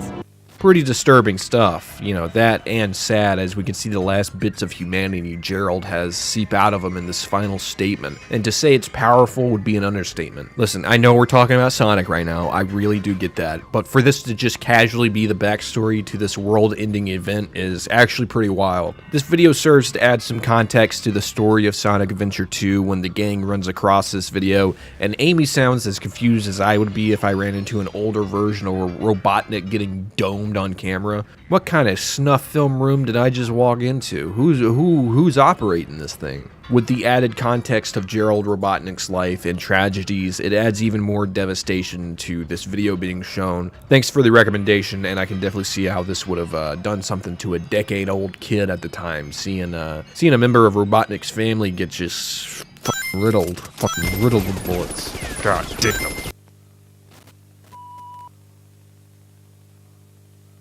Splatoon is a pretty regular segment in this series, so much so viewers have asked that I cover the Splatoon lore as a whole, since it is so dark. I'd like to say I think it's a great video idea, but since I only ever played the first Splatoon, I need to go back and experience all of the Splatoon games first, so that video is a ways out. But for today, let's talk about a pretty terrifying sound effect you can hear in the first 2 Splatoon games. This creepy sound effect happens before or after completing a boss battle in the single player mode, and you'll just have to kind of sit there to hear the ambient sound effects of the boss room.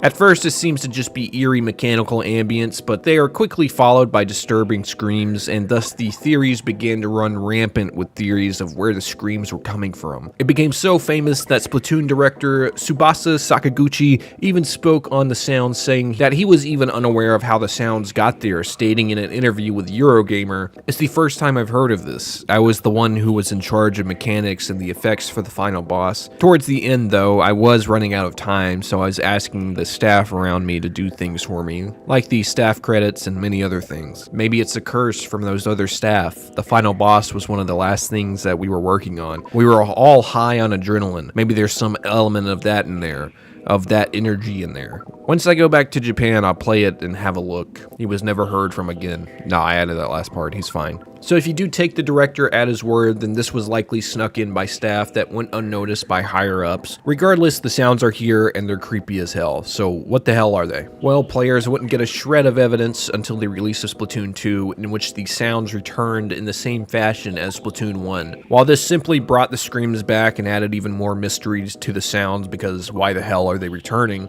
it was the Octo expansion DLC where the real answer would lie. If you played the expansion, then you know it takes place well below Inkopolis in the Metro. You play as Agent 8 along with Captain Cuttlefish. He's a straight fucking G, I don't care what you say about him. As you go through a series of tests to collect things that will take you to the Promised Land. Turns out the Promised Land is being grinded up into a juice that will end up turning your genes into fuel for biological weapons. Yeah, I can see why you guys want me to run through the lore now. With this discovery made during the Octo expansion, players put 2 and 2 together and matched the sounds of trains from the original boss room sound clip and assumed that the sounds were coming from the deeper underground in the Metro that the Octo expansion takes place in. It's all starting to connect. Of course, that doesn't explain the terrifying screams we can also hear, or does it? If we take a look back at the beginning of the Octo expansion, you are deemed the 10,008th test subject, which is shortened to Agent 8, but considering there was over 10,000 that came before you, surely quite a large percentage of them met the terrible Blender fate. And thus, this is what theorists have deemed the most likely answer for the screams. Listen, it checks out with me, and since there isn't and likely won't be an explanation from the developers on this, I think it's safe to say the screams we hear in the boss room are of those octolings who are getting ground up into straight goop. Again, I am planning on doing a video diving deeper into Splatoon's lore, especially that of the Octo expansion, but as I stated, I need to not only dedicate myself to purchasing both 2 and 3, but to also invest the time into playing them. So this video will be a ways off. I'm not sure how long, but just to address those who've been interested in me tackling the series as a whole, that video will be out in the future at some point. I think it's a great video idea. Thanks for the suggestions on that one.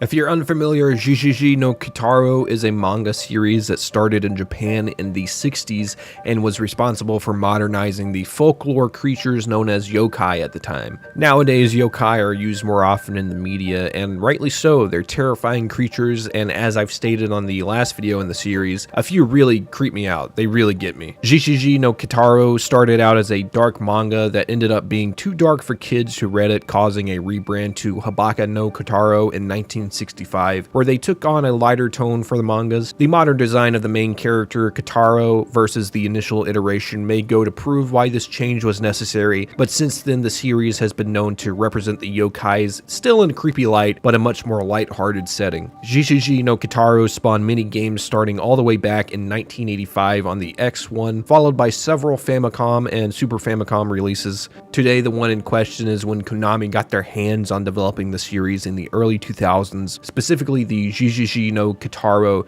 Yakushu, which is the one this comment was recommending, and the fact that I think it also looks to be one of the most refined of these games. The game was released exclusively in Japan on the PlayStation 1 and was one of the last PS1 games released on the system in Japan. The game takes the most terrifying of the popular yokai creatures and throws an ass ton of them in as bosses and enemies in a platformer game, and I thought Mario was pretty out there when I first played it. On the real, this game reminds me of a Japanese Joe and Mac game, but instead of dinosaurs you're fighting, there is a creepy-ass yokai, which is so much more terrifying than dinosaurs. The game has a lot that could be considered creepy, and I could never do it justice without making the rest of the video about this game, so I wanted to highlight a few of the more disturbing bosses in the game. I want to start with the Gashadokoro, which was the boss that the comment recommending the game stated was particularly creepy. This was also one of the yokais I mentioned had particularly creeping out due to the megalophobia I have, especially with giant skeletons like this guy right here. The Gashadokoro appears in a boss level to a world in a large field during dusk. Your objective is to continually run from the giant skeleton whilst also taking time to attack it,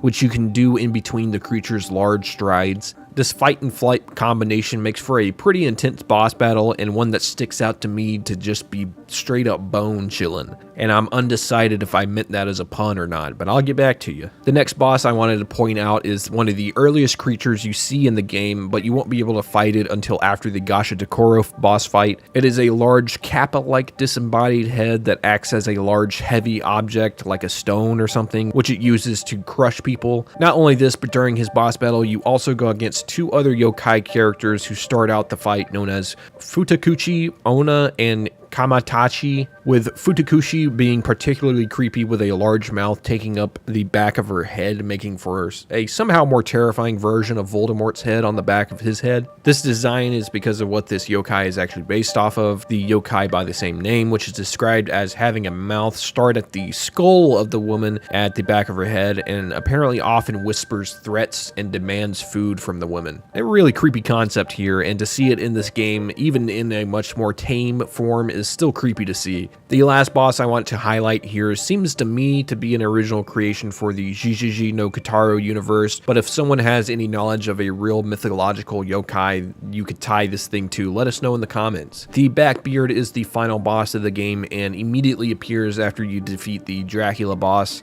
and the player is immediately met with a maniacal laugh from the looming eyeballs shrouded in darkness.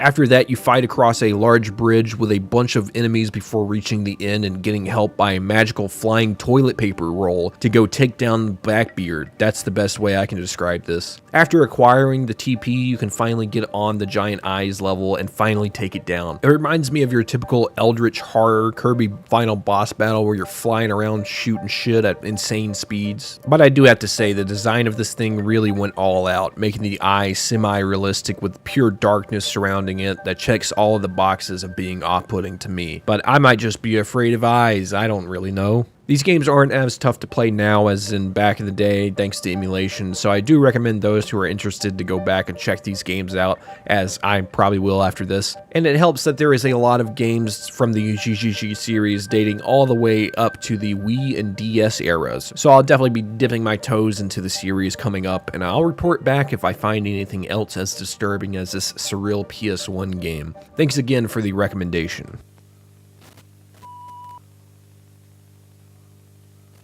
By far one of the most common entry suggestions I've seen for the series over the course of a lot of videos was for me to talk about a little game known as Rugrats Search for Reptar on the PlayStation 1. The game is pretty infamous at this point for basically being a horror game in sheep's clothing, that clothing being a friendly kids game about Rugrats. I mean, you're literally playing as infants, so nobody expected this to be traumatizing when they played the game back in the day. There is a lot of the game that stands out as just plain unnerving, but I wanted to pull specific moments, more specifically moments that viewers had suggested in the comments, so thanks to all who suggested Search for Reptar. Let's hop into what made this strange, seemingly innocent kids game so creepy.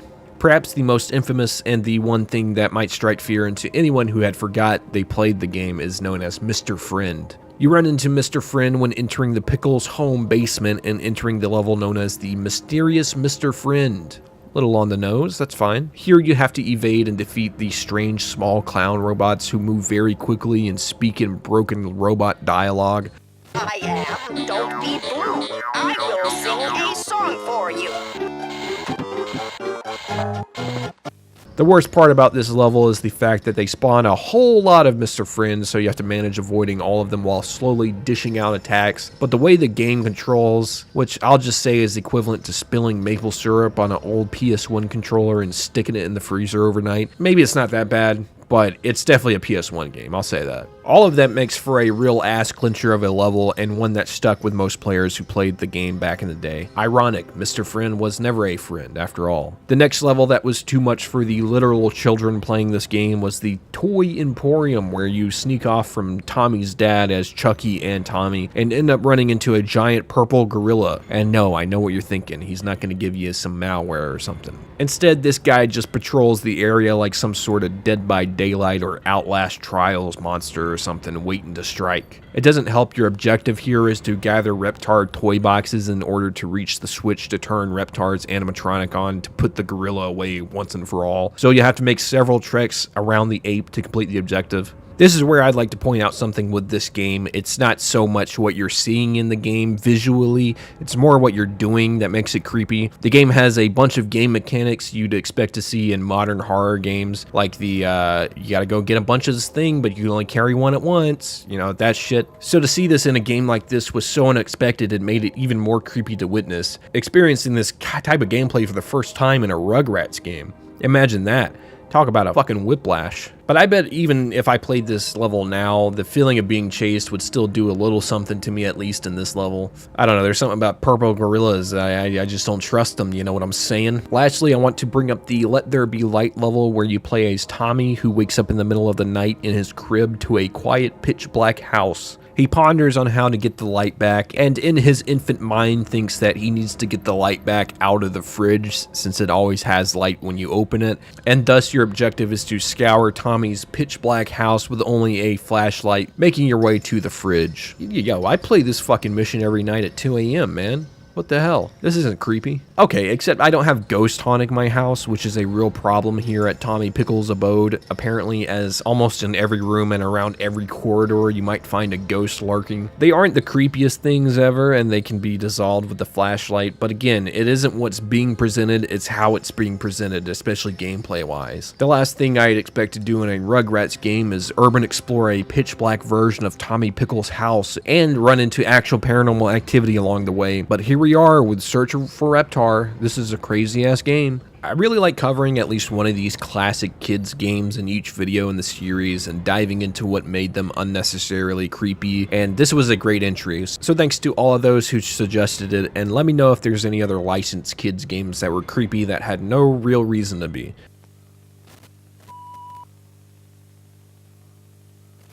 Pikmin 3 is a really stellar Pikmin entry, not that there has been a particularly bad one. Okay, not a particularly bad mainline game, but 3 is really fucking good. It reintroduced the Pikmin formula to veterans of the franchise while also introducing its unique gameplay concepts to new players since, you know, it had been 9 years since Pikmin 2 came out. The game is great throughout, seeing a team of 3 aboard the SS Drake searching for food to return to their famous stricken planet. But upon approaching PNF 404, the SS Drake hiccups and crash lands, causing each crew member to be separated from one another. After discovering your crew members, you also discover the only way to make it off the planet is with the Cosmic Drive Key, which Pikmin alumni Olimar just so happened to take, thinking it was treasure after he also crash landed. So not only are you tasked with collecting food, but you also need to find Olimar, which honestly is becoming a worrying amount of times rescuing this guy at this point, but nonetheless with this game, the game ends with you needing to save Olimar from the Formidable Oak. The Formidable Oak is the last area in the game and is strangely abandoned when the crew first gets there. Unlike all the other areas in the game filled with enemies and other collectibles, the Formidable Oak is uncomfortably barren. From here you find Olimar's unconscious body in the center of the tree with a large gooey golden figure standing over him. This thing is known as the Plasm Wraith, and much like the Water Wraith from Pikmin 2 we've talked about in the past, the Plasm Wraith is very destructive and devastating for the Pikmin crew. This thing's gonna get quite a few of you guys. Start sending letters home. This may not seem like the case at first, as the first battle with the Plasm Wraith ends without much trouble, but issues arise when you try to carry Olimar out. It gets worse when you realize the only way out is to go through the Formidable Oak, aka this thing's home. It doesn't take long for the Plasm Wraith to make itself known again by dropping down behind you as you walk into the tree, and it's immediately time to hightail it out. There is a large cave-like level that you will have to venture through in a day's time if you're efficient enough, because as if the scenario wasn't bad enough, you still have to worry about the time limit. Come on, Miyamoto. Come on, dude. I haven't talked about you in a fucking video like this in forever, dude, but you did this, and I'm coming for you, alright? The music during this section is super intense, as it's this creepy ambient track that ramps up to bombastic anytime you lose Olimar to the Plasm Wraith.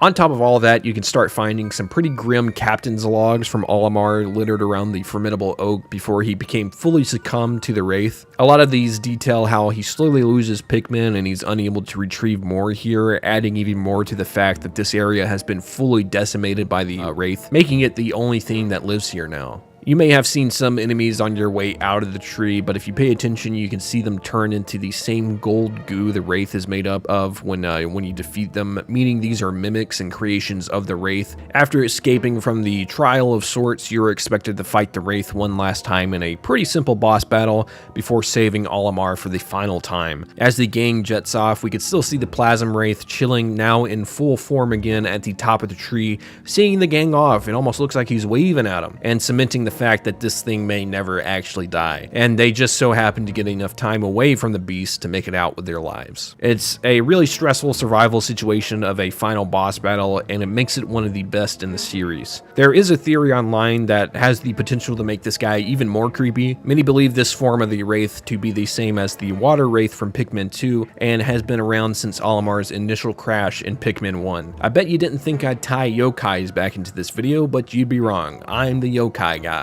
Many believe this creature to be a form of the yokai known as the Umabozu, who is known to sink ships at sea. This would be a tiny bit of a stretch since we're dealing with spaceships, but I guess it's still the same idea as a ship at the end of the day. The reason some believe that this entity may be the same creature throughout the whole series, specifically the Water Wraith to the Plasm Wraith, is because the Hokitate ship lost its gold coloring, meaning the Water Wraith ingested the coloring, giving its gold color during its Plasm Wraith form. If this theory is to be believed, then this means this thing is constantly crashing ships and torturing the captains of the ship for unknown reasons still. Perhaps there is more to this than we've been shown yet in the Pikmin series, and I'm really starting to agree with this comment I saw that states, I'm starting to get the feeling that Wraiths are going to become the Pikmin equivalent of Kirby's Dark Matter bosses. Whatever Nintendo plans to do with the storyline in the Pikmin series next, I'm all here for it. And if it is true that this theory is correct, then the Pikmin series just got a whole lot darker than we ever expected. Move aside, Smokey Progg. You're light work, son.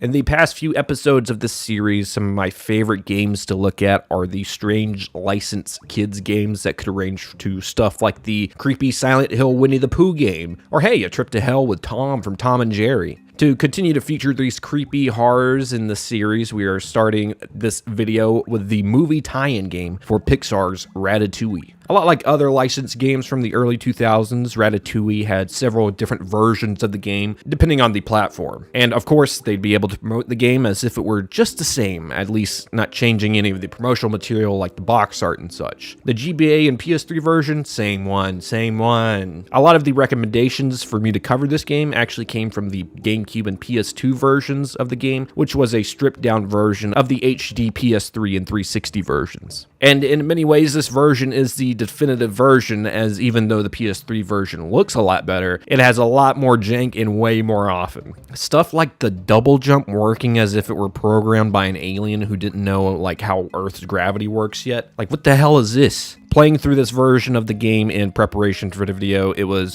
so much clearer why this version of the game is by far the most intense and creepiest. As I've never actually played any of the games before, maybe like a couple levels in the PS3 version. This video by Flandrew over on YouTube really helped with how different these games actually were. So check that out if you'd like to see some of the crazy differences between the different versions, because man, that's one of my favorite ways to kill time on YouTube, is look at the vastly different versions of the games they were selling as the same one. Anyway, let's zoom in a little bit, enhance, and really see how creepy this so-called kids game really is.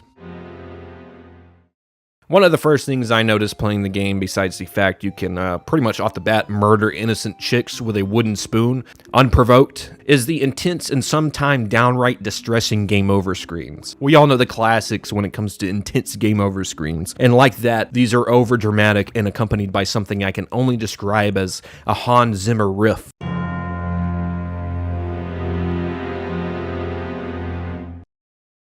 Way too intense for a little rat dying. Remy, no! Some of the more depressing ones include Remy being trapped inside this glass jar to, I guess, suffocate. I don't know, we don't have a good angle on the lid here, but my guess is there aren't any air holes in that bitch. We also get to witness Remy drowning alive, with this scene cutting off as he attempts to swim back up to the surface, along with a few others like Remy's last moment before he's eaten alive by a dog. This is one of the things the HD version does terribly in comparison, completely stripping the game over screens of any of this energy, and it's definitely more phoned in here. Don't get me wrong, the solid hit sound effect of him hitting the ground is fucking insane. Like, it sounds real. Sheesh. But then it just instantly cuts to Remy he's chilling, he's fucking bored if anything, and is clearly still alive. Much like the surrounding game, the game over screens in the GameCube version make you feel as small as a rat, like Remy. So, you know, things worked out. Especially with things as simple as a glass jar spelling doom for your life. If the depressing-ass game over screens that could second as a SPCA commercial weren't bad enough, we have some intense-ass boss battles to look at in the game. I use the term boss battle pretty loosely here, as it's more of a level you play through than an actual battle, but hey, I've never turned my nose at this as a battle, so let's see it through, you know? Oh my god, what the hell? I feel like I've seen this before. Where have I seen this, dude? Oh, shit.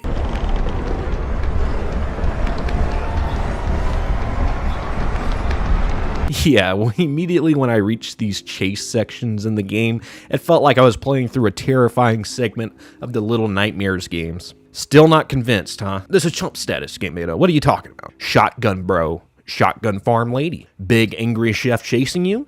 Big angry chef chasing you.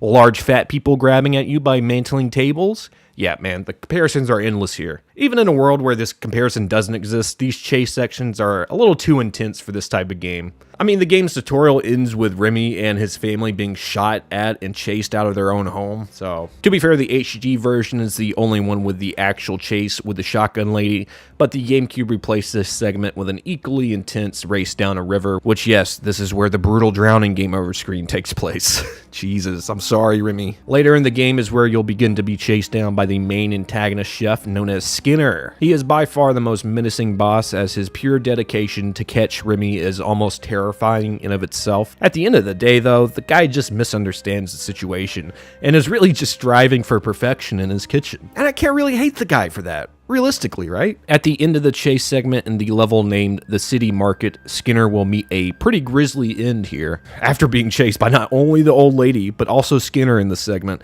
This is a well worth reward for me, don't get me wrong. Skinner will slip on a fish that was spilled over onto the floor during the chase and fly into the meat freezer, locking himself in as well. Listen, I don't know how fucking cold this freezer is, but Skinner never stood a chance, dude. Look how quick this is. He instantly freezes to the point of at least hypothermia, right? All while Remy gives him a little wave and a shit-eating smirk before running away. Not even alerting the homeboy that the chef might die in there because you keep it negative fucking 240 Celsius in there. Considering what would happen if he was caught by the chef, listen, again, I don't blame Remy, right? But he fully just left this chef here to freeze to death in the meat freezer. Talk about a harsh fucking death. That would be if he actually died, but luckily it seems someone heard his cries for help and came and got him out of the freezer. as he comes back in the final boss battle. I wonder what kind of lie he had to come up with as to how he got in there, because the truth is the biggest L anyone could take against a fucking rat. He does, however, meet a grisly fate once again when the chandelier in the restaurant falls on Skinner, with this being the last we see of him. And I don't know about you, but this guy isn't Luigi, right? He's not surviving something like this. It's always the most grisly way these characters die in these otherwise kid-friendly movies and games that gets me, man. Like a recent one I remember is the Mario crew cutting the brakes on Swanky Kong's cart in the Mario movie. Like, god damn, I've seen tamer racetrack videos on Live Leak than this, dude. What the hell? But yeah, considering Shotgun Granny has a better outcome than Skinner, I'd say Skinner's story is tragic and maybe somewhat deserved. I don't know. I mean, it's one rat, dude, right? Like, you're starting to look like Tom out here, bro. Overall, the boss chase segments are some of the most intense I've seen in a game like this, and were likely too much for kids back in the day to overcome. All I know is, if you played Ratatouille, Little Nightmares would be light work.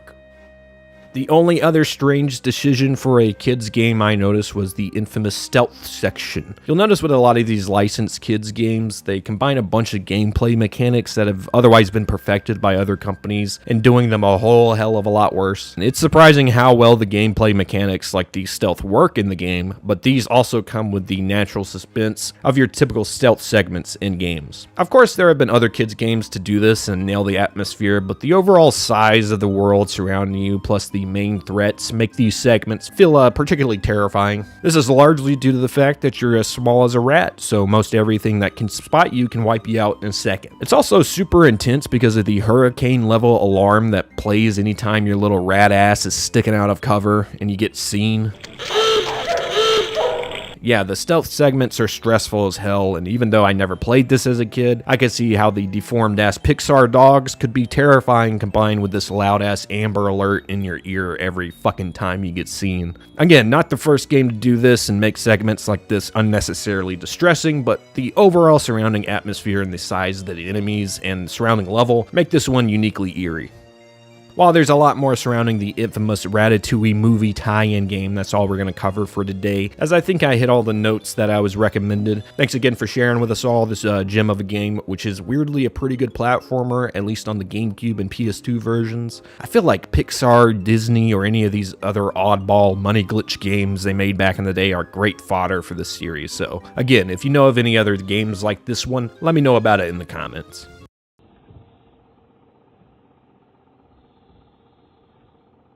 I've been wanting to cover this next entry for the better part of a year now, and it's finally the time. I've been thinking about this so much, I'm not fully convinced I haven't already talked about it on the channel, so if I'm repeating myself here, I apologize. The Tomodachi series is one of the low-hitter Nintendo Life Simulation series that I'm pretty glad is getting a little more love after the hiatus from Tomodachi Life on 3DS. If you've never played a Tomodachi game, it's basically the same idea as a Tamagotchi pet, but instead of a pet, it's a series of Miis you check in on while they live their lives. While there are objectives and overall gameplay elements, it's really all about spectating and taking in these Mii's lives, no matter how weird it gets. Over the course of the original 2 Tomodachi games, there were a number of equally strange and creepy stuff to see throughout, and today's entry will cover both the DS and 3DS versions of the dream sequences within the game. The dream sequences are cutscenes and minigames that can be viewed when a Mii is sleeping, when they're getting their There are multiple dreams across the 2 games with enough to have a list of the creepier ones, so let's go ahead and take a look at the first game, Tomodachi Collection, only released in Japan for the Nintendo DS. I'd say out of the 2 games, Tomodachi Collection definitely has a creepier lot of the dreams, but that's not to say that life doesn't have its fair share too, specifically one that feels like it was designed to tweak me out, freak me out, you know? Maybe it's due to the shoddier visuals or the fact they really tried anything for these dream sequences. Tomodachi Collection's dream sequences skeeve me out in a certain way that life just doesn't. Starting off, we have a strange one, not really creepy, but more just grim as hell. We can see 2 Miis on top of a large tower that seems to be a bungee jumping ledge of sorts. However, if you look closely, there's no bungee jump cord attached to either one of these fools, specifically the one closest to the edge. The jumping Mii will say they need a minute before they end up possibly slipping or maybe even being pushed by the other Mii here. It doesn't show it, but man, homie was taking a fat minute and this guy seemed pretty impatient. Considering they were getting ready to jump without the proper equipment anyway, it does come off as like a purposeful jump here, but it also comes off that the homie didn't survive this push. He's down there, but he ain't down there, you know what I'm saying? Maybe he doesn't have fall damage in his dreams, but I've fallen from a high place in my dreams and broke my legs before, so that's probably just me not having enough potassium in my real life diet. But that's a hell of a dream perk you got equipped there, brother. That's crazy. Again, not super creepy, but kind of grim if this guy didn't survive, right? I mean, at the very least, they could have shown him flying away like a bird after, or I don't know, animate a bungee string on the homie's back, for God's sake. Next, we transcend the Earth's atmosphere where we can see a me floating in space with really nothing to grab onto out there. If this were a spacewalk, you know, he would have had some sort of cord attached to him or something, or at least a little rocket booster pack on, but it appears he's out here very ill-equipped. Not only that, but whoever created this helmet doomed this guy from Jump Street. What the hell's going on here? This shit wouldn't work underwater, much less in fucking space. Like, what the hell? I guess technically it is a dream, so dude can breathe in space, sure. It still doesn't stop the absolute terror of floating through space without any way of getting back home. Not only this, but as the player yourself, you can flick/launch the me into a whole nother universe and watch as they slowly fade away into outer space at an extreme force. What a terrifying experience, man.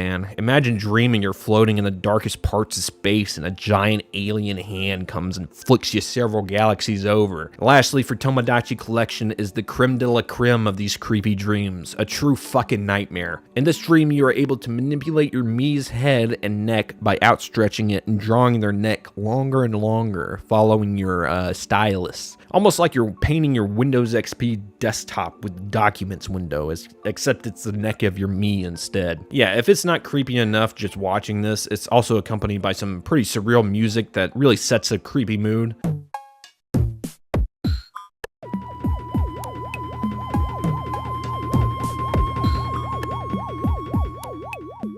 Not only that, but the dream is based off a real Japanese folklore creature known as Rokurokubi. The legend of the Rokurokubi tells of an otherwise normal human having the ability to either fully detach their head or extend their neck Mr. Fantastic style. They're out there looking like Mr. Richards. There are a few different versions of the Rokurokubi, with the long neck version thought to have come from some misinterpretations of the Nukakukubi, the version with the detached head, where some thought that a string or maybe even the creature's neck was attached to the body.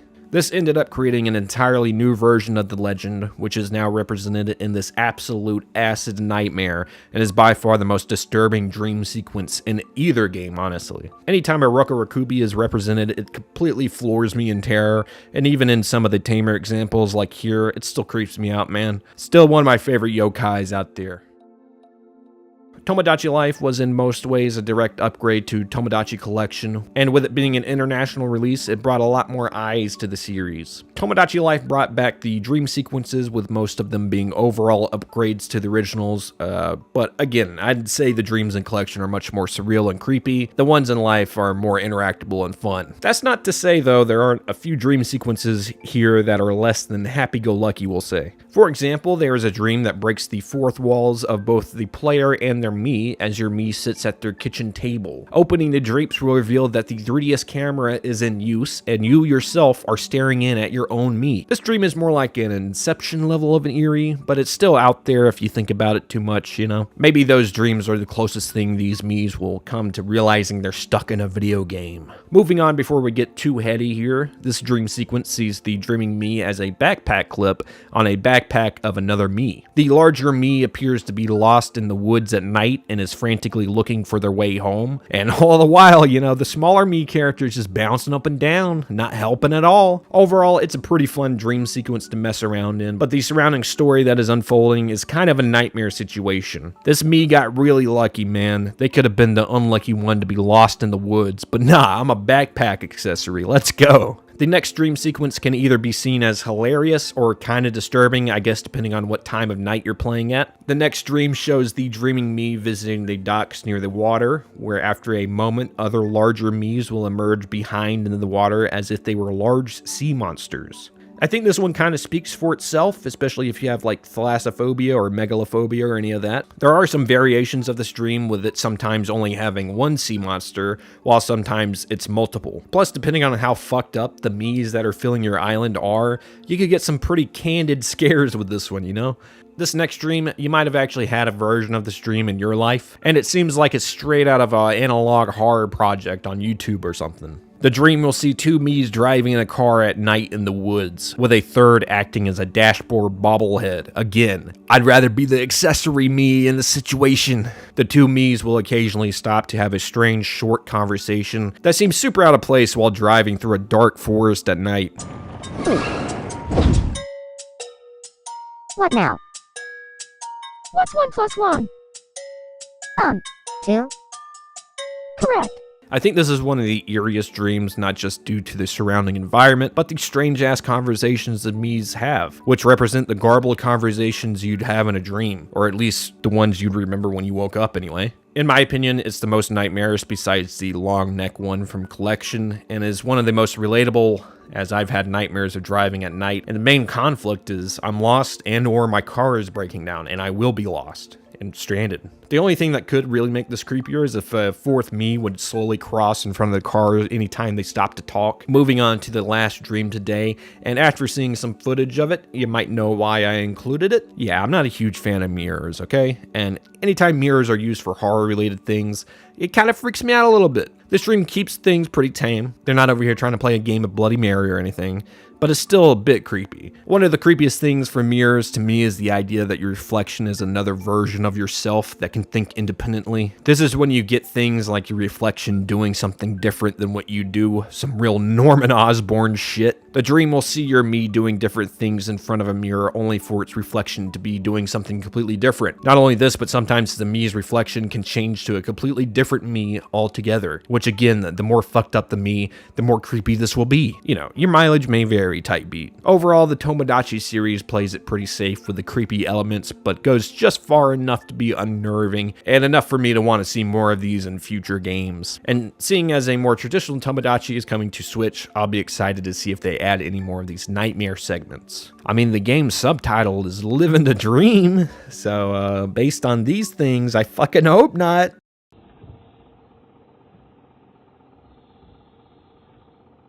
I've covered a lot of Kirby games in this series, as it's the poster child for a seemingly friendly kids game turned disturbing, more disturbing than you could have ever thought. Today, I want to tackle an entry I've been recommended more than anything else Kirby in the history of Kirby. That, of course, is Kirby 64, and more specifically, Level 5 Shiver Star. Overall, Kirby 64 is a highly disturbing game, and leaves the players with more questions than answers by the end of it. Whether it's the strange body horror with Kirby's friends, the disturbing and destructive dark matter, and the creepiest dark ending in any Kirby game, Kirby 64 has a lot of examples as to why it's the creepiest Kirby game. Hell, there are even implications of God and angels with the final boss known as Zero-2, who takes the form as this monstrosity, and eerily resembles biblically accurate angels. This leaves many to believe that Zero-2 is either a messenger of God or God itself. Either way, dude isn't fucking around, alright? With all of that said, we are going to be focusing on a certain world, World 5, known as Shiver Star, as I stated earlier. If you would like to see everything dark in Kirby, and a further breakdown of everything creepy in that game, I'd recommend checking out this video by Silvery. It's a great watch. But for me, today, out of all my recommendations I've seen for Kirby 64, multiple have recommended me looking to Shiver Star, and hey man, it's for good reason. This whole world seems eerily familiar when you roll up to it, especially compared to the other planets you've seen thus far in the game. As you make your way through the levels, you will see evidence of an advanced civilization here, but no one but typical Kirby enemies are inhabiting it. As you make your way through the world, you'll enter an intense factory level that has a lot of unnerving sections and enemies. All of this is topped off by one of the creepiest robot boss battles since the likes of Chaos in Donkey Kong Country 3. Real ones know what I'm talking about. The boss battle is super intense, with the robot giving it its fucking all here. I mean, Jesus Christ. If you happen to run out of time in the boss battle, you will also be forced to make a difficult decision. Get chopped up by the giant robot or jump to your death into the destroyed city down below. Many have assumed that all of this evidence is some sort of civilization that has since perished, and quite possibly by the hands of the very robots Kirby is destroying. Many believe this is a version of Earth itself that has met a devastating end, advancing to a point of building robots to the point where they take over, likely causing a nuclear winter, wiping out all of humanity, and sending Earth into another ice age. By this time, Kirby and crew rolls in only to find a ghost planet of a civilization that spelt its own end. Listen, man, this theory, along with the evidence, makes me believe when this actually happens to Earth in real life, a giant pink bubble alien will come to Earth and look around and push the big delete button on everything AI. Everything from militarized robots to the cringy AI pictures that fool old people on Facebook. Get it out of here, Kirby. Get it all gone, dude. So yeah, not only is this level hella depressing once you start to put the parts together, but it also gives you a sense of existential dread. How far down the rabbit hole we are in the world with everything from weapons manufacturing to technology like AI becoming too reliant. It seems that Earth has a pretty good chance of becoming a real life shiver star. And if that doesn't send a shiver down your spine, then I don't know what will. Kirby 64 is such a surreal experience, and I think Shiver Star showcases that in the smaller picture within a world that tells its own story and doesn't really connect to the bigger story other than collecting the necessary shards. Super disturbing world and one of the creepiest things I've seen in the series thus far. So yeah, you know, if you're watching this video and you gotta play a Kirby game for the first one, I'd recommend Kirby 64, man. I think there are ones that are more definitive Kirby experiences, but this one is definitely one you should check out if you're considering playing the Kirby series. Never forget, Kirby 64 is a horror game.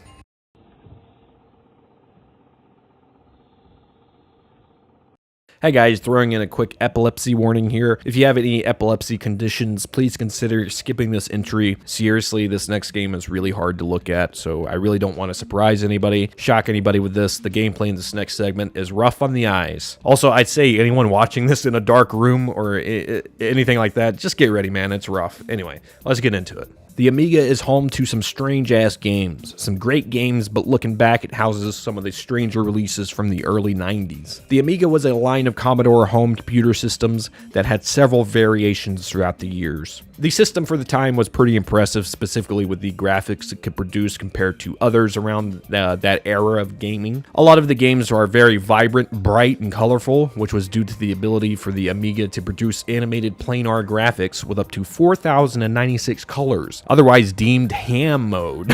I don't know, ham is usually like a couple colors to me, so it's strange just representing this advanced coloring tech for the time, but what do I know? With this tech in the Amiga, they were able to release some really visually stunning games for the time, ones that surpassed games that would release in the coming few years after that even, on consoles like the Super Nintendo and Sega Genesis. Obviously, it's dependent on the developer, so there's a fair share of games that haven't aged very well visually, but looking back at the catalog, there are a lot of games that utilize this technology and it works really well. I mean, just peep this guy's walk cycle, right? I'm sorry, I love the 3D, 2D character models, the Donkey Kong Country series and whatnot, but they weren't animating full motion cycles like my man here. What the hell? All of this to say, the console has had its fair share of games that really took things to another level.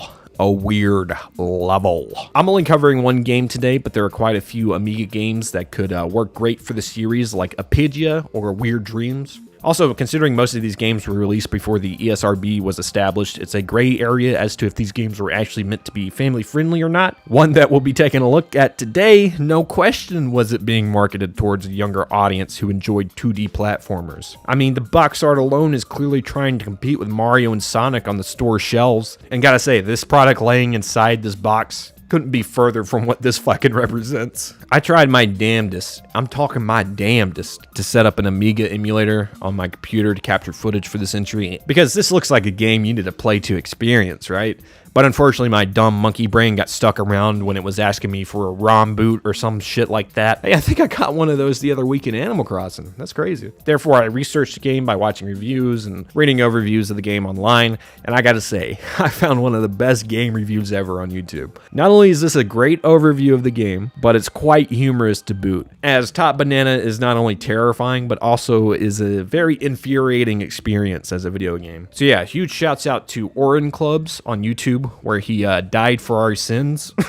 Because holy shit, this game looks like a chore to get through, man. Top Banana is a short platforming game where your main goal is to reach the top of each stage to fight a boss and collect a disembodied head. Doing this looks a lot easier than it is actually to do, as the main character is hella slippery, and the whole mechanic of recovering health was developed by like a gnat or something, I don't even know. If it's not apparent already, the levels in this game are an assault on the eyes, and that's a fucking understatement. It's so bad, in fact, that certain players may find the gameplay physically painful to look at. This is due to just stuff like very cluttered palette sets, along with using real life photos and elements as your enemies and characters. There's no depth, and everything just kind of blends together in a huge messy painting of a video game. This belongs in the trash type of art, you know what I'm saying? Not only is Top Banana the worst looking platforming game on the market, it's also one of the most unnerving. Acid Nightmare is yet another understatement here, guys. The only through line you could see through this crazy ass game is the theme of becoming green, with enemies like bulldozers and chainsaws making up the bulk of early level enemies. Not only that, but bosses that are disembodied heads of big cat businessmen make the blurry through line at least a little bit visible, right? Everything else here is up in the air for me. Like, what the hell are these? Or those? Or these? Or those? These fucked up skeleton heads? Hey, they're just par for the course, man. And they appear as soon as the first fucking level. However, with all of this, right, the creepiest part is without a doubt the sound design and the music, or I guess lack thereof.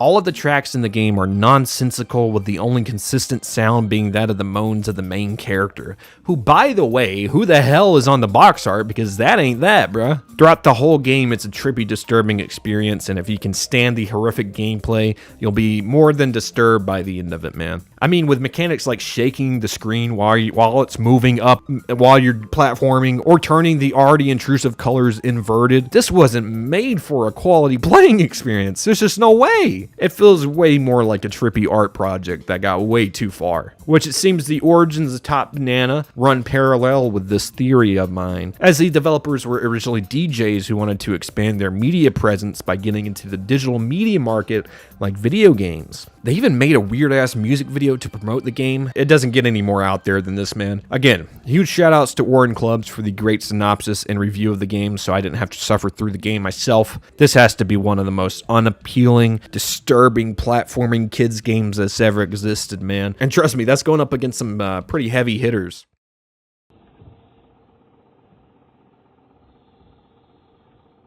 Shooting forward about a decade from when the Amiga age was prevalent, we see the introduction of the early 2000s 3D modeling and horrifying graphics. A game development company, Axisoft, wanted to revolutionize a classic video game, Snake, which they brought into the modern era with the release of Axie Snake in 2001. Axie Snake features several levels that reflect the main gameplay of the classic Snake game, where you collect food to grow your snake longer and avoiding hitting yourself, all that good mumbo jumbo. In Axie Snake, there are several more things to worry about than running into yourself, as the game features a new perspective and takes the game into 3D. Each level will start out with a small baby snake that will eventually grow bigger as you collect more fruit in the level. Some of the obstacles include rocks, wall mazes, and a large monster lurking in the darkest part of every level. This guy is the main creep factor to the game, as he's always lying in the wake, waiting to catch you fucking lacking. If you do happen to go out of bounds, you will be immediately eaten no matter the size of your snake, with the only thing left being your motionless body.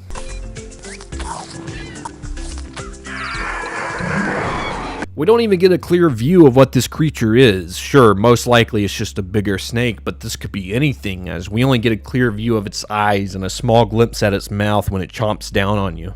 This is definitely horrifying, as he's always watching you, waiting, and you can constantly catch his red eyes staring at you from a distance. But the overall atmosphere of the game is off-putting as well. I don't know if it's just the early 2000s jank 3D models or what, but the overall game feels very claustrophobic and a little unnerving. Not only does the out of bounds area serve as an instant death jump scare of sorts, it also surrounds each level in a deep dark blackness that really makes the mood a lot creepier. Without a doubt, this has to be one of the most terrifying out of bounds punishments I've ever seen.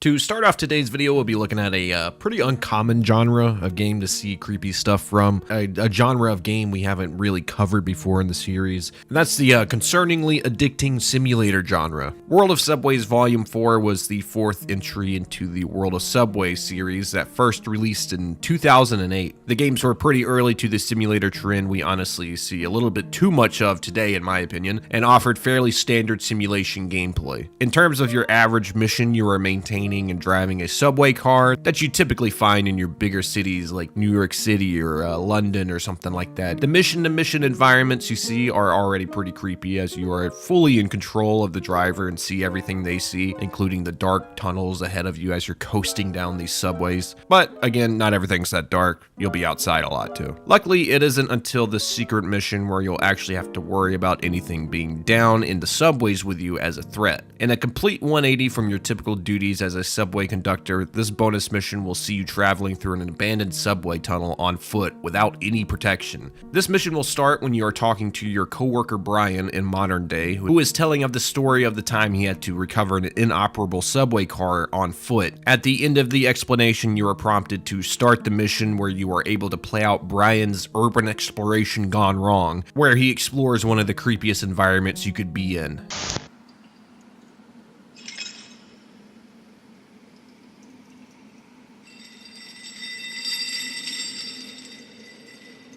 Now, without the protection of a huge several-ton metal barrier in your way, you must trek through the dark abandoned subway tunnels on foot, and pretty quickly it becomes horrifying. Immediately when you start walking in this mission, you will hear the crowd of people scream in terror, as if some sort of tragedy just happened, and you're hearing the ghostly sounds of those affected. As you begin walking further down the tunnel, you'll hear more ambient screams, and one distinct scream that forces the player to stop in their tracks and shut off their flashlight.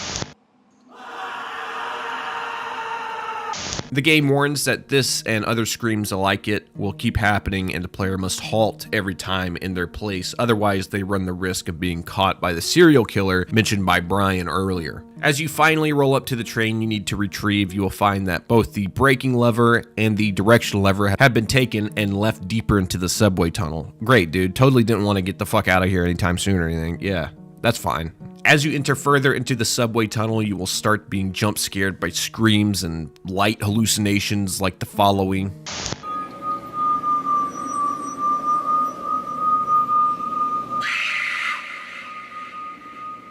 Hey guys, least us forget, right? This is a simple subway train simulator game and not a mission in Condemned or a game like that, you know? You'll end up finding the braking lever near a payphone, and the direction lever can be found a little bit further down in the dark, foggy tunnel. Once you get both of these parts, it's time to turn back around and make it back to the abandoned subway car, all while pausing a bunch anytime you hear any bump in the night. Like you're fucking Cindy Lou Who, dude.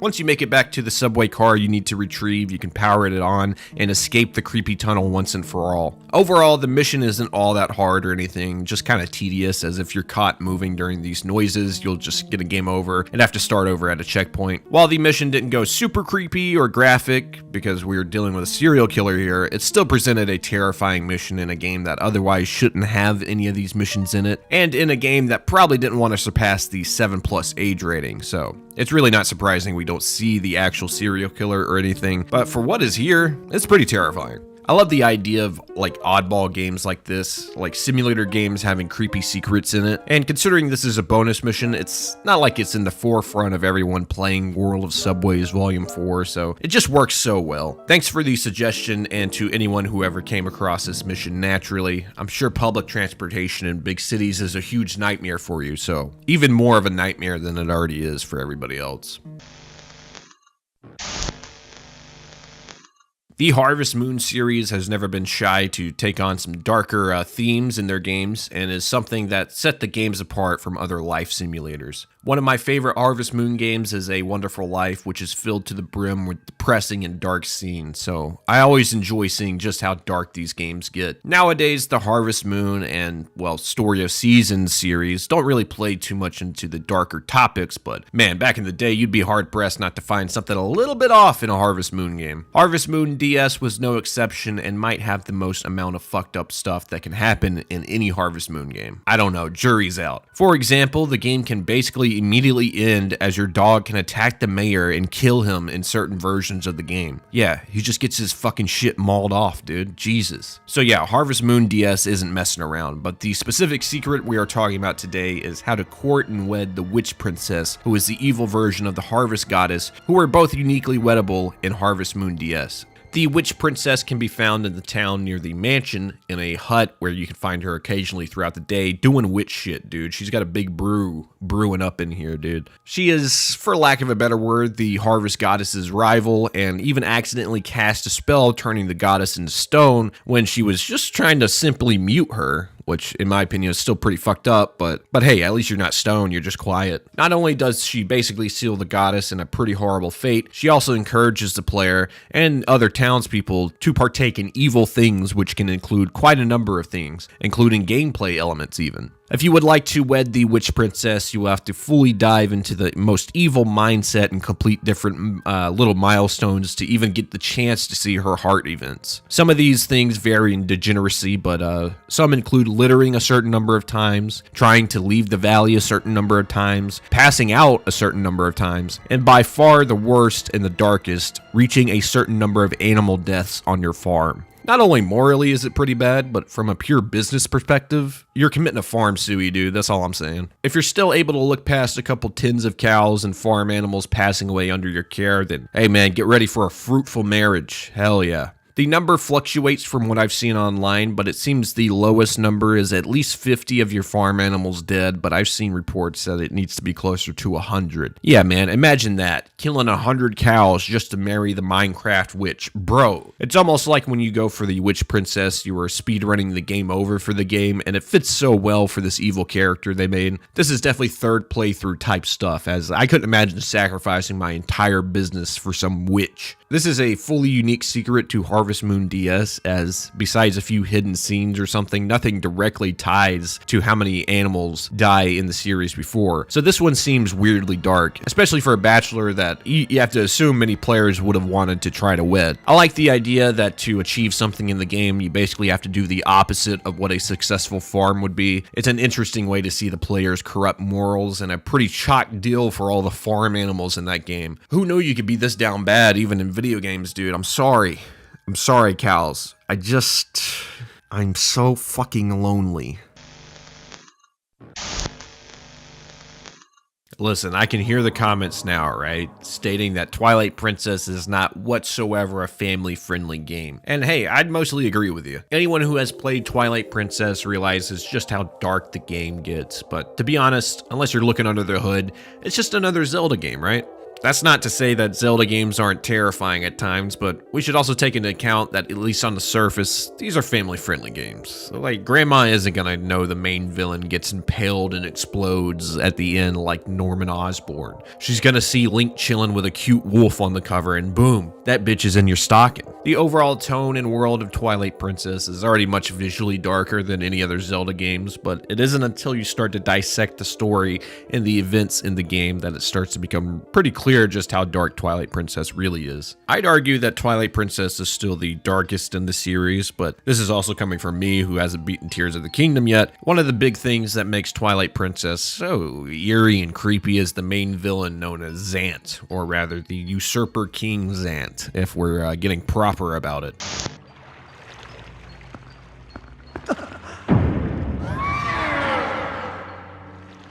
Zant rules the Shadow Realm, but sees himself as the rightful king of the Twilight Realm, and ends up overthrowing Midna, who he thinks unfairly obtained this throne before Twilight Princess even begins. Visually, he is super uncanny and resembles some of the most horrific enemies in video games like Pyramid Head, just due to this huge emotionless helmet he wears everywhere. It's not like his face is less frightening underneath, but this guy just oozes a creepy negative aura. He's got the aura dead of a lifetime, that's all I'm saying. I mean, find a scene with him in the game where he isn't acting like Michael Myers incarnate, brother. Zant is the embodiment of evil and is by far more powerful than any opponent Link has faced up until this point. Sure, most of his abilities do come from Ganondorf possessing him, but still, he's pulling out some tricks I haven't seen Ganondorf utilize before. I guess one man's moveset is another guy's keys to the nukes. He's also one of the purest forms of evil you could be, as in he is evil in an attempt to gain power and ruling over lands, leading him to destroying everything in his journey to attain that power, hell, even himself after he is fully defeated. By the way, a little side tangent, this has to be one of the coldest exits for a Nintendo villain. In my and many others' interpretations, at this moment, Zant realizes that Ganon was capping the whole time about being able to revive Zant, and Zant simply cracks his own neck, severing their connection, and ending not only himself, but Ganon as well in this moment. It's like that guy on TikTok who proves shit wrong, but if he took it way too seriously, you'd call it like cap or crack your own fucking neck. Zant is everything but a modern day war criminal, doing everything to get ahead, including sacrificing his own people to become soulless twilight creatures, lying about sparring the Hylians during his attack on Hyrule just to turn them into these little the garden light fixtures you see in suburban areas, and countless other atrocities. It's only when he is actually challenged by Link when he begins to freak out and show his full power, giving it his all, only to ultimately be stopped by Link and Midna in the end. Zant shows a pretty realistic warpath to the top, burning everything and everyone along the way, just to end up alone with some loser who the only way to stop is by killing yourself. Nice. Yeah, I'd say there's probably a better hand in that deck to draw, I'm not gonna lie. Zant's downfall is one of the most satisfying in gaming because you really have to earn it, or it feels like that anyway, and it almost feels like conquering fear itself when you finally defeat him. At least in the Twilight Realm, dude, I don't know, shit gets spooky down here, dude. It's still some of the best villain writing I've seen, especially from Nintendo. I swear, man, this Miyamoto guy, where'd they get this guy? I feel like I've never heard of him. This must be his only credit or something. They really needed to get this guy making video games again or something, man. Get this guy locked the fuck back in. Meta Night Motel, dude. It's coming to Nintendo Land. You get to stay in the park overnight. If you're a longtime viewer of the channel, you know that one of my biggest fears is the ocean and subsequently the stuff in the ocean. Like, hey man, if there was nothing in the ocean, I'll take the deadly natural forces of the ocean over a shark tickling my toes, honestly. I think a lot of this fear comes from things like video games and stuff like Shark Week in the early 2000s, making sharks out to be this menace of the ocean. Sure, it's not like shark attacks don't happen, but it's definitely not as prominent as it was made out to be in culture the past couple of decades. And it's certainly not something to be feared as someone who doesn't go to the ocean but once every 5 years, you know? However, without fail, I always get mentions of different games featuring their versions of their creepy thalassophobia enemy, which many times will be a shark. I've talked about things in the past like the lurker shark from Jak and Daxter, so think of that entry, but this time we're covering quite a few shark-related entries you guys have left down below. These all come from different games, but I think all captured the terrifying nature of sharks, which is half fear of an actual dinosaur chowing down on you, and half the idea of not knowing where it is in the murky waters down below. Let's go ahead and dive into 3 games that feature sharks in the same terrifying light as the quality programming of Discovery in the early 2000s. Woo! Chef's kiss. Trust I was always ready to hightail it to the middle of the US every spring when they start running those Shark Week ads, man. Catch you guys in the winter, bro. I'm staying landlocked. I'm unfortunately pretty uncultured when it comes to Spyro, as I've ever only completed the first game. Similar to Crash Bandicoot, once I beat the first game, bro, I was done with it. I was done with Spyro for a minute, bro. It was too much. Therefore, I never got to experience the horror that is the metal sharks in Spyro 2. Per this suggestion, I thought this was a great fit, as not only does it poke at my thalassophobia, but it also reminds me of my own similar experiences with video game sea creatures, specifically the mechanical shark from Donkey Kong 64. However, unlike that fish, the sharks in Spyro are unlike any other underwater enemy I've seen in a 3D game, as they are so hard-pressed to get some of Spyro's meat, it's honestly inspiring. And hey, that's not even a pause, because you literally get one shot eaten by these things. They are hungry for Spyro's meat. They roam the Aquaria Towers level and are by far the most iconic part of this level. Not only are these things basically the 3D version of Bessie from Super Mario Bros. 3, what with being able to one-shot Spyro, but they also defy the game's logic just to get to snack on some Spyro, good old Spyro, fried Spyro. That's because if you aggro the sharks enough, they can end up clipping through walls to get to Spyro, fully leaving segments they shouldn't leave. This isn't even the worst case of these buggy ass sharks in action, as there are videos of the sharks spawning out of their respective areas and one-shotting the player in a jump scare fashion. He just decided to teleport and eat Spyro. I'm not sure if it's just poor programming on the part of these specific enemies, but they are by far some of the buggiest in the game. And of course, right, it's gotta be one of the creepiest enemies in the game to have this. Great. These were of course brought back in the Spyro Reignited trilogy, where they are all still pretty intimidating, but definitely look more like actual robot sharks and overall lose a little bit of their creep factor here. Just from the videos I've seen of people quickly dunking themselves into the water before the sharks all just immediately start chasing Spyro, it's pretty terrifying and hits that anxiety that a lot of these moments in games share. The anxiety of being chased by something big. And for me, that's just amplified even more when I'm underwater. So thanks again for this entry. Once again, a great fit and definitely a bit too terrifying for those who had to suffer through Aquaria Towers. Just get your skill up. Get good, as Cranky would say, and you can fly through it like this guy did. Map boundaries are always an interesting way for a developer to get a little creative, and as long as you're not Nintendo, these things are usually more than just an invisible wall. Often open world games that have expansive maps that want to sell the idea of the map being endless will set up more natural reasons you can't just leave the respective map. In a game like LEGO City Undercover that takes place in a city on an island, much like New York City, the map barriers act much like GTA 4's, where you would need to swim to see the map barrier. However, instead of just swimming out into the vast nothingness off the coast of Liberty City, in LEGO City Undercover, if you swim out into the ocean too far, you will be instantly eaten by a large LEGO shark. Much like the sharks in Spyro 2, the shark here will insta-kill you in one bite and largely comes out of nowhere. You have no real indication of when this guy is going to pop up. This serves as a pretty mean map boundary and scared a lot of kids playing this back in the day because, of course, it's a LEGO game. A bunch of kids would be trying this out and playing this game, you know, it's an open world LEGO game. Why not check the map boundary? Sure, it's not all that scary looking at it now as a fucking LEGO shark, but if you put yourself in the time and place, I think it could be pretty terrifying to run across in an otherwise friendly LEGO game. Checking map boundaries is one of my favorite things to do in games that allow it anyway. So I know 100% this would have got me had I played it back in the day when it first came out on Wii U. Thanks for the suggestion. Glad to know even in LEGO form, sharks are still pretty terrifying.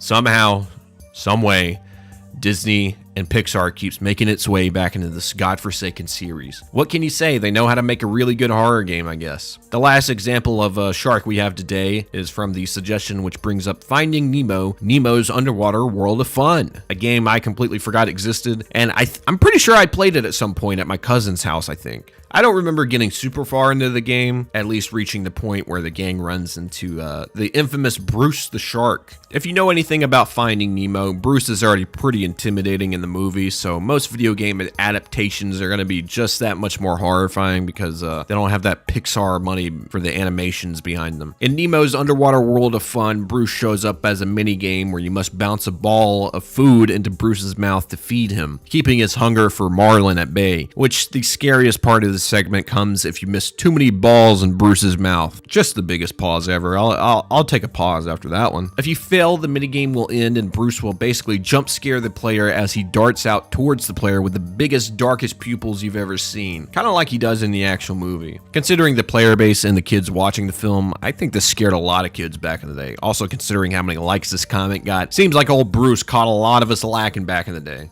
I'm really not surprised. That whole part of the movie was really scary as a kid, so to see a worse version of it played out in a video game, really no wonder why it's stuck with so many gamers. Again, thanks for sharing, and always remember, fish are friends, not food. Psych, I'd be playing the fuck out of some Dave the Diver, bro. I don't give a fuck about these fishes.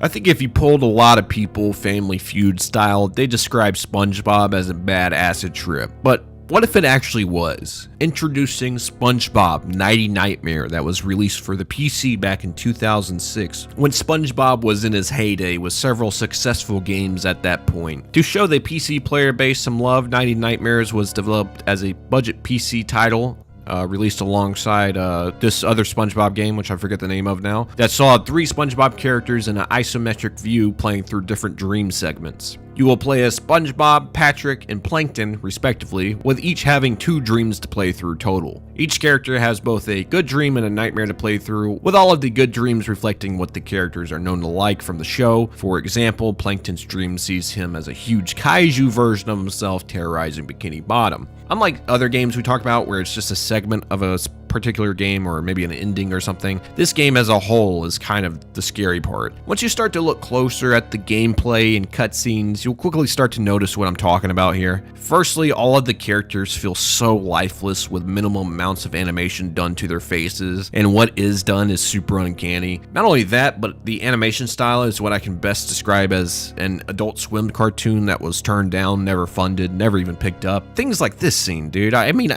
just know I didn't do any extra editing to this next scene, okay? That pea-brained hero has foiled my plans for the last time! Oh no!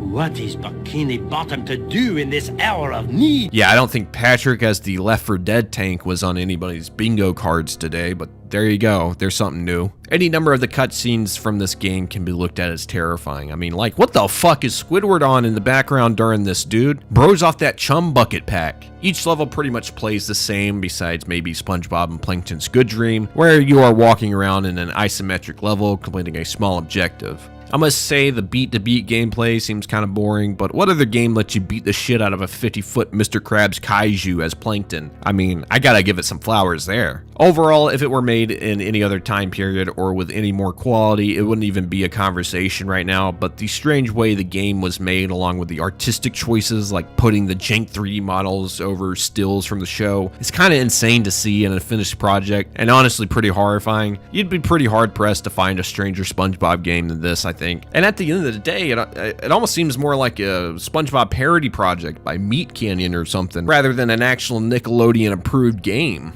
Thanks for sharing this nightmare fuel of a game that I wouldn't have known about otherwise. Old SpongeBob games are usually overshadowed by the heaters like Battle for Bikini Bottom or other console versions, so it's nice to see some more unique, unhinged old PC games this time around. Yet another video where I get to talk about the strangest game library I've seen ever to exist yet. The Amiga. A lot of these games are pretty odd ducks, being visually surreal and not really fitting with the norm of the games around that time. We covered games like Waxworks and Top Banana in the past on the channel, which are both respectively disturbing, but today's game takes things to a whole nother level. Weird Dreams was released in 1989 on several platforms, including the Amiga and MS-DOS, and while it feels aged, it definitely still holds up to today's horror standard at least. There isn't a whole lot to the actual game besides visiting a few different levels, dying a bunch, and either giving up or making it to the next screen just to die in an impossible to escape way yet again. So yeah, I don't know if Weird Dreams is so good in terms of an actual video game, but I do know that visually it stands out from pretty much all the rest. Immediately starting Weird Dreams, you're met with a creepy screen of a first-person perspective looking up at a bunch of surgeons and doctors and such. From here, you're transported into the dream world where you first spawn into a giant cotton candy machine. Sounds like a blast. Sounds like any kid's dream, right? Wrong, buddy. This is immediately where the difficulty of the game becomes apparent, because at the end of the day, it's a game of trial and error until you figure out the way forward. To get out of the giant cotton candy machine, for example, you'll need to time your jump onto the spinning mechanism, which then raises you out of the machine. This is way easier said than done, too, because this guy moves like he's off some Xannies. His reaction time is shit, dude. You'll need to give this guy at least a 2-second head start with each move if you want to actually connect with shit in this game. After escaping the cotton candy machine is where the game really opens up and starts to become extra strange. Turns out you're stuck in an amusement park with the only way to go is into the mirror maze, as you are chased by a giant wasp if you try to do anything otherwise. From the mirror room, you can enter one of 4 mirrors that each make up the entrance to each 4 of the levels. Each level has several screens of damn near impossible traps to get past that each vary in bullshit and also being pretty terrifying. When I played the game, I could only get through one of these levels and not even fully, so I had to look up the rest of the game here on YouTube. And man, even though there's only 4 levels, they pack a lot of weird shit in here. This comes mostly through the enemies, which include some wild shit like a small girl with a Michael Myers knife and a killer soccer ball to boot. You can run into these ancient alien Moai turkey things in the desert level before killing their leader, all of which are insanely surreal to see, much less to fight. Then you got the jester level. I mean, at least us forget the jester level. It might be the most terrifying overall, whether or not you have a fear of clowns, but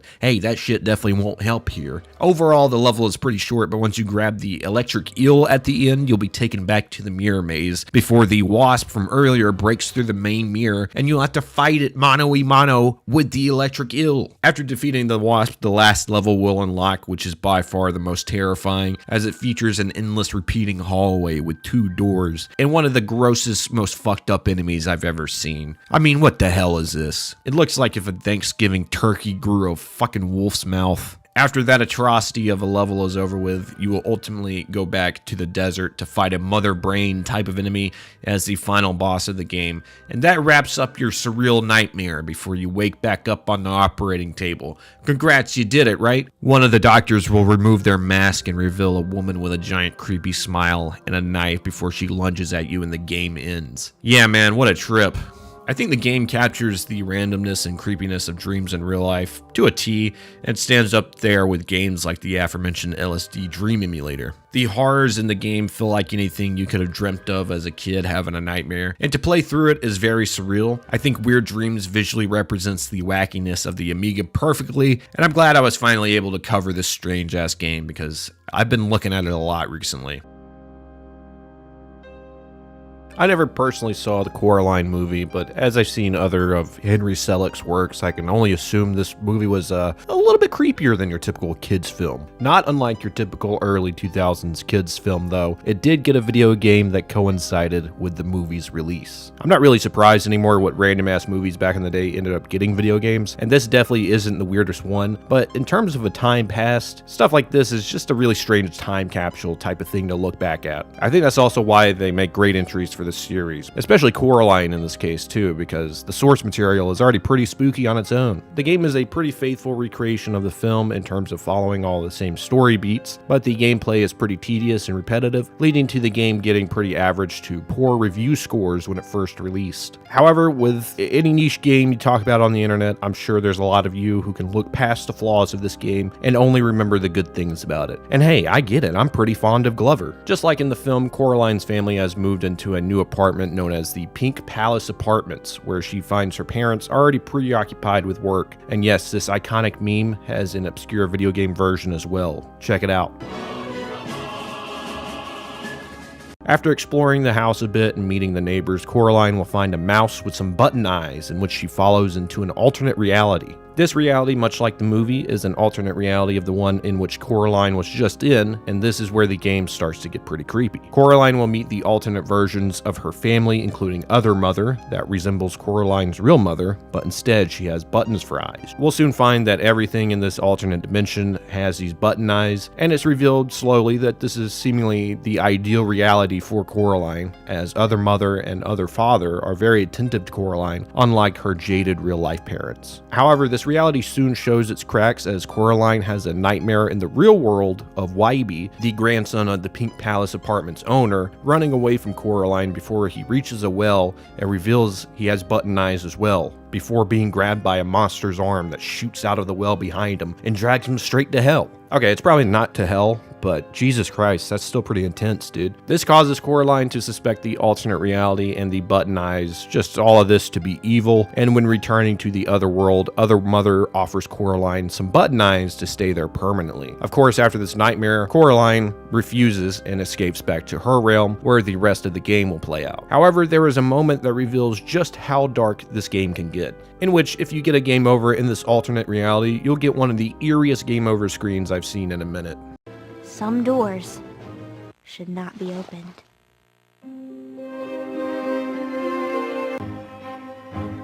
The game over screen shows other mother holding Coraline before her eyes change into buttons, and the top of the screen says, "Stay forever." How about I stay never? Jesus Christ, dude, this is a pretty full stop horrible ending to an already creepy experience. Coraline fails in her mission to escape, and she herself gets turned into the strange alternate version of herself, stuck forever there, missing from her real world without a trace. There are other moments from this game that are worth mentioning here and rival some of the most popular survival horror games, but I'm starting to feel my eyes glaze over a little bit, guys, and it's like thick plastic kind of stuff, so I think we need to move on before it's too late for me as well, dude. Splatoon is a series that has a lot of disturbing undertones to it. I've talked about the series several times across some different series on my channel here, all highlighting the less than typical Splatoon vibe you get from the games. I often get Splatoon suggestions that are usually stuff I've covered on the channel before, but this comment actually left a detail from Splatoon 3 story mode that I haven't seen many bring up yet. Splatoon is great at hiding its dystopian undertones in its bright and colorful gameplay, but these creepy details crack at the seams sometimes.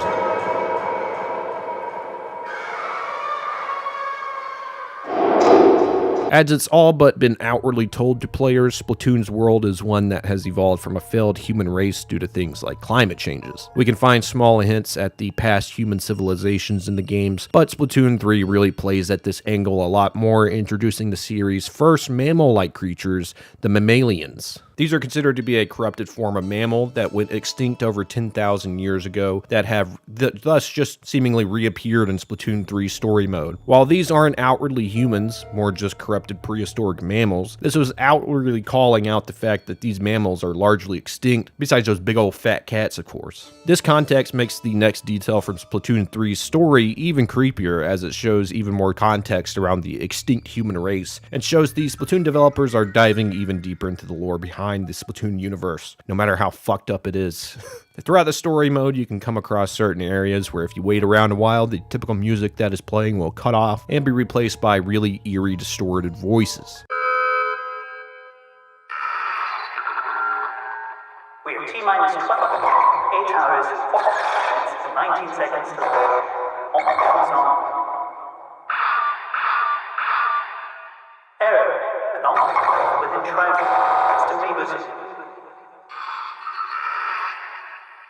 These voices almost sound like announcements for something like a rocket launch that also sounds like it fails at some point, which also happens to be backed up by the lore within Splatoon 3. These announcements are repeating the voices of the humans who were giving instructions for a rocket launch from Alterna to return to Earth's surface after the initial partial extinction event for the humans. This rocket launch failed and not only wiped out most of the rest of the humans living in an Alterna, but sped up the evolution process of some of the surrounding species, which in turn spawned some of the ancestors of the Octarians and Inklings we know today. Even if you can't quite make out that this is actually a rocket crashing, given what we know about the humans in this universe, hearing English words in this context is definitely a full stop creepy moment for most players. Honestly, these voices give the same energy as seeing stuff like the shopping mall in Kirby 64 on Planet Shiverstar. These announcements are just remnants of a past civilization, with the characters likely not even knowing what's being said, as for them, this is an ancient dead language. The secret is so well done that unless you take into account all the other stuff we've been steadily told about Splatoon's universe, you likely won't find it that creepy at all. You just hear an announcement. It sounds like you're at the airport. All I can say is, dude, I've never been more skeeved out by a simple departure announcement in my life. Hey, Gate 3's boarding right now. I'm over there in the corner shitting myself. I really can't wait to see what the next Splatoon will bring for the series lore. I feel like the developers have finally carved out a really dark backstory to a game series that seems like the complete opposite is going on. Gotta love that dark Nintendo aura, dude.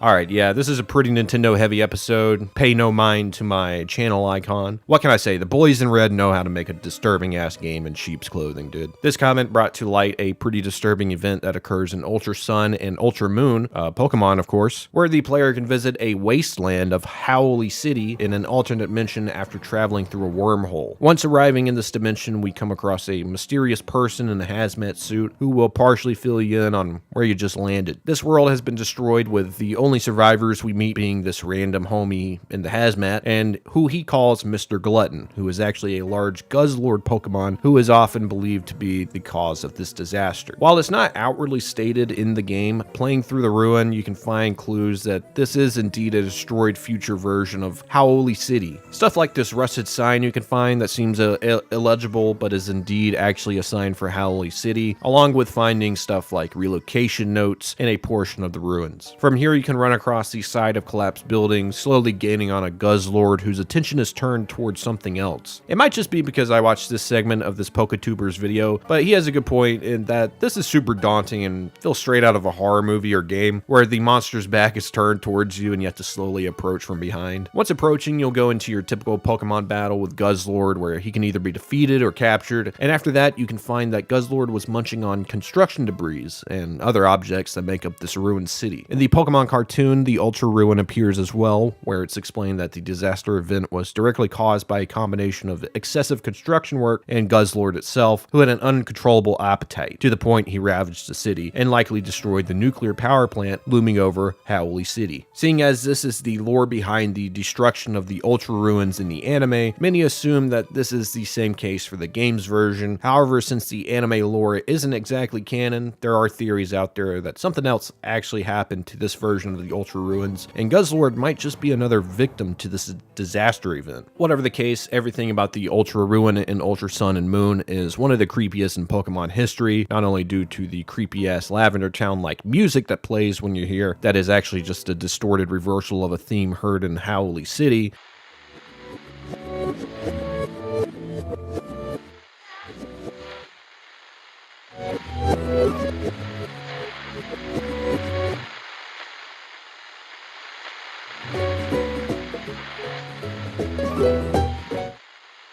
but the whole depressing, hopeless vibe that this area just gives off, man. It's not the biggest or most extensive area, but it balances perfectly between letting the environment do the talking, while also revealing just the right amount of hints through ruined shop posters and stuff like this homie here. The only real problem I have with the Ultra Ruin is, where do you go from here, right? We've now seen a world completely ravaged into an apocalypse by either nuclear devastation or this giant monster, or the combination of both. And I don't know how you could get much darker in one of these games, really, without just straight up, I don't know, showing gore or something. Regardless, out of all the ghost girls and strange occurrences I've covered in Pokemon on this channel, this is by far one of the darkest as far as implications of how this apocalypse came to be. The fact we're even talking about apocalypses is crazy. The Harvest Moon games have kept surprising me by just how much dark shit is hiding in these games. It seems every time I cover a specific creepy moment from one of these games, another person comes out of the woodworks with something even more fucked up. For example, in a previous episode, we discussed that in Harvest Moon DS, the marriage path for the witch involves killing 100 of your cows, and while that is still pretty messed up, turns out this isn't the only dark moment from one of the most intense entries in the series. In Harvest Moon DS, much like other Harvest Moon games, there are town events that often task the player with bringing something to a festival, whether that's to, gloat in a vegetable contest, or to share a food item in a potluck. Given the number of items you could find and produce in the game, there's a lot of different stuff you could end up throwing into a community potluck. Since everyone basically trusts you as the town farmer, they won't really second guess a lot of what you pick to throw into the stew, and thus you can get away with literally poisoning the potluck. There are different levels to the toadstool shrooms you can donate to the potluck, with each having varying results. If the mushroom isn't that high of a level, it will just make everyone, including your farmer, sick, in which you can get some pretty humorous reactions from some of the townsfolk. However, if you max out the mushrooms level, you can get a pretty unique game over in the game, in which your character just passes away after consuming the poison soup before the credits roll.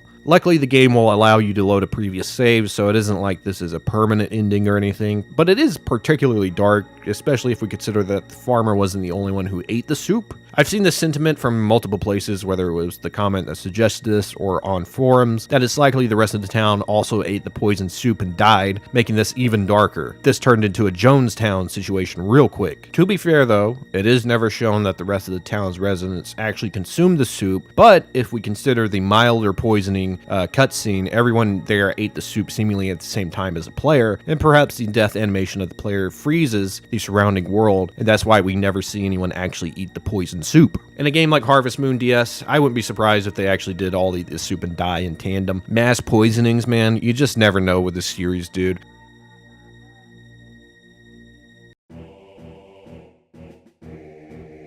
According to some old-ass forum posts from when The Legend of Zelda Wind Waker first launched, there can be nothing scary from Wind Waker because it is cartoon. However, I beg to differ, as even though the art style doesn't warrant the creepiest moments, there are still some of these classic overly creepy Zelda moments that come through in Wind Waker.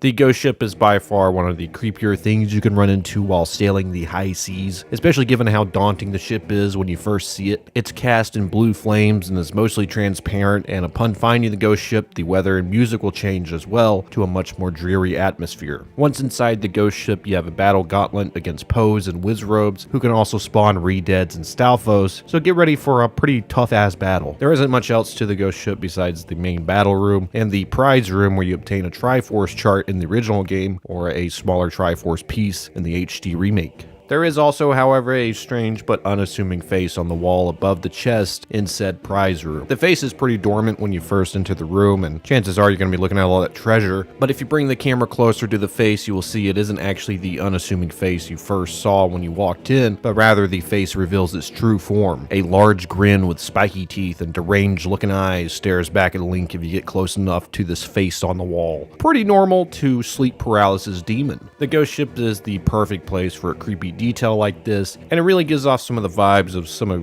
Nintendo's other creepiest Easter eggs in their games. It's made even creepier by the fact that this guy was just looming over my head every time I played Wind Waker as a kid. All the while I had no idea this guy was over here looking like absolute Joker or some shit, dude.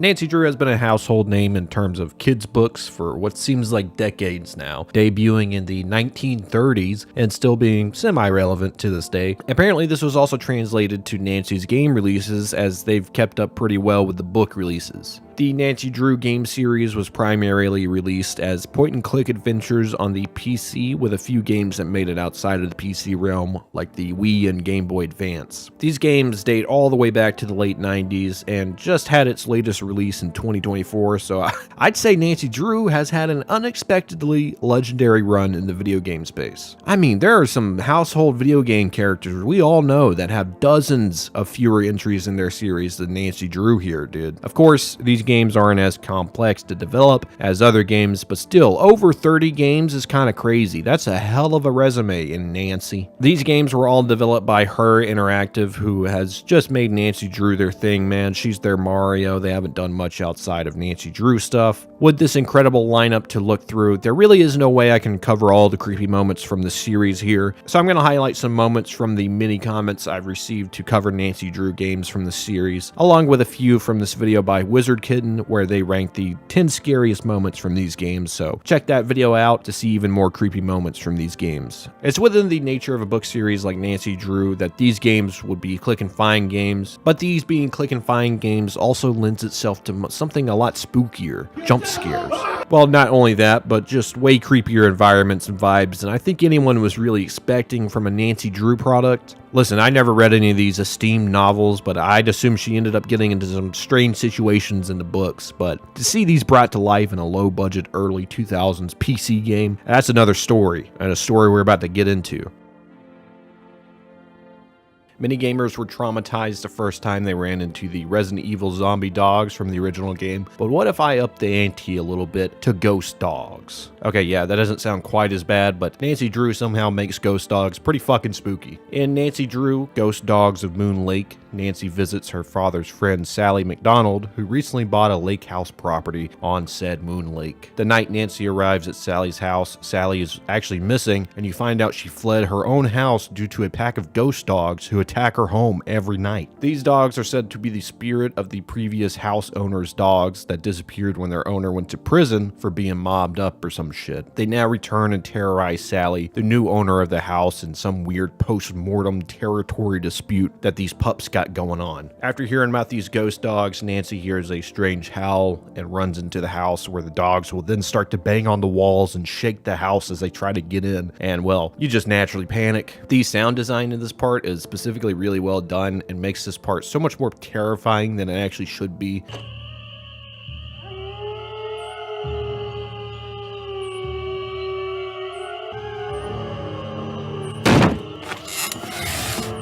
This is not good.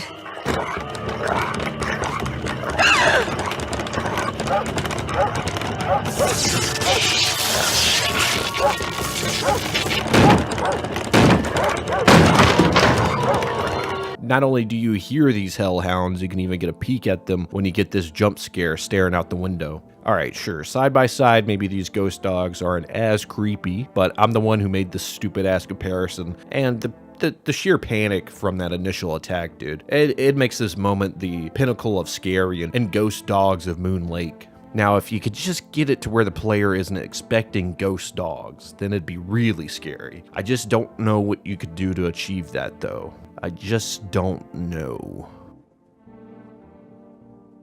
The only thing creepier than ghost dogs are Japanese ghost girls. And guess what Nancy Drew brought to the table in Shadow at Water's Edge? Yeah, that's right, this time Nancy Drew takes on the task of solving the mystery of the haunting at a hotel, where guests are repeatedly leaving in droves due to a supposed ghost girl haunting them. According to Wizard Kitten, in the climax of the game, the player will have to go through an arduous puzzle that requires a lot of concentration, making the next moment especially effective and absolutely terrifying to those actually locked into this puzzle. The ghost girl will jump scare the player in the midst of this puzzle, and not only is this one of the most terrifying jump scares in the series, the following puzzle is also surreally dark.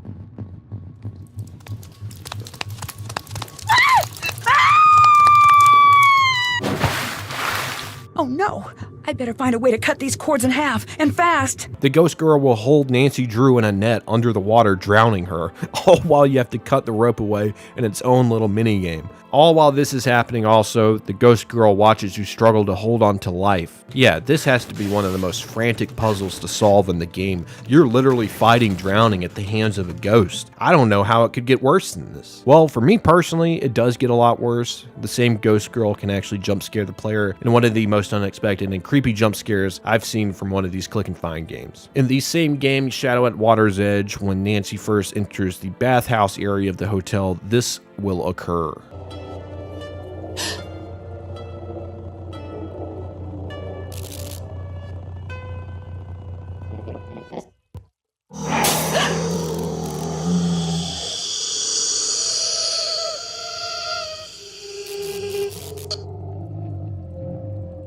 Yeah, Nancy encounters the same ghost that tried to drown her, but at this moment the ghost is only visible in the mirror, and if you know anything about me, I'm pretty creeped out by the idea of mirrors and alternate dimensions and shit like that. So for Nancy to only be able to see the ghost when it's in the reflection of the mirror is particularly pretty creepy to me. Then you add in the twitchy jump scare to her breaking the mirror. Yeah, cash me out, dealer. I'm going home, dude. I'm spent. It also doesn't help that I'm pretty sure this proves that Nancy Drew is actually a vampire, or she just doesn't actually exist or something, because what the fuck's going on here? Where is she? Sure, the attempted drowning might be creepier in most people's eyes, but the setup of this jump scare, particularly incorporating a mirror jump scare, sends a chill down my spine and reminds me of some of the creepiest fake mirror videos I was deathly afraid of growing up that really cemented that fear in me. Who knew Nancy Drew would be a huge inspiration for one of the biggest horror franchises in the world, Five Nights at Freddy's? Okay, maybe that's a stretch, but this mascot guy that Nancy Drew runs into in the last train to Blue Moon Canyon is definitely in the running for being a new animatronic in the next FNAF game, or at least the next movie, dude. There's just something about a mascot guy like this that was made in the time that FNAF is emulating in its art style. It's just kind of haunting, dude. Fatima is your typical goofy mountain man stereotype, but everything about this guy just feels off. I don't know if it's just the uncanny nature of him talking as if he's real, but he's clearly just a mascot. And he went to junior college. Would it be okay if I tried to open it? Well, now, I certainly ain't gonna let you break it open if that's what you're getting at. Or the surrounding aesthetic and vibe that makes it feel like you're playing through a modern horror indie game or something. Fatima doesn't really do anything creepy besides just existing, but he does highlight the accidental horror moments of these games, whether that be dated visuals or hindsight after playing a bunch of horror indie games that feel just like this. Fatima has stuck with players who were unfortunate to run across him in the last train to Busan. Or, sorry, I mean last train to Blue Moon Canyon, dude, sorry. I went back and forth on adding this game to today's video as I went through and played it again recently, and it's kind of not quite as creepy as I remember as a kid. However, I feel like given that it did creep me out as a kid, and I got a few suggestions to cover this game, what the hell, we'll give it a go, dude. It's people are going to comment that overdone SpongeBob roller coaster meme anyway, dude. The Magical Quest starring Mickey Mouse was one of the better Disney games back then, as it was developed by Capcom, who ended up making a pretty good platformer with this game. In terms of creepiest moments from this game, I'd say the level that used to freak me out as a kid the most was the Fire Grotto. The level uniquely starts out with a spirit vaguely resembling Pete, which will spawn out of bosses when they've been defeated, kind of solidifying the fact you are just plain out killing these guys. One of these spirits escapes and greets the player by informing them that they are going down in what I can only describe as Mickey Mouse's descent into hell itself. Sure, based on the Overworld map, this is likely just like an active volcano or something, but as a kid, man, I just assumed Mickey was descending to face the souls of the damned. The elevator has a spiked ceiling that will constantly almost crush Mickey and last-second maneuvers to dodge it. This shit will make you tight in the rear, brother. Once reaching the bottom of this treacherous elevator, you'll go against one of the many of Pete's demons, with this one having the ability to slam the ground with a huge hammer and send the floor itself flying into the spiked ceiling above. Once again,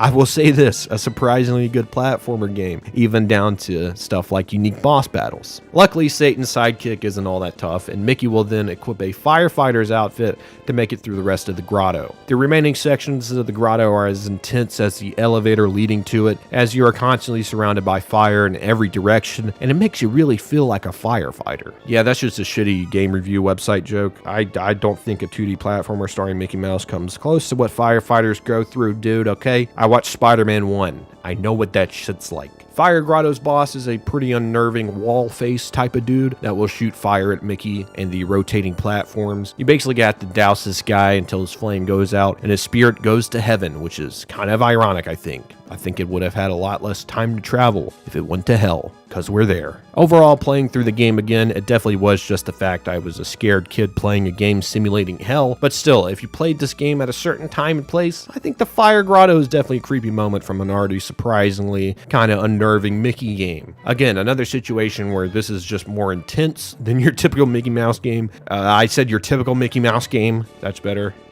Alright, that'll do it for the compilation. Thank you for everyone who has watched all the way through. If you happen to watch all the way through or you're just clicking around, hey, I appreciate it. And a big thanks to anyone who has ever submitted an entry suggestion for the series, whether I actually got around to talking about it or not. Fear not though, as I stated before, we will be back with Season 2 soon, with even more of your guys' suggestions featured in those videos. I do have a lot of these entries backlogged already from you guys' suggestions, but if you do want to leave a comment with a suggestion, feel free to on this video as well. Thanks for watching again, and I'll see you all again real soon for some actual new content. Peace.